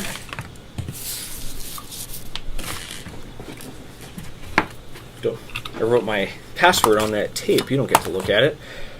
All right. So yeah, this is actually a really. Oh yeah, there are a ton. I got 5. I mean, there are four Hemeras. So I ended up with a bunch of stickers. I think I might sticker bomb the side of the printer because I think it would look cool. So yeah, this is a really cool display because it comes like it's a really elegant package. It's very small, and all you need to do is plug in HDMI and USB, and the USB both powers the monitor and it feeds the touchscreen, and it connects it to the touchscreen. So this thing is, in theory, super easy to connect to a Raspberry Pi. In practice, it won't display anything right out of the box because it has this really irregular resolution. The Raspberry Pi won't set automatically, so you have to go in and program a custom resolution. So it's not fun to watch someone set this device up.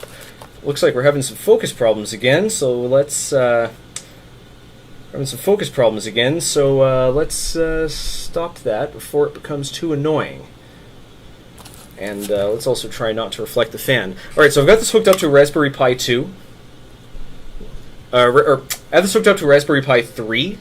And yeah, without further ado, let's plug that bastard in and see what happens. Let's see, Pi is on. You'll notice the display takes a little bit of time itself to turn on. But it should. Yep, there it is. Looks like you see we don't have enough power. I'm going to actually turn this sideways.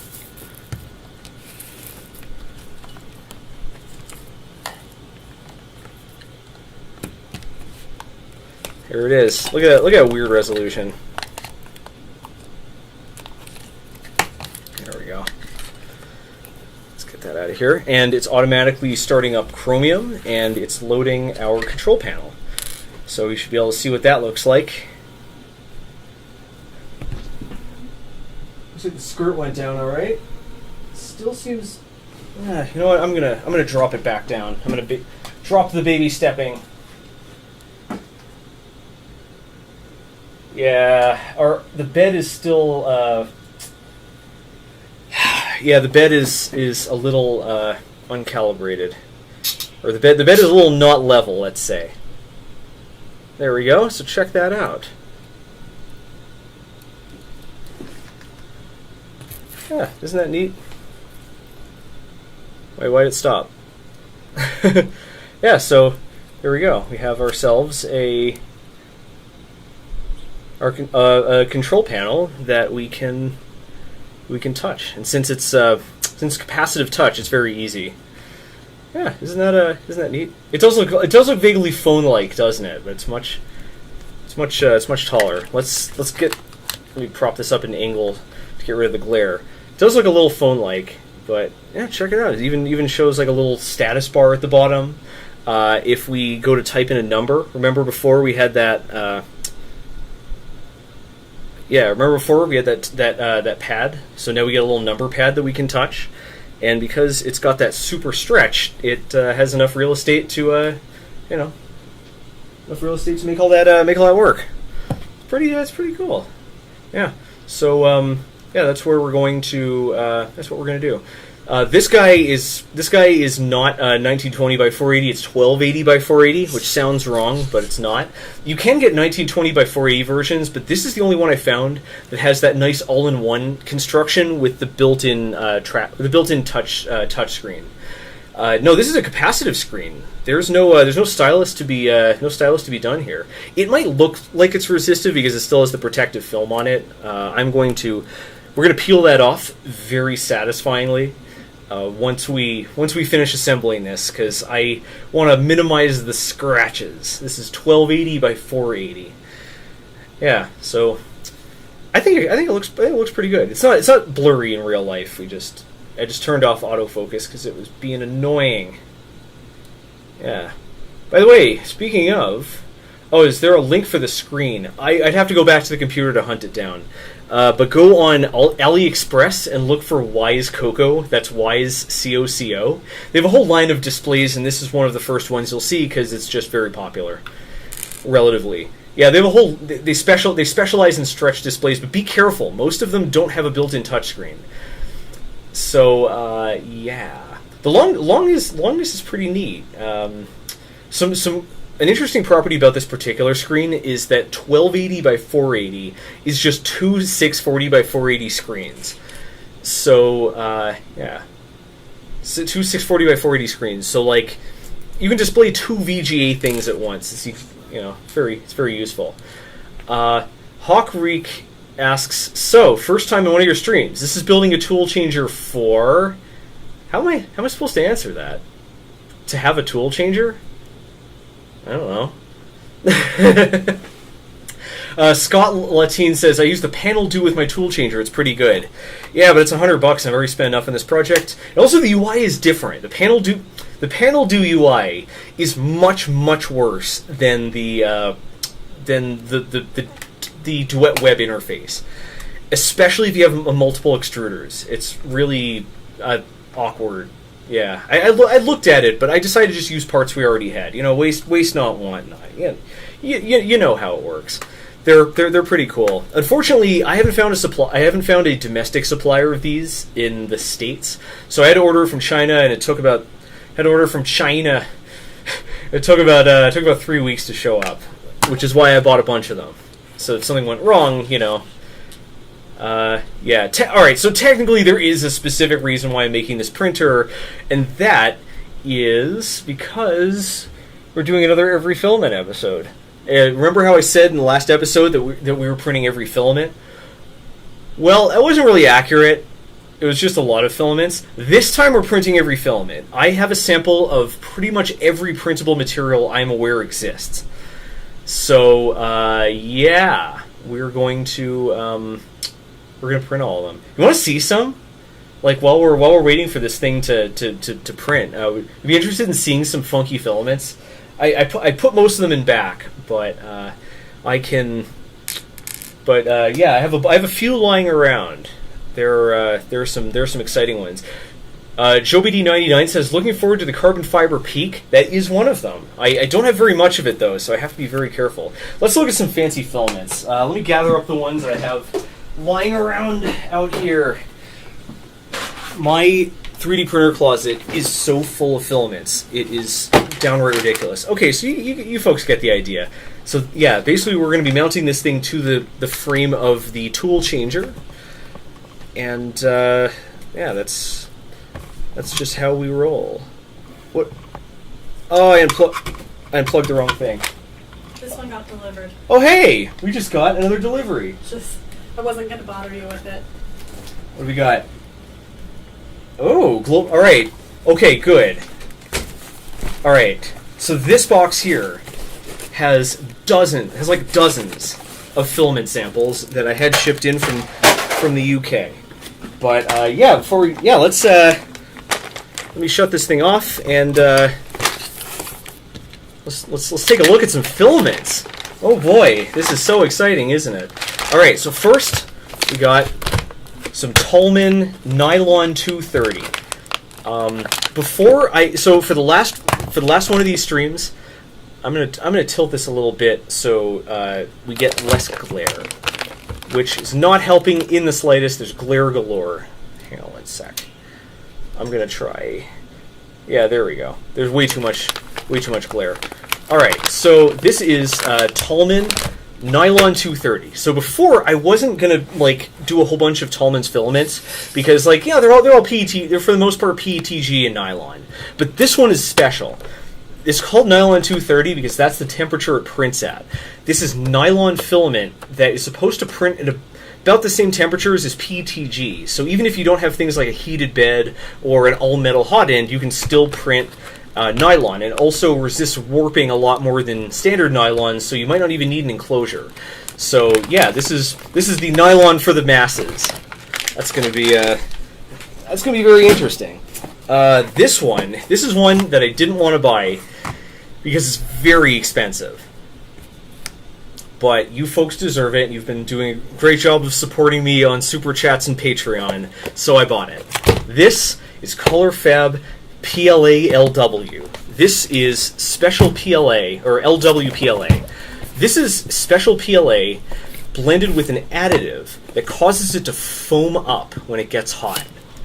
And what this allows you to do is by reducing the flow rate way below what you're used to. Like I'm talking like 60% or something. By reducing the flow rate to like 60%, the filament foams up. So you actually reduce the density of the print. So you can print things like airplane, model RC planes. Patreon link is patreon.com/Zack Freedman. Sorry, Detlev. Yeah, I should put it in the description. I keep forgetting. Anyways, this stuff is very expensive, but it has this crazy property of being able to allow it to foam up so you can make low-density prints. In fact, because the foaming is determined by things like the print speed, the flow rate, and the temperature, we can actually vary the density of the print during the print. I don't know. JoeBD99 asked, did you use the very short TPU as well? I couldn't find a source for it. It's actually a pretty rare product. Yeah, I couldn't find a good source for it. I didn't want to order from ColorFab directly because they're based in Europe, and there's too much. I've been ordering too much stuff from Europe. I do have the Patreon on the screen. I forgot about that. Yeah, there it is. Support our projects at patreon.com/Zack Freedman. No, we're not doing the, at least for now, we're not doing the very short TPU. It's very hard to print. It's hard to get. It's just very hard. But I'll try. But yeah, this is a cool one. I'm really excited to completely fail to print this. Next up, we have Filo Alpha. This is an Italian filament made in Italy. I know, right? It even says made in Italy if you don't believe me. There it is right there. Look at that. That means it's real. And this was very, very hard to get a hold of. It's not a it's not a composite, but it uses a blend of plastics that I have never even heard of before. I need to look up exactly what it is because I kind of forgot, but it uses a blend of plastics that I've never heard of before. And well, this is every filament episode. Very short TPU, by the way. It's basically lightweight PLA except with TPU instead of PLA. It's basically the same. But yeah, so this is a material that I have never heard of before, and I'm really excited to give this a shot because like if their claims are right, this has some pretty crazy properties. Like, I think it's supposed to be much stiffer than. Brooke says, "I hope it's pasta. Please be pasta." Are we gonna? Hopefully, we don't make very much Italian spaghetti. Although maybe I'll use this to print a pile of spaghetti just for fun. So before we dive into the filament samples, got a chair getting in the way. Before we dive into this box of filament samples, I want to show you this guy. Oh no! Can I get this in? Can I get this in view? Looks like we're leveled a little bit low. Can I get this in view? I really want people to see all our patrons.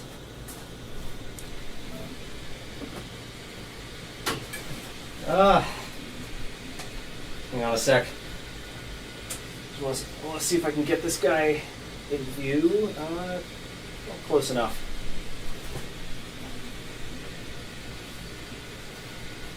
Come on. Yeah, we gotta thank our patrons. I'm gonna baby step this up a little bit because it's colliding with it's drawing lines in the print. Brian Leon, thanks a lot for the generous super chat. Back payment for Patreon. I thought I was subscribed, but I wasn't. Thank you very much. I really appreciate it. If I try to print spaghetti and I failed or succeeded? That is quite the question. All right, this filament right here. I should probably start by blacking out my address because I don't want to dox myself.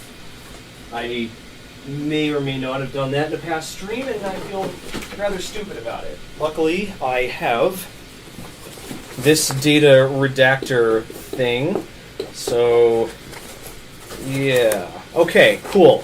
This filament is not for sale. This filament is only available.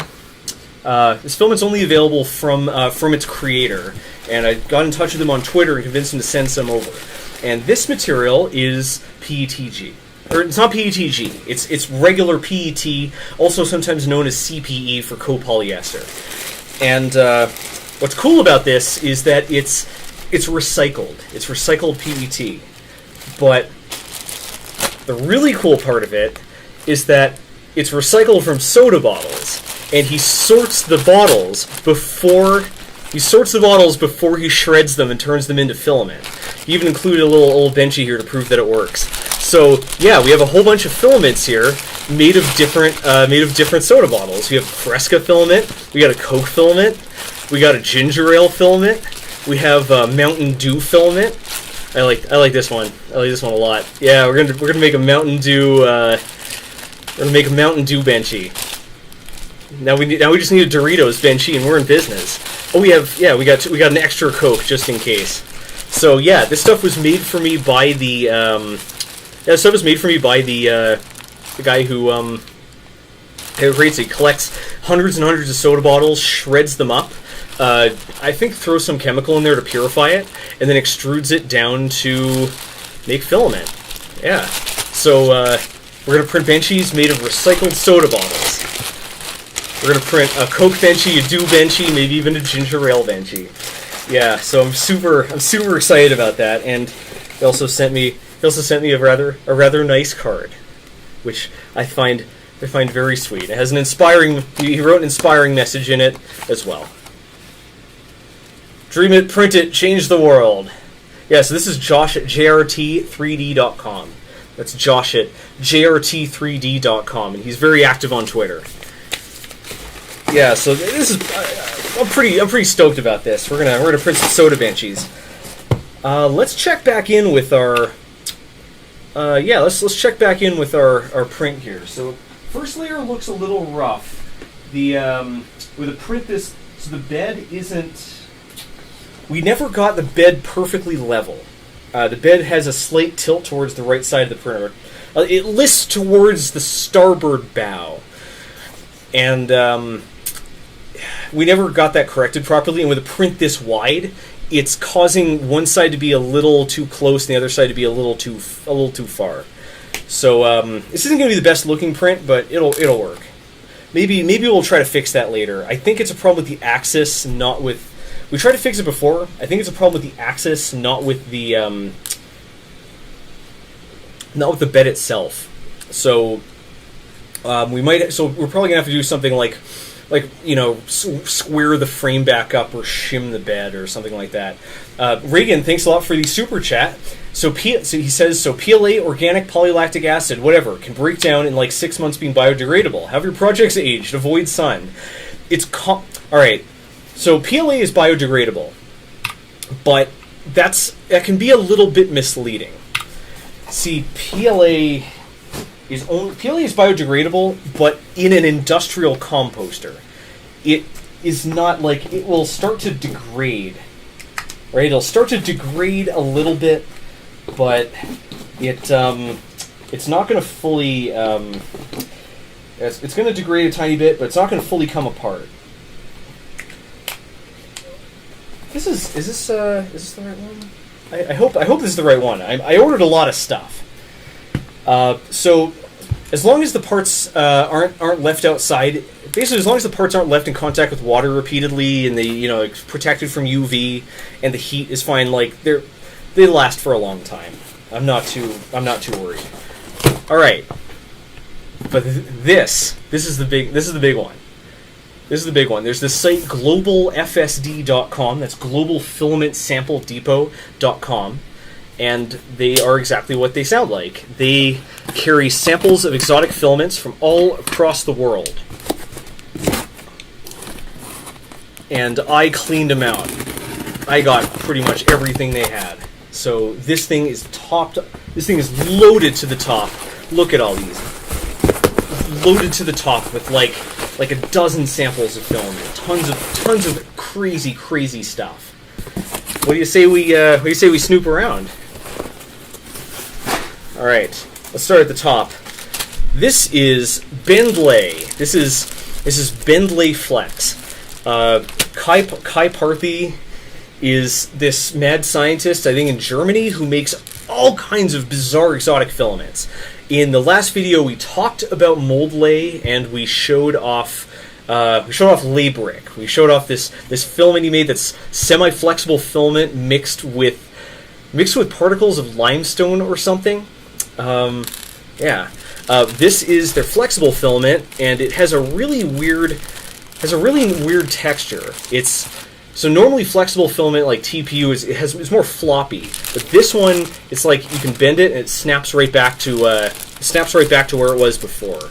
And apparently after it's been printed, it's a lot more flexible. It has this. I think it's like a partially PVC material. I need to look up exactly what these are made of. Nobody, thanks a lot for the super chat. Two things. Sorry for repeating myself. Forgot about super chat. Did you get that filament that can be processed down to stainless steel? Oh boy. All right.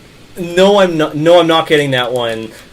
I forget what it's called. It's exactly what it sounds like. It's a filament that is made of metal particles suspended in a binder. And after it's done printing on regular printer, you send it in, or you use your own crucible to fuse it together. It's beyond expensive. It's ridiculously expensive. Like, we're talking, like, a sample of it is like $200 plus another $50 to have it processed. I don't have the stuff to make or borrow a kiln. And on top of that, the filament itself is very fragile. It's very brittle. When the part is printed but it hasn't yet been fused, it's very fragile. So you have to carefully pack it and ship it. On top of that, we're talking like a weeks of turnaround time. So I figured it just wasn't practical. It wasn't practical to do. Maybe I can be convinced, but I don't think it's going to happen. All right, next up is this one is called this is Tallman 3D's T-Line, and this is supposed to be their, if I'm remembering this right, this is supposed to leave their ultimate, their ultimate printer or their ultimate printing filament. It's supposed to be the clearest, the strongest layer, the strongest layer adhesion they make, the toughest. It's supposed to be like their top of the line filament designed for like all kinds of prototypes. They tried to make like a universal prototyping filament. It's a bit flexible, and I'm pretty curious. I'm pretty curious about it. Tallman's filaments are consistently good, so I'm excited. David Tillmans, thanks a lot for the €5. Had to leave. Nice printer though. I appreciate it. I bought a second. I appreciate the super chat. Thank you very much. Yeah, I got a second sample of it because I got a few samples of some of these filaments because I'm skeptical that I'll be able to print them right the first time. All right, this one is called Biophilalinen by Two Bears. It doesn't actually have linen in it, but this is supposed to be a super duper ultra recyclable filament. I think I might be wrong on some of these. It's either super recyclable or it's partially made with like biomatter or something like that. And when it prints, it's supposed to have a texture very similar to a rough cloth. So it has a texture a lot like linen. So I'm really excited about that one. Two Bears filament is really hard to get. A lot of these filaments, by the way, cannot be, it's just straight impossible to get them here in the States. I had to import them. So I've been having filaments coming in for weeks now. I started ordering for this episode like months ago to give all the filaments time to show up. Okay, this one right here is Filaprints Premium PLA X3. And I don't remember why I bought this, but apparently, like, I talked before about PLA Plus, like PLA with additives. This one has a really weird additive that I'd never heard of before, and it's supposed to have some properties that I'm very skeptical about. So, yeah, I don't remember this off the top of my head. I'd have to look it up, but it's sort of like an advanced PLA with apparently some pretty fascinating properties to it. Oh, here we go. Here's where things get weird. Here's a spicy one. This is Layfelt by Kai Parthy and Lay Filaments. This is a bizarre composite that I think is part PLA, it's part PVA, and it's part fabric fibers. So what you do is you run off your print as normal, and you throw it in water, and the PVA dissolves out of it, leaving the print porous. So you end up with this very floppy print that has the texture of felt. Isn't that sick? Yeah. Isn't that rad? So this is supposed to come out feeling like, having the texture, the consistency of felt when you're done printing it. And I bought another copy of this one because these composites are apparently really weird. All right, here's a fun one. This is Protopasta Matte Fiber PLA. This has a very small proportion of shredded pine, like pine wood, and it doesn't change the strength. It doesn't have as much of an effect on the print as it's not a wood filament, right? It doesn't have as much of an effect on the print. The additive mainly serves to make the print rougher, gives it a rough surface, and but the other thing that's neat is that while this is printing, it's supposed to make your room smell like delicious pine trees. So it's going to make the 3D printer closet smell like Christmas. Apparently these filaments, these Protopasta fiber filaments, are really strongly aromatic. There's a cinnamon one, there's a pine one, there's a coffee one. The only one that was still in stock, though, was the pine. And I think this will be fun, again, around Christmas time, when we want to whip it out, when it's relevant. Oh boy. Okay, here's a good one. This is Filamentum Vinyl 303, and the safety sticker is relevant. This is PVC filament. I didn't even know you could do PVC filament. PVC is a terrible material. PVC was the one material that, basically at the Fat Cat Fab Lab, you had to take a class to use the laser. And I'd say about 80% of the reason why we needed that is to keep people from laser cutting PVC. When PVC gets hot, it releases chlorine gas and all kinds of byproducts, and it's terrifyingly toxic. So let's make a 3D printer filament out of it. I have no idea how this filament's going to behave, but we still, we do a fully enclosed printer. We're probably not going to print this on the Toolchanger. We're probably going to print this on a Prusa because that enclosure is ventilated. So we're going to be piping that air straight through charcoal and straight outside. So yeah, this is PVC filament. I have no idea what the properties of this are, but I'm super excited. Talon, hey, Talon, our newest mod, and also serving to be a bit of a zookeeper here in the stream chat. Thanks a lot for the donation. It's I really appreciate it. Protopasta for the win. Protopasta's filaments are excellent. Although there's only one filament that I've bought for the last episode that I was straight up incapable of getting a print done with, and that was Protopasta's gray carbon fiber. I never got that printing properly. I had to print the bottom half of the boat, and it clogged, and I print the top half of the boat, and it clogged, and I just cut the video. I just framed it to, hide the smokestack. Yeah. Apart from that one, though, their filaments are really cool. I bought a few more of their filaments for this next episode. Maybe we'll show some of those. Oh, it even comes with instructions. Safety recommendations. Avoid breathing fumes. Harmful fumes are emitted. Ventilate the room. Air filtration is needed. Pregnant women should stay away while this filament is being processed. This is another one. This is another good one. Stainless steel parts may corrode. The byproducts can corrode steel. That's the chlorine. That's pretty interesting. All right, here's another good one. Here's another weirdo. This is Porle Gel. This is another one of the Kaiparthi weirdo filaments. This one is a mixture of PVA and TPU. So yeah, this is the softest filament I have ever felt in my life. I've never felt something this soft. Anyways, you're supposed to print this. You soak it in water, and you end up with this ultra floppy print that has a gel that absorbs water and has a gel consistency. So it's printing with gel. This seems like it's going to be a really, really hard filament to print with because of how soft and floppy it is. These filaments are also going to need heavy dehydrating because, TPU and PVA are both voracious humectants. They love eating waters. They love drinking water is what I'm saying. What's up? Oh, this is Guideline by Tallman. I think I was mixing it before when I was talking about their other filament.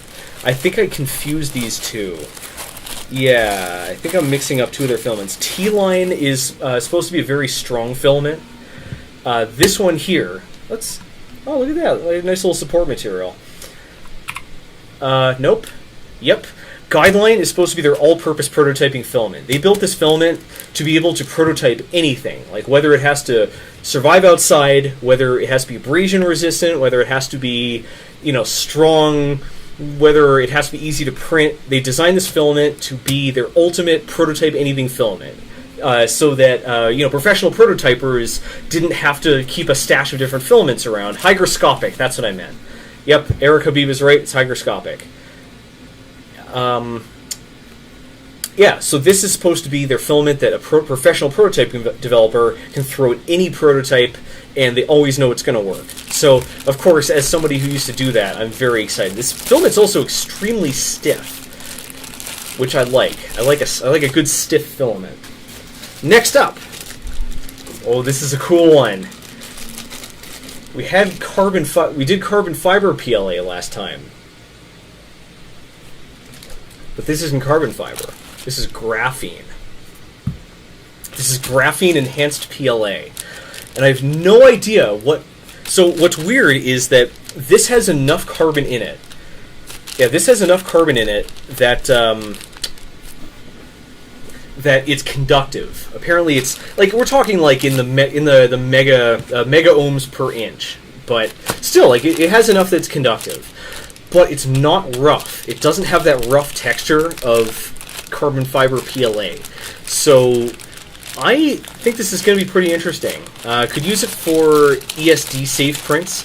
Could use it for when maybe like we want some of that extra rigidity, but we don't want that rough texture. It does conduct a tiny bit of electricity. How long are Logan asks how long are the filaments? I don't actually know. I think these are 500 centimeters. I'm not 100% though. Capacitive sensors, yeah, that'd be perfect for it. Yeah, I'm really curious to see how this plays out. It might also print differently because graphene is like the graphene molecules are very strong, and depending on how they're grown, they could be quite long. So I don't know. I've never heard of this brand before. I never heard of Haydale. So who knows? This filament also is all going to have to be re-spooled. It's going to take for friggin' ever. All right, we're moving on to some larger samples here. All right, here's a good one. This is Lay Foam. Lay Foam 60 by Kai Parthy. And this is a sort of extra flexible filament.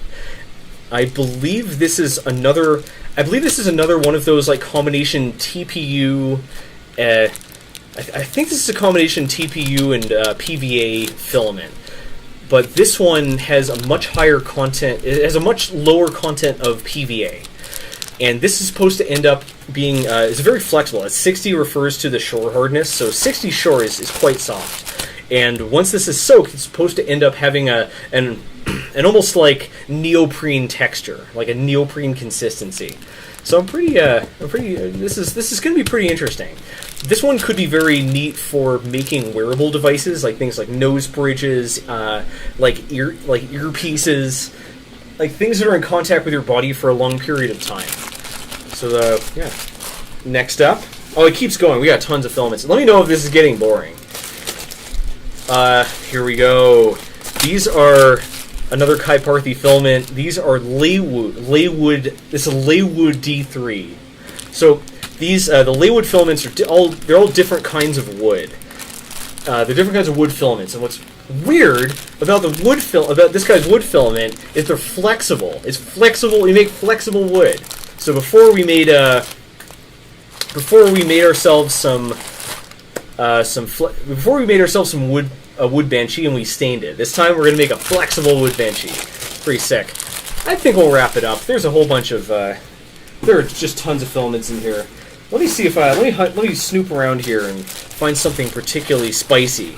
We got Polymaker Polymax, very strong utility filament. We got another Lay Foam. This is Lay Foam 40, ultra flexible, ultra soft. Let's see, we got someone asked about PCTPE. This is it. Combination of polycarbonate, one of the strongest materials, with TPE, one of the most flexible materials. And what's cool is polycarbonate is already kind of flexible. So this should be an extremely strong and abrasion-resistant flexible filament. Let's see what else we got. We got 3DX Stat. This is PETG, designed to be ESD resistant. A coconut wood filament. Coconut wood is highly sustainable. Coconuts are a good source of both wood and food.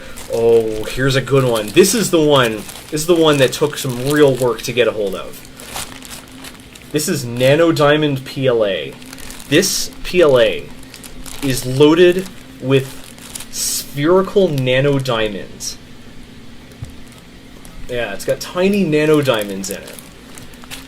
And it gives it all kinds of bizarre effects. The number one is that this should conduct heat better than any other filament we've shown so far. So it calls for a print temperature at 220 to 240. But this thing should be able to print at least 25% faster than normal PLA. Using this machine at a higher temperature, like using our high throughput Volcano nozzle, we should be able to really book it and print some super fast prints. I bought two of these, one to print at normal speed, one to experiment with printing at crazy high speed. So with this Nano Diamond PLA, hopefully we can print a Benchy in under an hour. That's over twice as fast. I'm hoping. Let's see, we have this is nylon, except it's made using a different manufacturing process that casts it in a plate and then turns into filament. So apparently, all right, Eris Palm points out the Nano Diamond PLA is going to destroy nozzles, but apparently it doesn't. Apparently, because the particles are so small and they're so round, they put almost no extra wear on a nozzle. a little skeptical about that. We'll do some research. But, yeah. Let's see what else we got. Oh, we have Arnitel. This is an ultra high strength engineering filament. It's supposed to be it's supposed to be about the strongest flexible filament around. Poly Support. This is Polymaker's brand of PVA type material. It's supposed to be one of the finest support materials around. We'll see how well that works. Then we got Mold Lay. This is a wax filament. And it's good for making burnout or investment molds, and it's also good for casting into because nothing sticks to it. So that's what these are for. Hopefully, we can find somebody who can help fire a mold so that we can do an investment casting benchy. And another one is going to be like a silicone or resin cast benchy. And finally, we have some more of our cast PLA filament or our cast nylon filament. So yeah. Oh man, and there are more! We have more in there! This is gonna be, look, this episode is bonkers! Bonkers! We're getting material you can grow plants in. There's a filament like PETG with fiberglass to make, supposed to make reflective stuff. Hopefully, I hope this shows up. A retro-reflective filament. Oh, crazy stuff. Valdor asks, any ceramic rocket engine making filament for Intexa? There are ceramic filaments. I don't think it improves the temperature performance. But like Ultem, if it's okay being slightly flexible, like Ultem is stable up to like 450 Celsius. It's going to take a while to print. Yep, B-Finger's correct. This is going to take a few minutes. So it looks like our print. Let's take another look back at our print. It looks like it's going pretty well. The lines are nice and crisp. There are some boogers inside, but that's fine. I don't think it's. I just don't think it's retracting when it's making inside movements.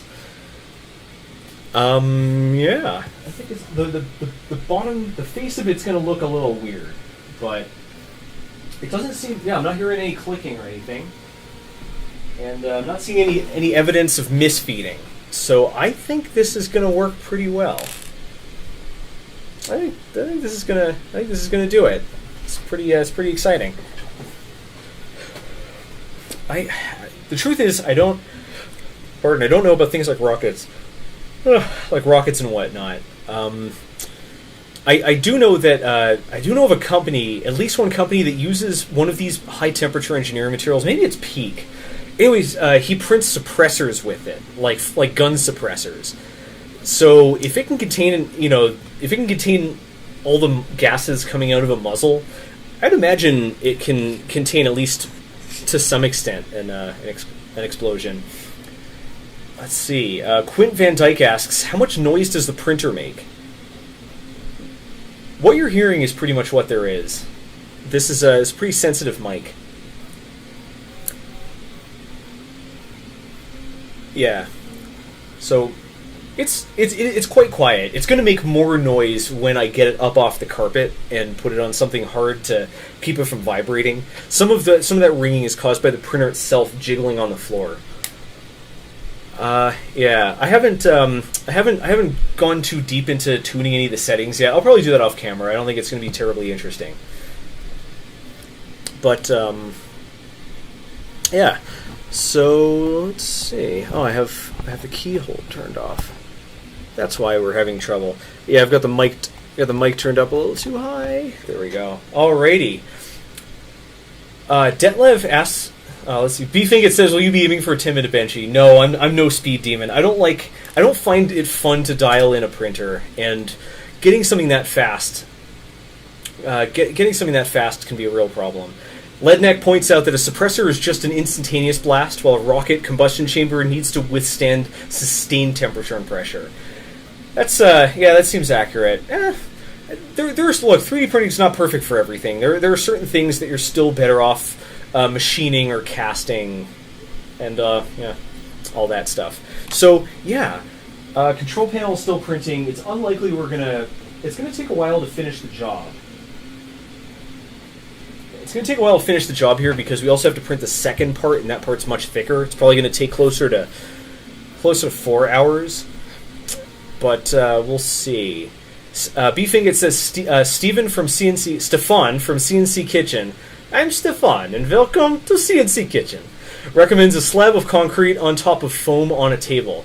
I might do that. I'm debating whether to move this guy into the 3D printer closet or leave it out here. Putting it in the 3D printer closet will mean that we're going to have to move one, maybe both crucias, but who knows? I've been thinking of taking that idea and instead of putting the concrete on foam, instead put it on silicone. Like get like a thick silicone like drying sheet or something and mount it on that, because I think foam will start sagging over time, which I don't know if it'll have that much of an impact, but seem to be having some are we having some trouble with the stream, or I think it's my computer. My stream just buffered for a second, but my stream just buffered for a second, but I think that might have been on me. I have a few things going here. Let's see. Brooke has been trying to get my attention. Oh no! Oh nope, never mind. I'm dumb. Oh, Black Dynamite, I am very sorry for missing your super chat. What about steel or iron filament? I got mine from Micro Center for $50 for a half kilo. That's about... Yeah, in the last Every Filament episode, I used Protopasta's steel and iron filaments, which I think are... I think that's what Micro Center carries. They were very expensive. I already did that in the past. They're pretty sick. They've been sitting on my shelf. I just can't think of anything to do with them. They're very, very cool, though. David Tillmans, thanks a lot for the euro. Had to leave. Nice printer, though. Thank you very much, and thank you very much for joining us. Appreciate having you. Yeah. So, YouTube's been acting up. YouTube's been really weird. I've also been noticing that their encrypted RTMP endpoint is very unstable compared to their non-encrypted. So, I don't know. When you're I thought when you're doing hardware, everything is your enemy. But now I know for sure that when you're streaming, everything is the enemy. I'm hearing some rough sounds coming from the printer. Looks like we have a bit of a booger. Yep, that's what happened. Yeah. Looks like a bit of a booger came off. Let me grab my forceps and yank it out of there. So what's happening is because one side of the bed is a bit higher than the other, the filament's building up on the nozzle on one side of the bed. When it moves over to the other, it has enough room to wiggle off, so it's built up a booger. So yeah, we're gonna have to square that thing up after all's said and done. So yeah, them's the breaks. Blasto Supreme asked a question that everyone should already know the answer to. What's my favorite Pokemon? Folks should already know the answer to that one. Where is he? I already know him. All about that quag life. Yeah, I don't think the problem is on my side. I think the problem is on YouTube's server, not my client. Still, it's amazing that we've managed to send this much data so far at all, and still managed to, keep the stream stable. It's really crazy. Yeah. Anyways, yep. QuackSire's my boy. So yeah, now this is kind of awkward because now we're waiting on this thing to finish, and I guess we could try to mess around with setting up a multi-material print.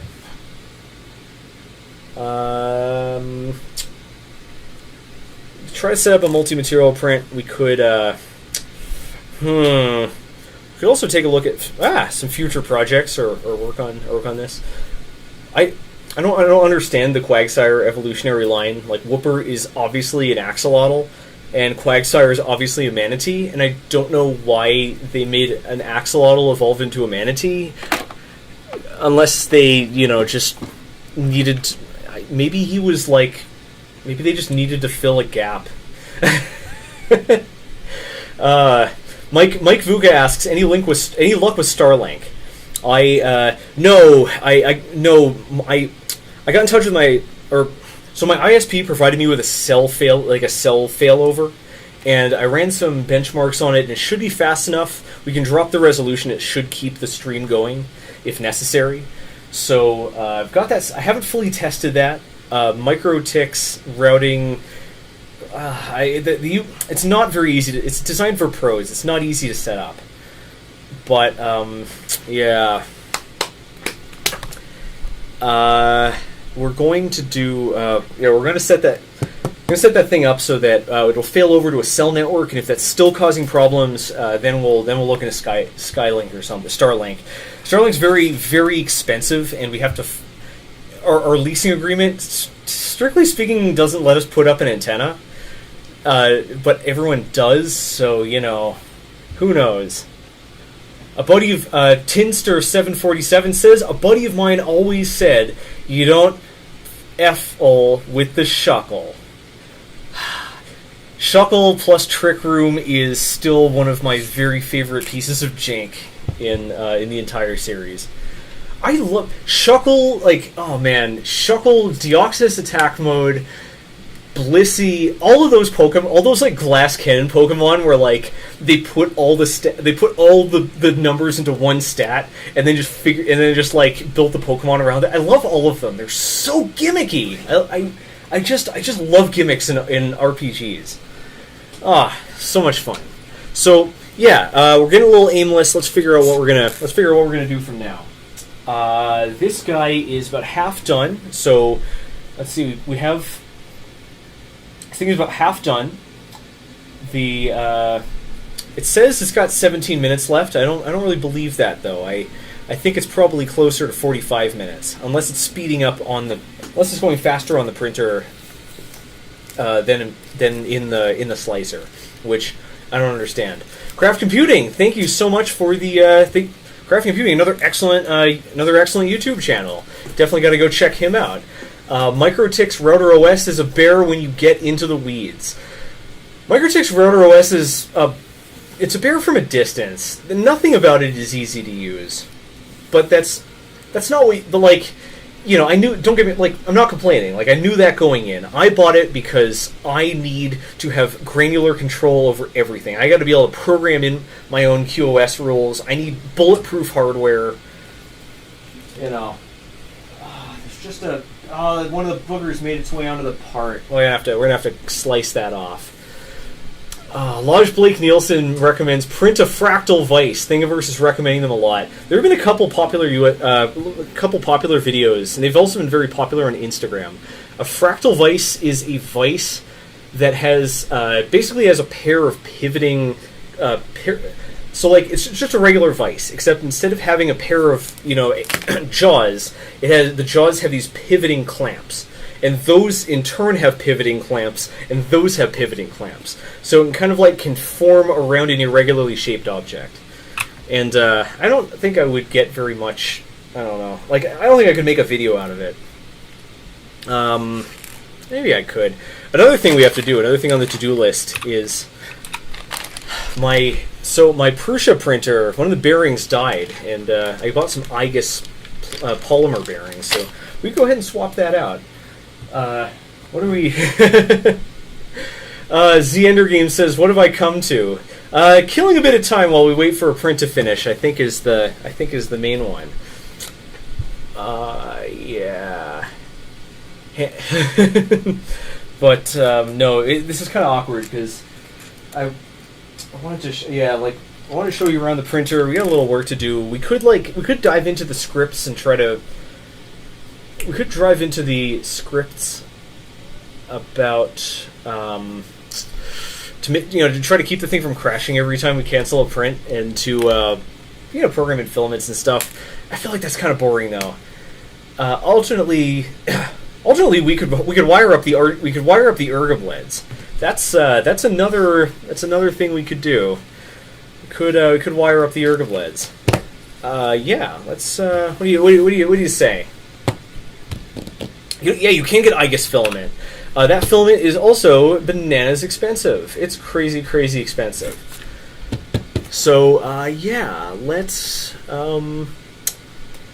We could wire those up. Gonna wire up our ergoblades. Let's go for it. So let's think. So the ergoblades are neopixels, so those could use a 5-volt microcontroller. So let's go grab some micros and let's grab some micros and let's pick something juicy. So most of these are 3-volt devices, and sometimes they'll drive it, sometimes they won't. I've already confirmed that a Pi Pico will drive neopixels, so it's going to be a good Pi Pico project. Could also tie up a regular Arduino, or you could do an Arduino Nano or something. I'm thinking we go Pi Pico with this one. I'm thinking we peak this one. The question, yeah. So Pi Pico does take 5 volts in, so we can certainly run that. Yeah, let's do a little Pico. Ultimately, we can also hook up cameras. We can also try to hook up some cameras to this. Get a Pi, maybe get a Pi in there. I don't want the same thing controlling all of it though.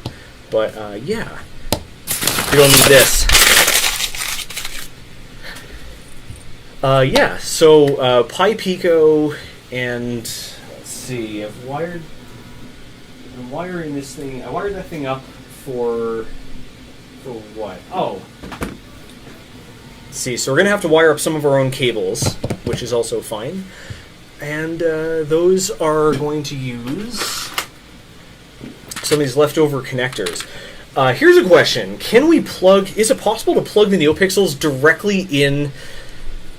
Is it possible to plug the neopixels directly into the Duet or the Duex? I don't think it is.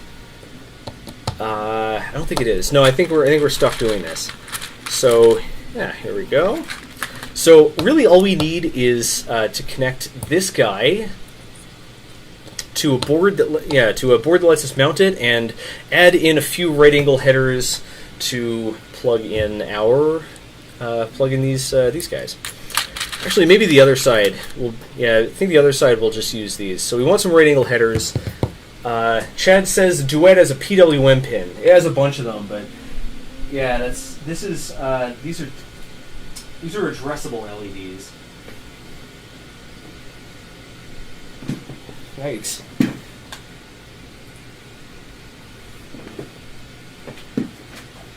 This is really mashing the filament in there. I think our Z-axis might not be calibrated properly, but that doesn't make any sense because I printed a calibration cube. I think we just have to level the bed. All right. So, anyways, let's hook this. So let's fire up the soldering iron. It's not going to work because it's not plugged in. I unplugged it. Do some soldering on the Toolchanger. Yeah. Let's just make ourselves a quick and dirty breakout board. So let's bring this in. All right, we need a little bit of strip board. Let's see if this is yep. A little bit of strip board. This doesn't give us a lot of room to move around. Maybe I guess we could. We could just plug it in to a bigger piece, but let's see. It's just a very large micro. Sorry about that. Sorry about the wobbling there, folks.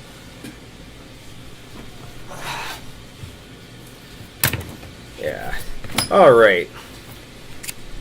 So let's plan our attack here. I am going to just rearrange the furniture a tiny bit to get this closer to where I am actually working. All right. So we're going to want. So let's see. We're going to put this guy in here. I like to leave 3 holes on each side. So we're going to cut this 1, 2, 3. So we'll cut this here. And where are we gonna plug this in? Let's leave ourselves some room here to plug these in. So that's where we're gonna cut this. Okay. We need a knife and I don't remember where I put my cutting mat. So let's just take this off of here, and let's be careful not to cut the table unnecessarily. This is this is just phenolic paper, so it's not. This isn't a fiberglass circuit board. It's much easier to cut. So we just want to score both sides. Let's see this side. And we want to trace the holes on this side. Oh, by the way, we haven't talked about Things in a while. Yeah, this stream is sponsored by Things.com. So no matter what kind of 3D printing you do, or hell, even if you don't 3D print at all, and you just model, Things.com has got you covered. They make it super easy to upload and share your stuff. They now have a versioning system, so there's no confusion when you update a model. Everyone can know that you've done an update and keep the parts separate. And it's super easy to browse. Their search functionality they've been improving that like crazy, and it's now better than ever. And each thing loads in like a second, with no messing around, no pictures, none of that crap. Just model after model, super easy to download. And if you check their site out on a phone, you can use their augmented reality to see your board in sort of real life. Yeah, so thanks a lot to Things.com for sponsoring Voidstar Lab and for making this entire thing possible, and for keeping the lights on. We wouldn't have to worry about whether Starlink is good enough if Things wasn't around, because we wouldn't be able to pay for our internet bill. So thanks a lot to Things for making Voidstar Lab happen. So now I'm just going to cut the traces. Let's see. Yep. Alright, just going to cut these traces so the two sides don't get linked together. We're going to need some rectangular headers,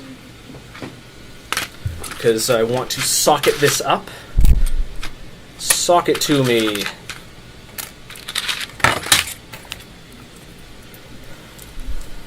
Alright.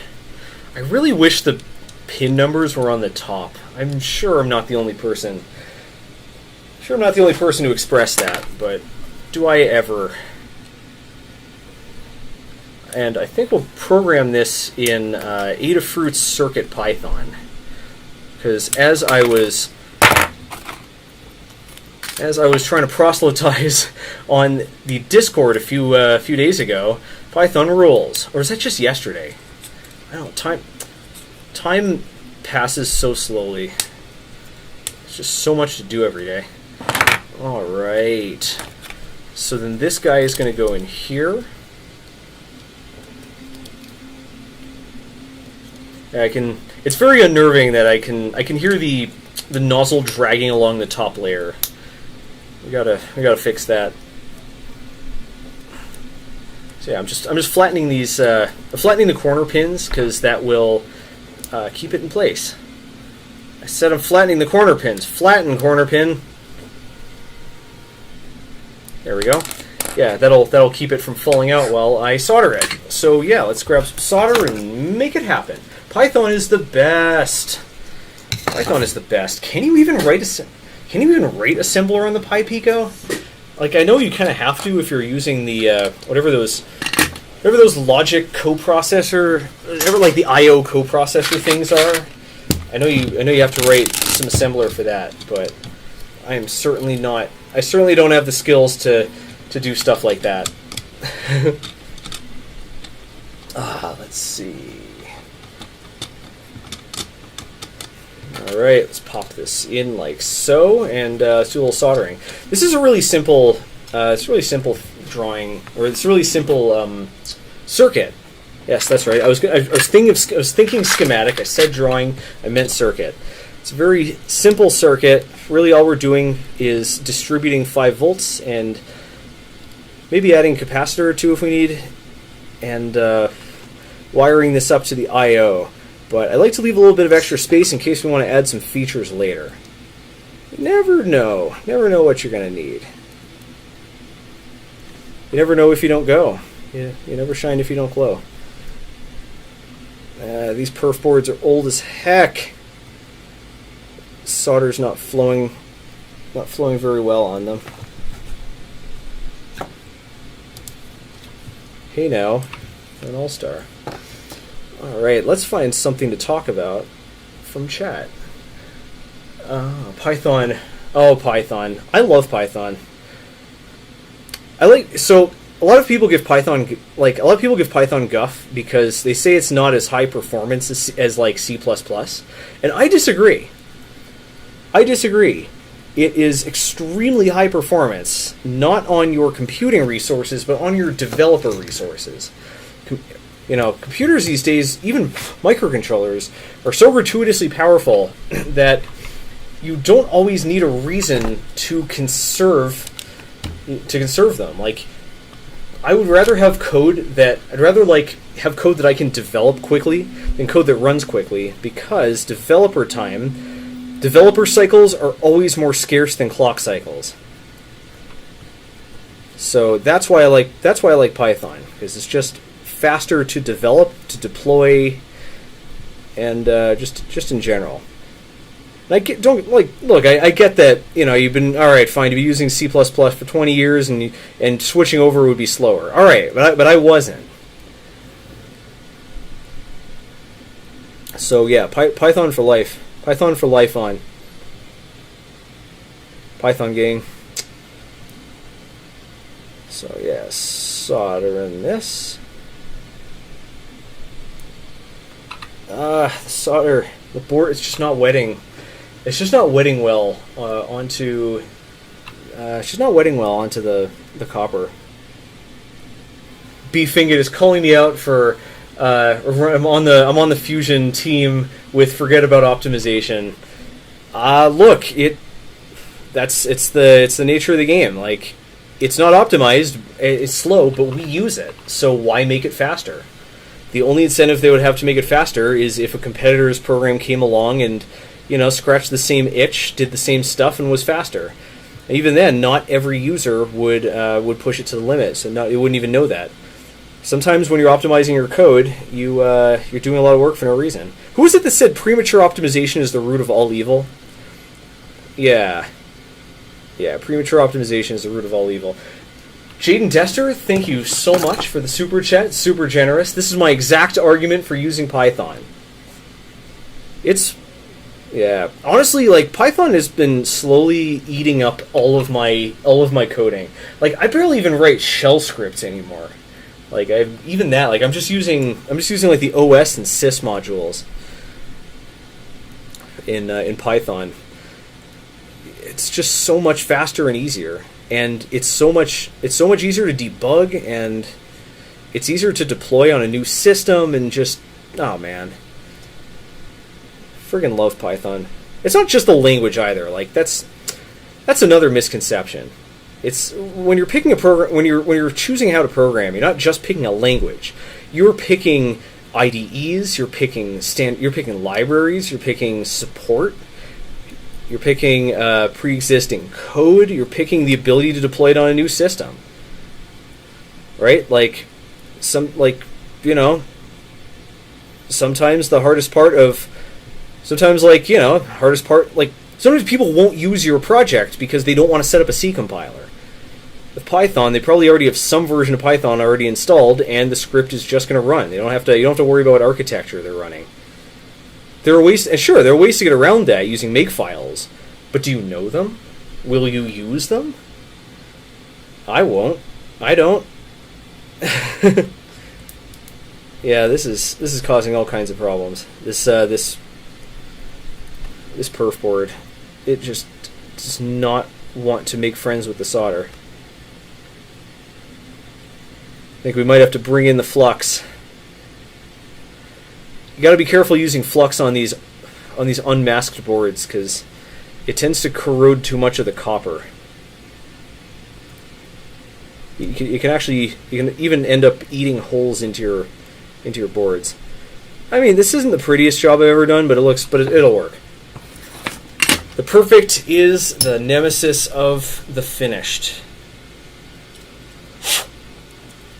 All right, so next thing we're going to need are some right angle headers.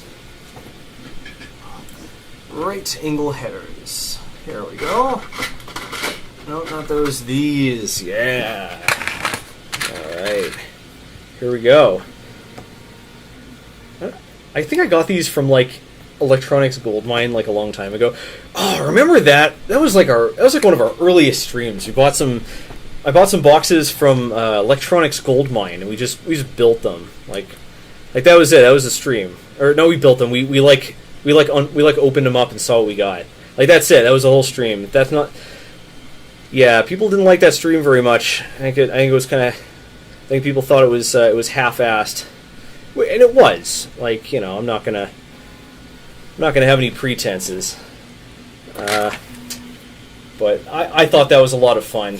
Those were disappointing boxes, though. Those were some disappointing boxes. The other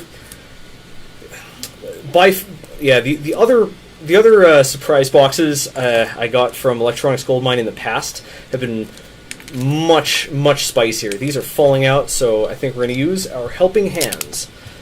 Yeah, the other ones I've got have been way spicier.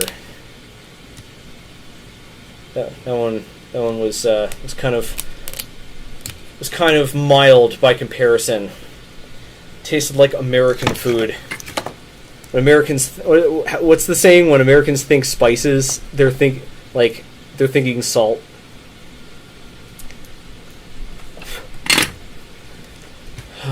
Well, yeah. Maybe we should do that again. I love a mystery box. Brooke knows. Brooke can tell you. I love mystery stuff. I love not knowing what's going to happen. I like a surprise.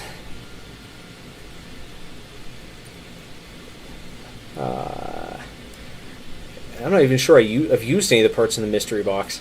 I think I tried to use some of the transistors, but they were mislabeled. I ended up just burning them out. Alrighty. So, yeah, we want. All right. Let me grab a bit of LED tape for reference. Where is that? Here it is. All right. So here's the LED tape we're using. It is laid out like so. So these are going to go ground signal 5 volts. So that's exactly what we are going to do here. I'm just going to label this so we know. Ground.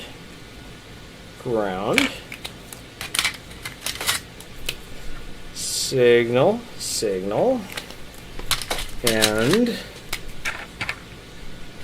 voltage. The P.O. box address? Brooke is. Some people are asking for it in chat to send you mystery things. I do like mystery things. Apparently some people are asking about it. We finally got a P.O. box. That's right. We finally did it. It was a big pain in the butt. I blocked it just as I expected. I waited for a half hour in line, and then I blocked the line behind me for a half hour. It was great. Okay, here's a question. Does it matter which pin we use? I don't think it, does it matter which GPIO we use for our digital pins? I don't think it actually matters. So I'm just going to go with that. So these are labeled GP. Yeah, I don't have as much experience. I don't have as much experience building with these. So I think we're going to use. Oh hey, we're coming to the end of our print. Yeah, we're going to use GP 14 and 15. We're probably going to need some. Gonna have a hard time doing this without any jumper wire, huh? Where did I put the jumper wire? Oh, it's really buried in there, isn't it? There it is. Everything's fine. I'm actually running kind of low on jumper wire. So this is wire. This is basically solid wire that doesn't have. It's not basically. It's what it is. It's solid wire with no insulation, and that makes it really nice for working with strip board because it doesn't need insulation, because we'd just be pulling it off anyways. So let's straighten some out. Here's how you straighten a wire.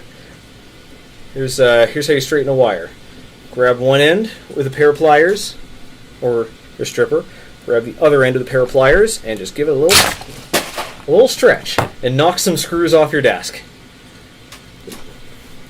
The more screws you knock off your desk, the better it works. So yeah, what's the bottom one here? Is there one that's unlabeled? No, it's 14 and 15. They just put holes here. Why didn't they put these on top? This is so annoying. Why? Why? They could have just put them on top. There's definitely enough room here to put labels. Like, come on. Alright. Let's make ourselves a little jumpy jump.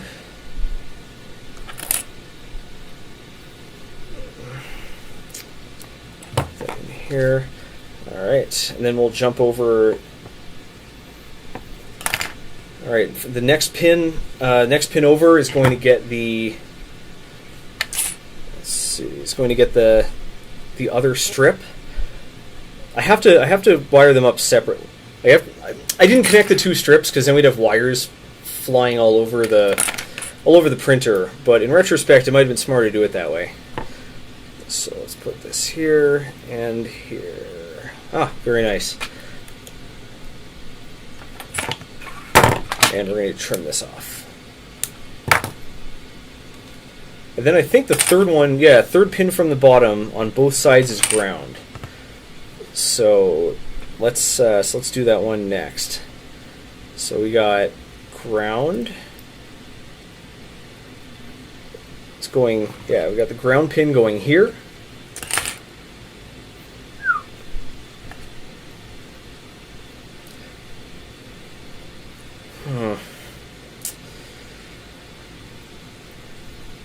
Ah, jeez. There we go. All right. So got the ground pin, and then we're just going to jump from. I hope we still have enough left. Basically, we're just going to jump from this ground pin to here. Maybe I should move the camera down a little bit so folks can see what is going on. Nope, this is done. All right, let's move our camera. Now that I'm sitting closer to the table, I'm not going to whack myself in the head. Looks like our slicer. Let's see. Oh, that's it. We're done. We're done. Am I? Did I mute myself? That's it. We're done. Woohoo! All right. I probably want to remove this before it cools off too much and breaks the bed. So, yeah. Let's see.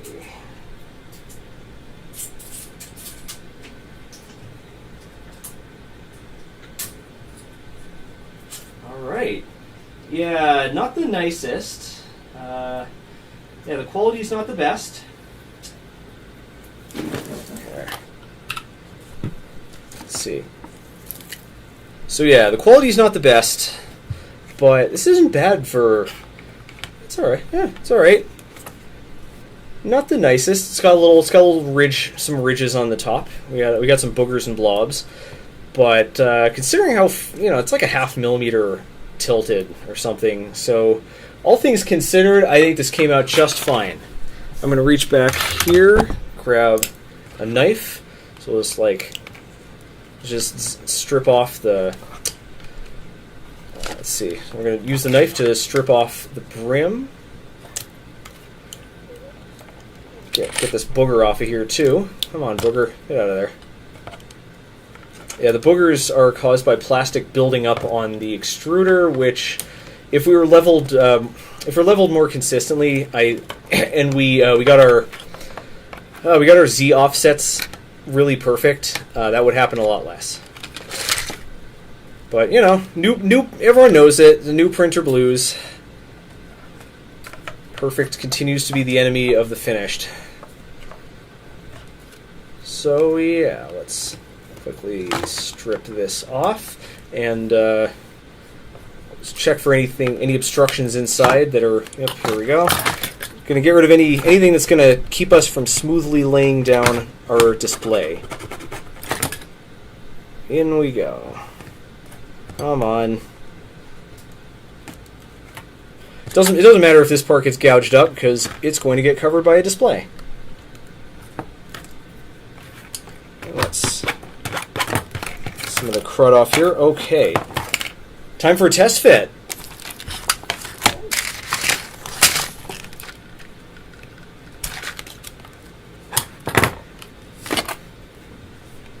Okay, so I think this is going to go here. Yep.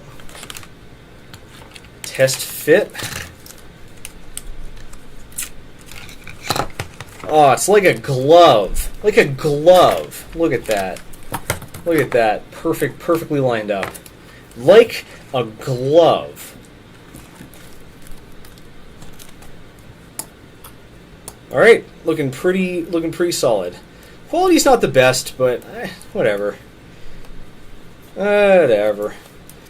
All right, so what do you say we print the other half?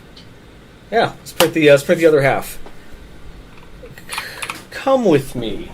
Oh, come with me. Let me get my exotic filaments out of the way.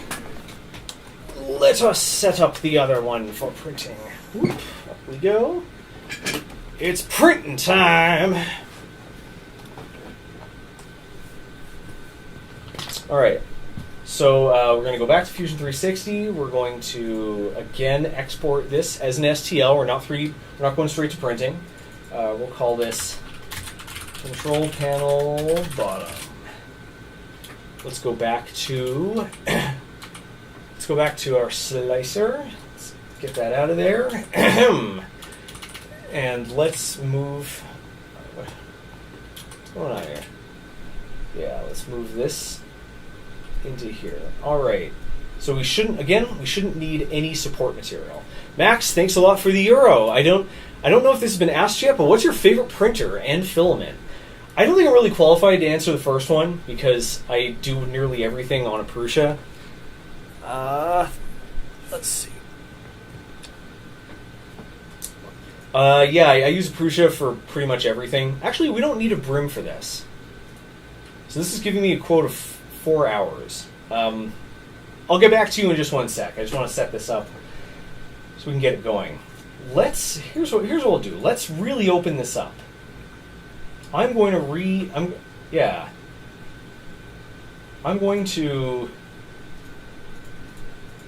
revert all of these back to the default values. This is the default stuff for all the profiles. So this should speed it up rather a lot, but it might cause one of the tools to shake off, but that's exactly what you folks want to see. All right, so this is now going to take 3.5 hours. This is going to be the back side, so I'm thinking we raise this to 0.25 millimeters. Print some extra thick layers. All right, so this brings us down to 3 hours. That takes us. So we're not going to finish this today. Unfortunately, we're going to have to end this. Yeah, unfortunately, we only have like an hour or so left in the stream. So I'm just going to switch this back to 0.2. But at the very least, we can watch this thing get started. So let's slice. Let's export. Let's get back to Squirtsephone's control panel. Let's load it up. Make it work. Actually, first I'm a little skeptical about the post about the cleanup script that runs at the end. So I still have to figure out something to actually do with the heads-up display during these streams.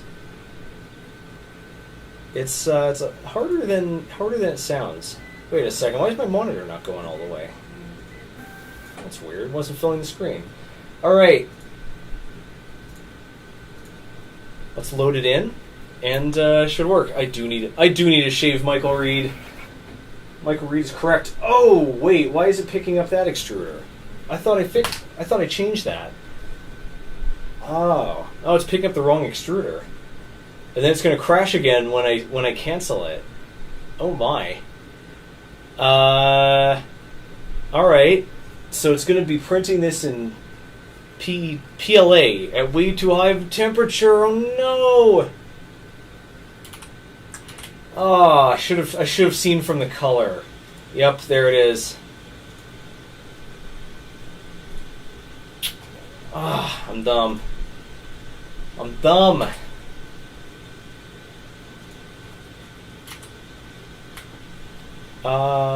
Maybe we should do the emergency stream. Or maybe we should do the emergency stop to move on with our, to get on with our lives. Yeah. 1 second. Johnny, printer!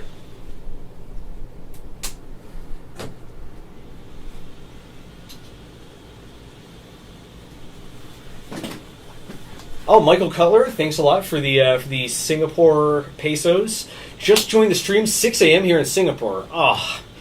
Was this machine sponsored, etc.? I missed the start. Well, greetings to my favorite island city-state.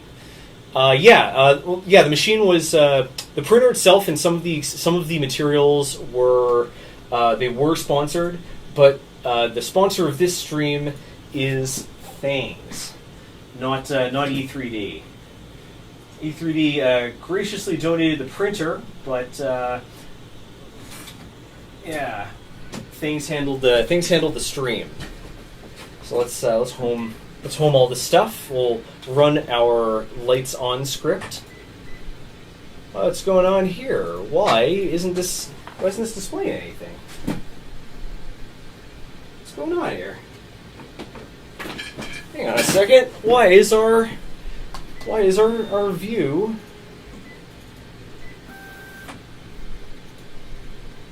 Damn it, Camlink, you missed all the fun. Jeez Louise. Okay. So let's upload the job and let's run it. It has just been uploaded. All right. So Max earlier asked, "What? Why isn't my Camlink doing its thing?" Oh, is it because I ran over it? Because I ran over the cable and pulled it out?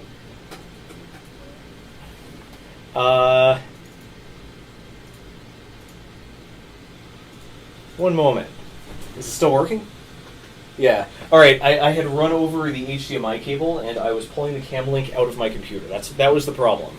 Okay. Favorite printer. I mean, almost all my printing experience is on Prusa i3 Mark IIIs, so I can say that, but it's not really. I don't know. I feel like I'm not one to answer this question. As for filament, favorite filament is probably carbon fiber PETG. Yeah, I think it's carbon fiber PETG.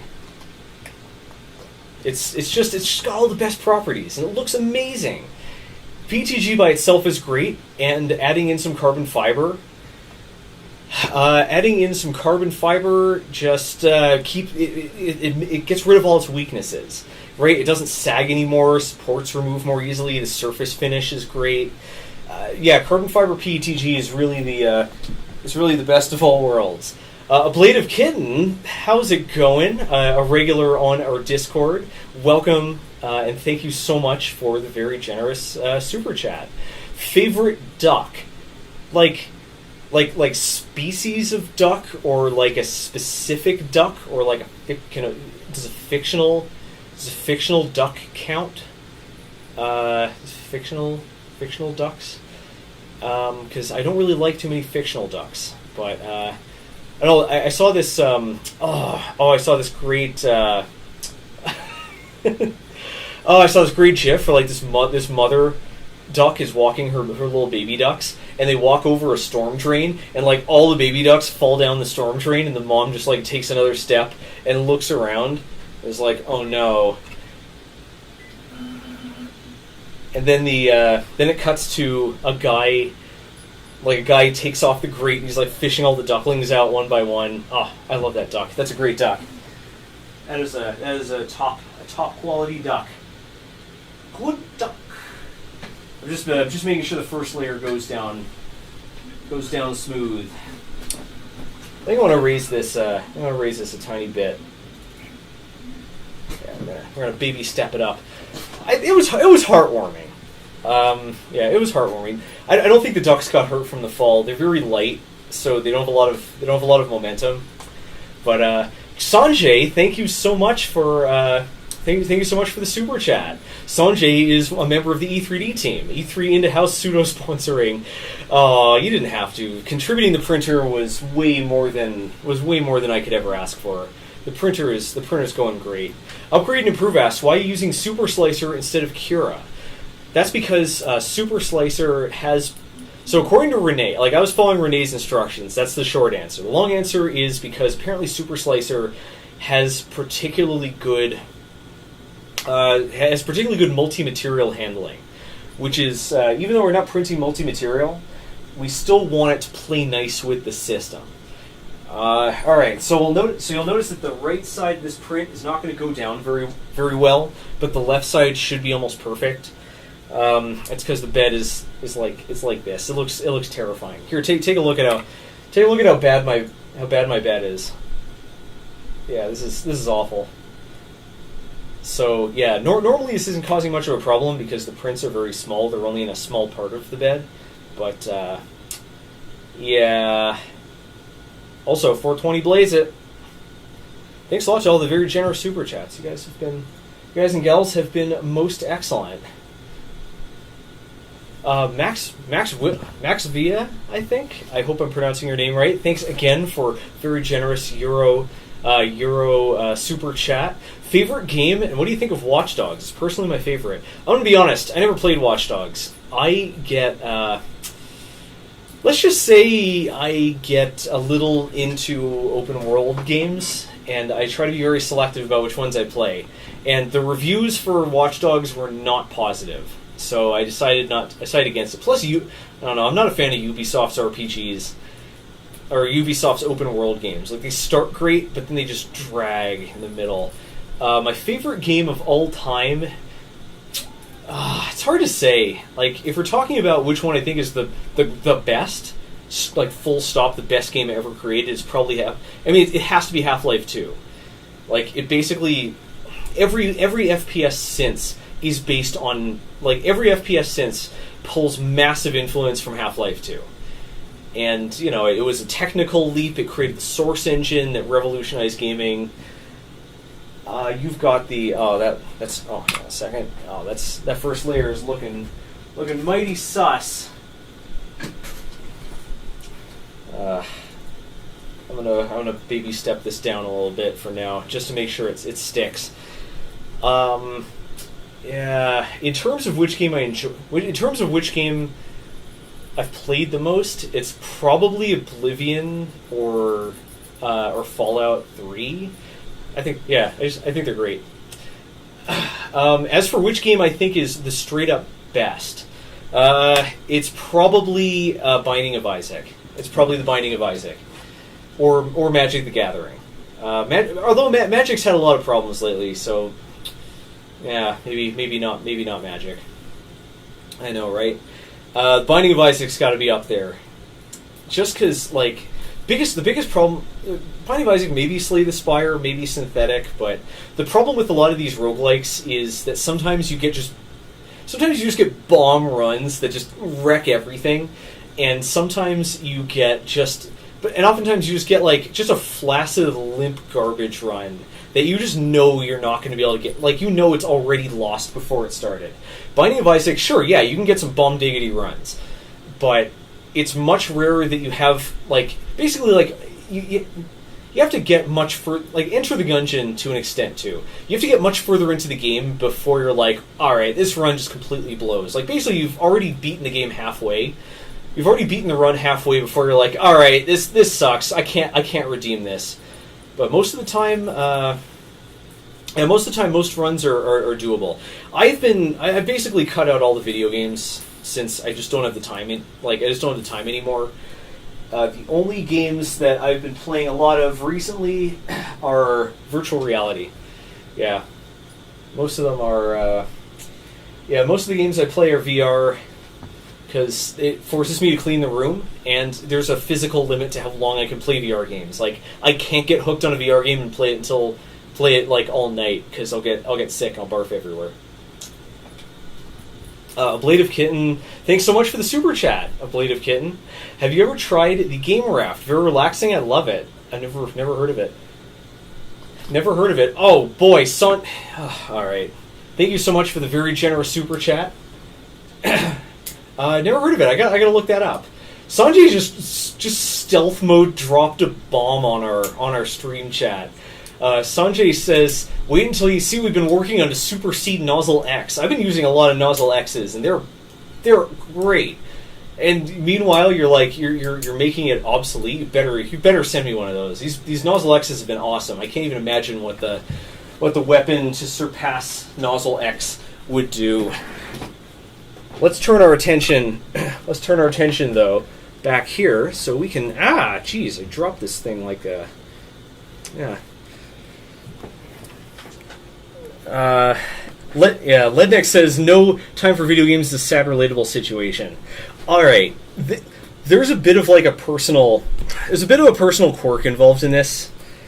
In that, like, I don't like chilling out for just a few minutes. Like, I'd rather, like, if I can't get a good tour, if I can't get, like, enough time to really get into it, right? Like, basically, if I'm playing video games, I either want to play for 3 hours or want to play for no hours. I'd rather, like, if all I can do is, like, try to jam in a quick game, I'd rather just work. Like, it's just not worth it. Okay. So, yeah, with video games, though, like, I don't know. I have a really hard time getting myself to stop. So it's not so much not having the time as the time is being spent irresponsibly. Look, I think I might, I spotted some patterns in myself that were similar to addiction. And, if you're addicted to something, moderation doesn't exist. You either are a full-blown life-wasting addict or you quit. So, I quit. Like with the VR, to an extent, like, I don't know, the VR is almost, it's not really playing video games, you know?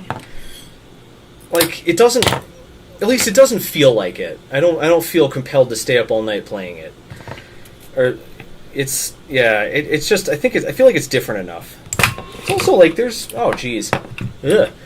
element of, there's an element of a physical activity to it as well. Every time I take off a VR headset, I am just drenched in sweat. I don't know about you folks, but I really work up a lather. But I've been noodling around in some games, but like I've been noodling around a little bit. But for the most part, if you can't control yourself, you can't have it. The nature of the game, so to speak. I've been trying so hard to keep this in frame, and I didn't even have the camera set up properly, so there we go. Okay, question. Which one of these is 5 volts? I think it's going to be this one, like the top right one. Because is it V-bus or V-sys? What's the difference there? Is V-bus... V-bus has to be 5 volts, but is there a reason to use that instead of the pin labeled V-sys? I don't know what any of this means. I have no idea what I am doing. Yeah. On top of that, hot dogs, horseshoes, and hand grenades, the developer is... Alright, so some... People occasionally point out that I'm in my Discord very often, and I try really hard to sincerely and often, hang out with the community. That, like, I don't just set up a community and let it sit. I think... If it's my community, I should be a part of it. And I got that from hot dogs, horseshoes, and hand grenades. That is how the lead developer, Anton, runs things, and I think it is a super rad way to respect your community. So, yeah. You ever wonder why part of why I take that so seriously is because I've been inspired by Anton Hand, the hot dogs, horseshoes, and hand grenades developer. I can't believe they're still working on that game. It's ridiculous. Like, that game is never going out of early access. It's just going to be in perpetual beta. Not in a negative way. It's just the game is intrinsically just so nichey and so nerdy. Like, I can see that. The first layer, looks a little sketch on the right side. I don't think it'll be a problem. Upgrade and improve says your first layer is peeling. Yeah, I'm just saying something. I'm just saying. Yeah, I'm going to wait until the second layer goes. I'm aware that the first layer looks a little sus. I'm going to wait till the second layer goes down to see if it stays stays in place. Because yeah. Oh, wait, why am I doing this? We have a for crying out loud. We have helping hands. Let me see how bad the damage is. Is that enough to ruin the print? I'm not sure that's enough to ruin the print. I think I'm going to wait till the second layer goes down, and then we'll see if there's any any peeling or anything along the way. Let's get this guy up in this guy. Yeah, there we go. All right, and yeah. Then next step here is we have to make some wires, and then yeah, we got to make some connector cables to actually connect this guy to our. Make some connector cables to actually wire this thing into our ergobleds, and then we are in Ergobled City. The cables are really simple. There's literally we're going to be crimping 12 rectangular connectors and running some cable sheathing, shrinking it, some heat shrink, and that's it. Bob's your uncle. I don't know what we're going to plug this into, though. I guess we could, now that I'm thinking about it, like, we could probably plug this into the Raspberry Pi, right? You think that would be, that wouldn't be a terrible idea. That way we can always, like, change routines and stuff from the Pi. Because I don't think there's any sensible way for the DueX itself to communicate directly with this. Sanjay's dropping wisdom about exotic nozzles and funky filaments. If you're listening to this, you might want to tab over and get caught up on the chat. All right, snippity snip snip snip. All right, let's just double check. Digital. All right, let's see. Digital. Going to power. Going to ground. Going to ground. Power, ground. All right. So this looks about right. All right. Let's make ourselves some connectors. Alrighty. Let's put our toys away. We're getting a little messy here. Lady headers. I'll go here. Lady headers go here. All right, we're gonna need some wire. Which one do we want? We want some silicone wire. How much of this do we still have? Not very much. Yeah. Hang on, I'll be there in just one sec. I have a lot of 2-conductor wire. I don't have a lot of. Damn it! I don't have a lot of 3-conductor wire. So let's see. So in here we've got. Looks like we got a fair amount of yellow and green. I think we can use that. I don't think we have any cables we can reuse, unfortunately. Although, hang on a second. I got an idea. We ended up with a lot of spare cables left over from assembling this 3D printer. So let's put some of those to work.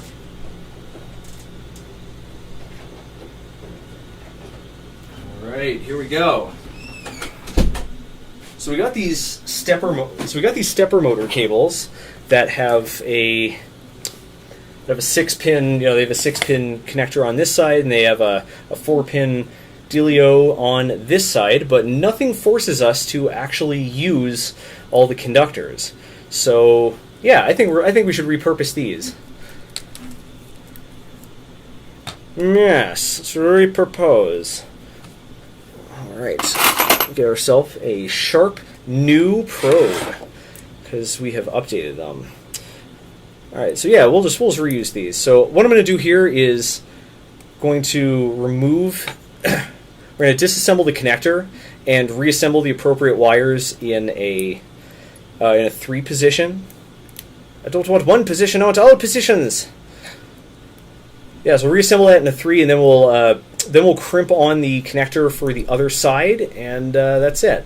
The best part of this is we can test this while the printer is printing, because it doesn't matter, because it doesn't actually connect to the printer. It's its own separate device. We'll eventually be powering it off the printer, but you know.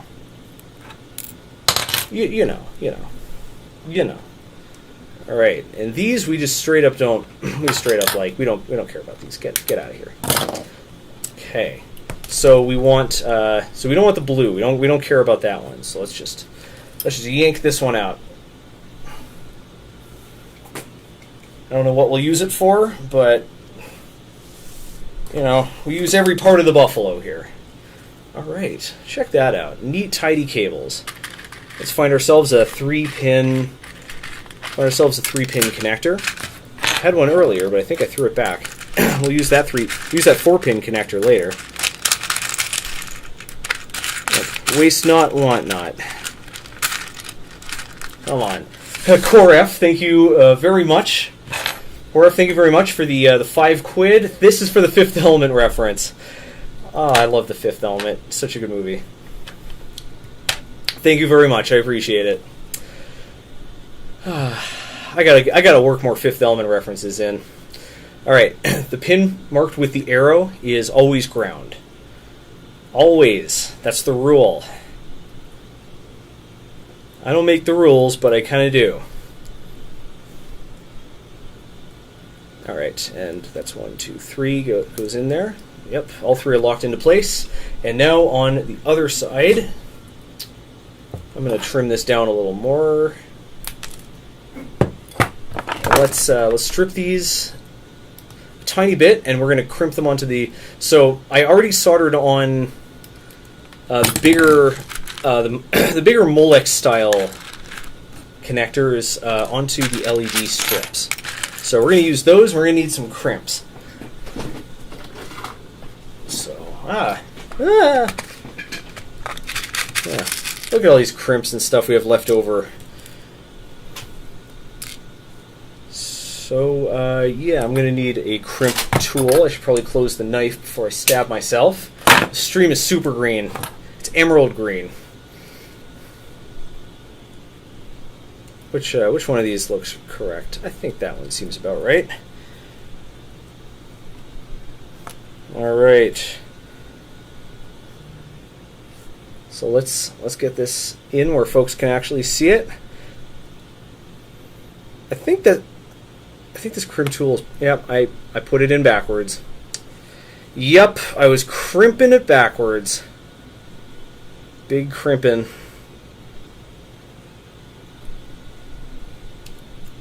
There we go. Ah, nice crimp. And next one. Ah, beautiful. Perfect crimp. Ruben Hirsch, thanks so much for the super chat. Print is failing. Oh no! Oh, the print is most certainly failing. That is 100% true. Let's deal with that. Pause the print. All right. Oh, it is the cancel script. Huh.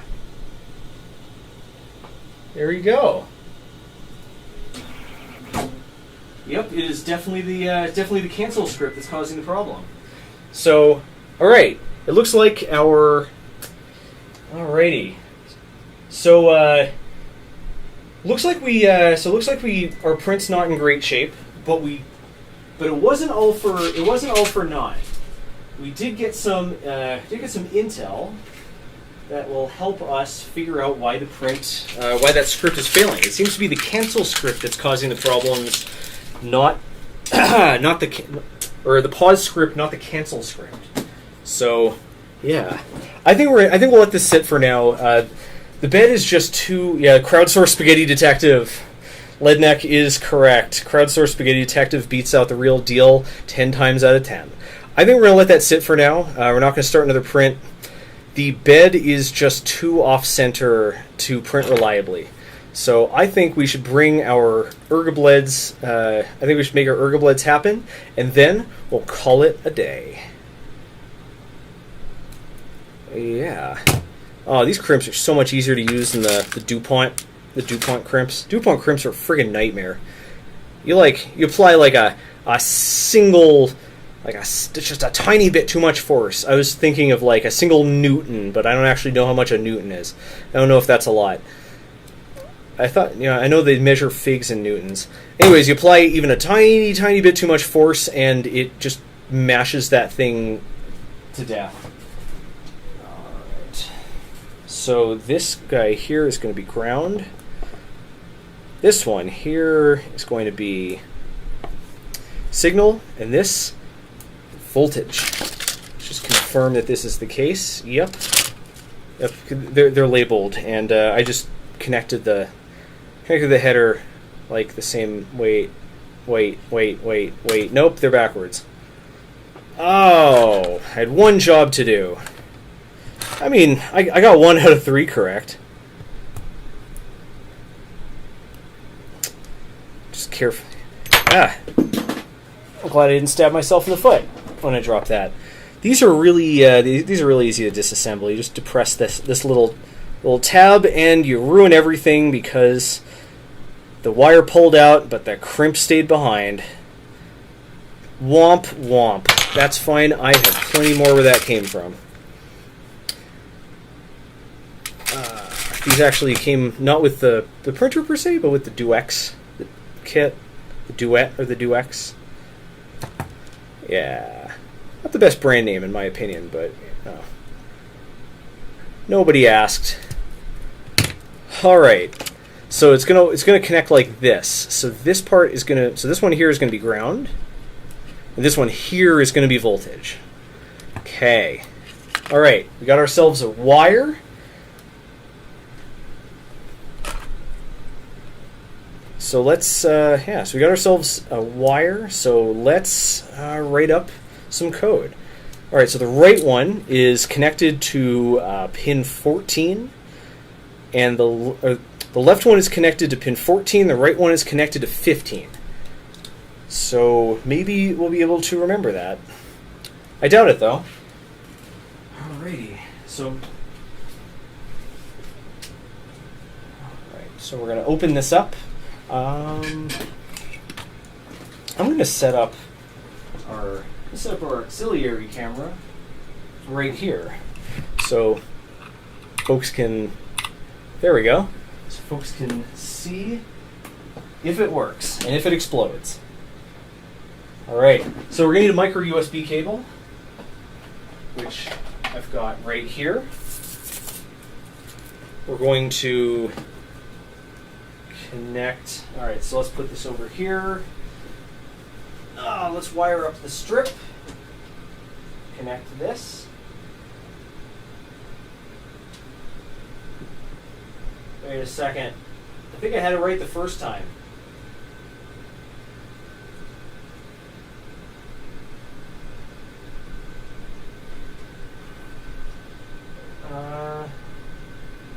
I guess if it doesn't work, it's in backwards, right?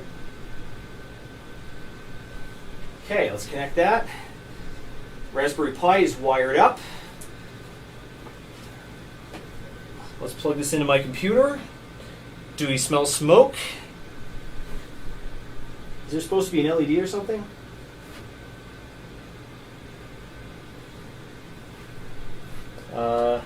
Let's just confirm. There should be a Raspberry Pi drive, and there is not. Alright, so maybe we plugged it in backwards. Yep, it was in backwards. Alright.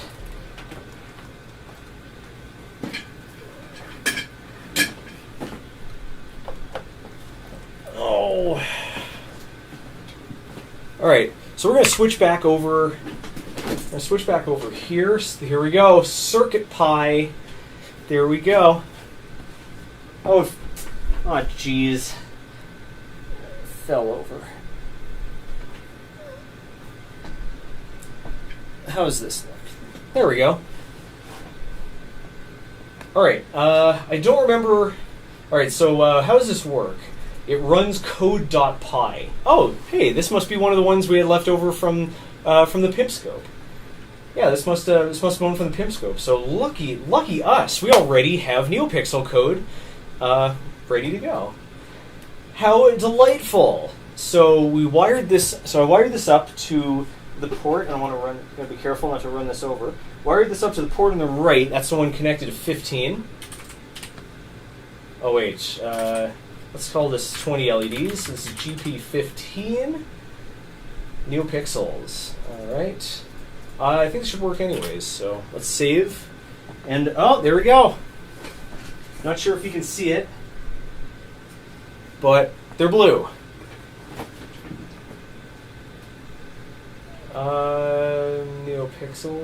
NeoPixels brightness equals 1. We want maximum brightness.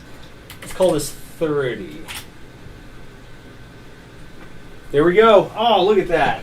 We got ourselves some ergobleds, ladies, gents, and cyborgs.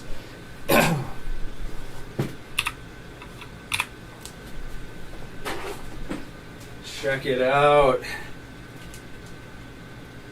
Let's see if we can get some rainbows going. I don't remember the rainbow code.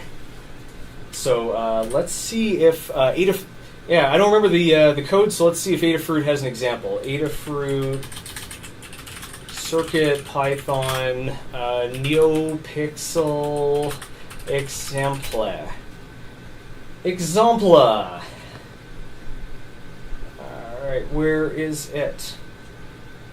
Raspberry Pi wiring. All right, here we go. We have. All right, I'm just gonna. I'll just copy the entire thing in.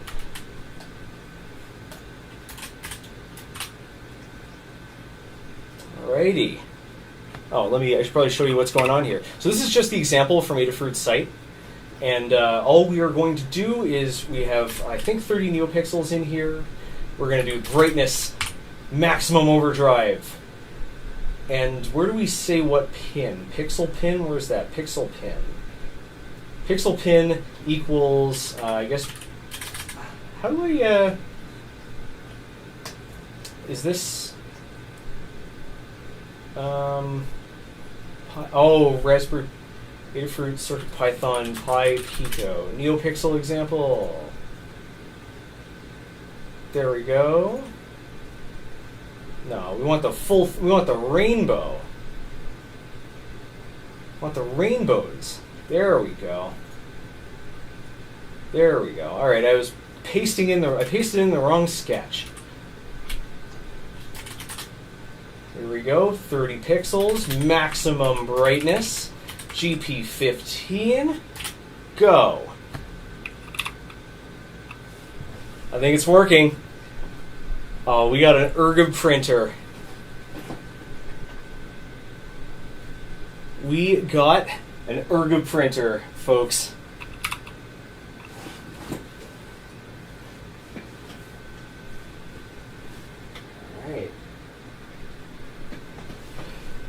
Let's rig up another cable let's rig up the other cable for the other side. Or not, I guess we could end the stream here. Yeah. Print a small, Lodge Blake Nielsen and says print a small 3D printer. It would have to be a very small 3D printer. Anyways, yeah, that's pretty, yeah. Let's turn our attention back. Turn our attention back here, and let's build up that second cable. Oh man, yep. This is everything's got a liquid cooling and RGB in it. Like sooner or later, every single object in Voidstar Lab is going to be a gaming computer. Yep, we got the ergobleds. Max, thanks a lot for another super chat. I really appreciate it. Thanks to answering my question to keyboards a few live streams ago. I don't have hand paint anymore. What did you end up using? What did you end up settling on? I'm very curious. So I know a lot of open hardware mechanical keyboards are designed more A lot of open hardware mechanical keyboards are designed more for aesthetics than for ergonomics. They're designed for primarily, I think, 80s nostalgia, which is odd because I imagine that most of the people who are buying mechanical keyboards weren't alive in the 80s, or if they were still trying to figure out how to not poop. Gaming printer, that's right. A gaming printer. It's kind of it's kind of our thing. I don't want Voidstar Lab to get pigeonholed, but I do really like water cooling stuff, and I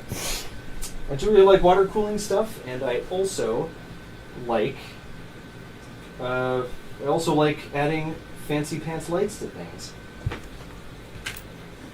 All right. Snip this. We're going to pull out the blue wire again. I don't do enough gaming. I can't look. I'm happy this project is over because now I can clear it out of here and actually play some virtual realty. So all right. So the triangle is always ground. So we're going to go, so this goes here. Then in the middle we have our signal. And then on the end we've got power. I need to put more ergo LEDs on the printer, but there's no, I really want to put ergo LEDs on the printer, but there's no room. There isn't a good place to put them. The logical thing to do, therefore, is to put them in a bad place. So, yeah. But yes, now we are going to have ergo LEDs. The people have spoken.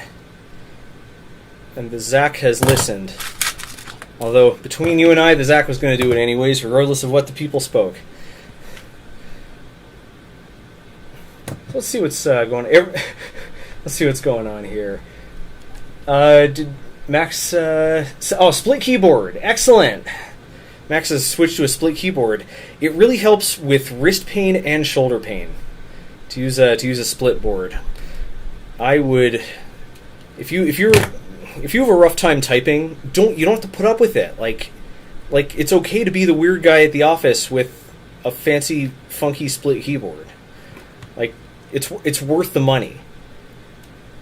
You're probably using your keyboard, I don't know, like 8 to 12 hours per day. So it's one of those things that will, if you spend a lot on, it will have a massive effect on your quality of life. What is it, like your bed, your shoes, and your chair? A Blade of Kitten says, do I eat the donut? I'm surprised you haven't already. I'm surprised it survived this long. Alright, so this is going to connect like so, and as this is going to connect like this, it's going to go in here. So this time we're gonna do it right. I was right the first time. Ground, followed by signal, followed by power. Done properly. Thank you so much for the donut money, Blade of Kitten. I will use it. I can't guarantee. Maybe on donuts. They do have Krispy Kreme here. Krispy Kreme is new to Colorado-ish.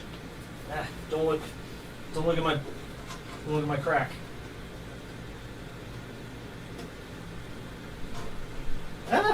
Is this one backwards too? Oh, I just didn't put an LED in that.